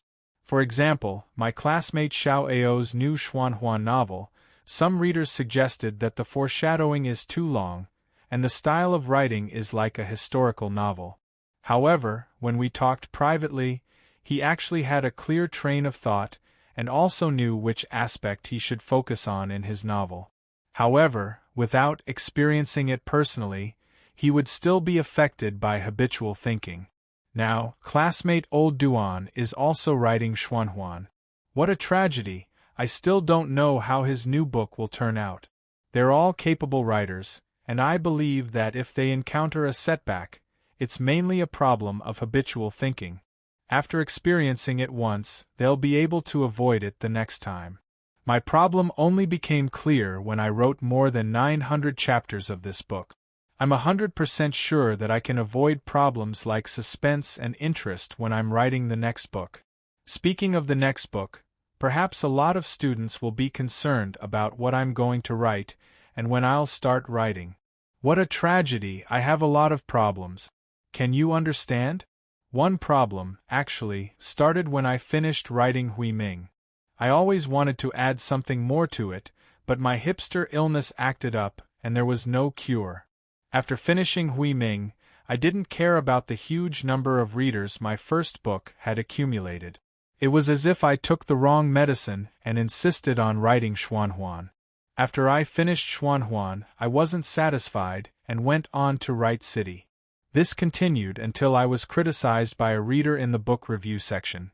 Jin Yong has only written wuxia in his entire life, and Xiong Yao has only written romance in her entire life. Why do you have to try everything? Although I was scolded, I still wanted to change in the historical genre. As a matter of fact, after a few consecutive transmigrations, I made some slight adjustments. I changed the historical legend and stopped writing about transmigrations. My results were slightly affected, but it's not a big problem. I know where my problem lies, and I have enough confidence to make the next book more exciting. Speaking of my ideas for the next book, I really can't write Xuanhuan or Xianxia, and if I want to change, I'll lean toward City. Originally, I thought of two ideas, a city with superpowers and a historical novel. The historical novel can completely avoid the problems that Drunken Pillow encountered, and it will be very exciting. As for the city novel, it definitely won't be as realistic as All the Way Over the Rainbow. Personally, I was leaning towards writing the city novel first. In the end, not even half a month after I announced this idea, city novels encountered a frost period. There was a crackdown, and some city novel authors were beaten black and blue. Even their wives couldn't recognize them. I very sadly announced, looking at this situation, it seems like I'm forced to set the setting in the Republic of China. As a result, everyone knows, just a week after I said this, the Republic of China novel was also swept up in the wind. As a result, now I don't know if I should touch this city novel immediately. If my words are really that bad, I decided to announce one after another. I want to write Xuanhuan, I want to write Xianxia, I want to write MMO, I want to write esports, I want to write. If unfortunately, I believe that the online authors will raise funds to get rid of this crow mouth of mine. Alright, let's not talk about this dilemma for now. Let's talk about the helpless situation of the history genre in the wireless market. There aren't many wireless readers who are interested in the history genre, and the top 3 wireless subscribers don't have much money either. I'm thinking about putting my book in the Xianxia or Xuanhuan genre, and then tricking all the wireless readers into reading it. What if he's willing to stay? But I also feel that if I write a book that's clearly not Xianxia, wouldn't I be too thick-skinned to force myself into the popular genre? So, I'm still conflicted. Seeing a mountain is a mountain. Seeing a mountain isn't a mountain. Now, seeing a mountain is still a mountain. This is the realm that I've worked hard to reach. Currently, I'm studying at the Lu Institute, mingling with the students of traditional literature. I've just passed half of the 4-month study period, but the intense collision of ideas has also triggered and greatly helped me. I've always fantasized about combining online literature and traditional literature, taking the advantages of each. Now I finally understand. Cherish life, stay away from tradition, and firmly draw a clear line between revolution. But then again, when it comes to what I'm going to write next, I actually still want to change. But this change is different from the kind of blind change in the past. This is a conscious change. Why is it that there are still some historical authors that I haven't listed but I already know, because they haven't announced that I need to keep it a secret? Are you kidding me? Changing is not only for a breakthrough in creation, but also for a breakthrough in career. Wanting to make a breakthrough in creation is a kind of responsibility. Is there any new plot to speak of after transmigrating? It's not that you don't want to innovate, but you can't innovate with a narrow and special theme. It's just like the martial arts novels of the past. You can only compete on the level of writing, but content is king. If you only rely on writing, when the readers get tired of it, you'll still be finished. If you don't succeed in breaking a new path, you retreat? You'll waste the experience you gain from setbacks. Then there's my career. I've written a total of 8 novels, all of which have sold their movie rights, all of which have been published in simplified Chinese, 7 of which have been published in traditional Chinese, except for the urban novel, which has a strong atmosphere of the mainland, 1 of which has been sold as a drama, 2 of which have been sold as a manga, and 1 of which has been sold as a mobile game. I've maintained the number 1 position in Qidian for a long time, and I've even made it to the top of the rankings from time to time. But that's all there is to it. The derivative value of these novels combined is not even comparable to that of a fantasy or xianxia novel. It took 10 years for web novels to become popular than paper novels, and it only took 2 years for the wireless version to surpass the PC version. This is the general trend, and it's also the main reason why many people in the industry rush to yen undecisively. It's a dilemma. Personally, I'm still wavering. My next book is either a historical fantasy or an urban supernatural, and I'm still wavering. If any readers have any thoughts, you can post them in the book review section to help me clarify my thoughts. Let's see which one I should write first. Thoughts are always maturing, so my choices and judgments will constantly change. The only thing that doesn't change is my love for writing. I sincerely hope that you can continue to love me and continue to support me. I love you, Ba.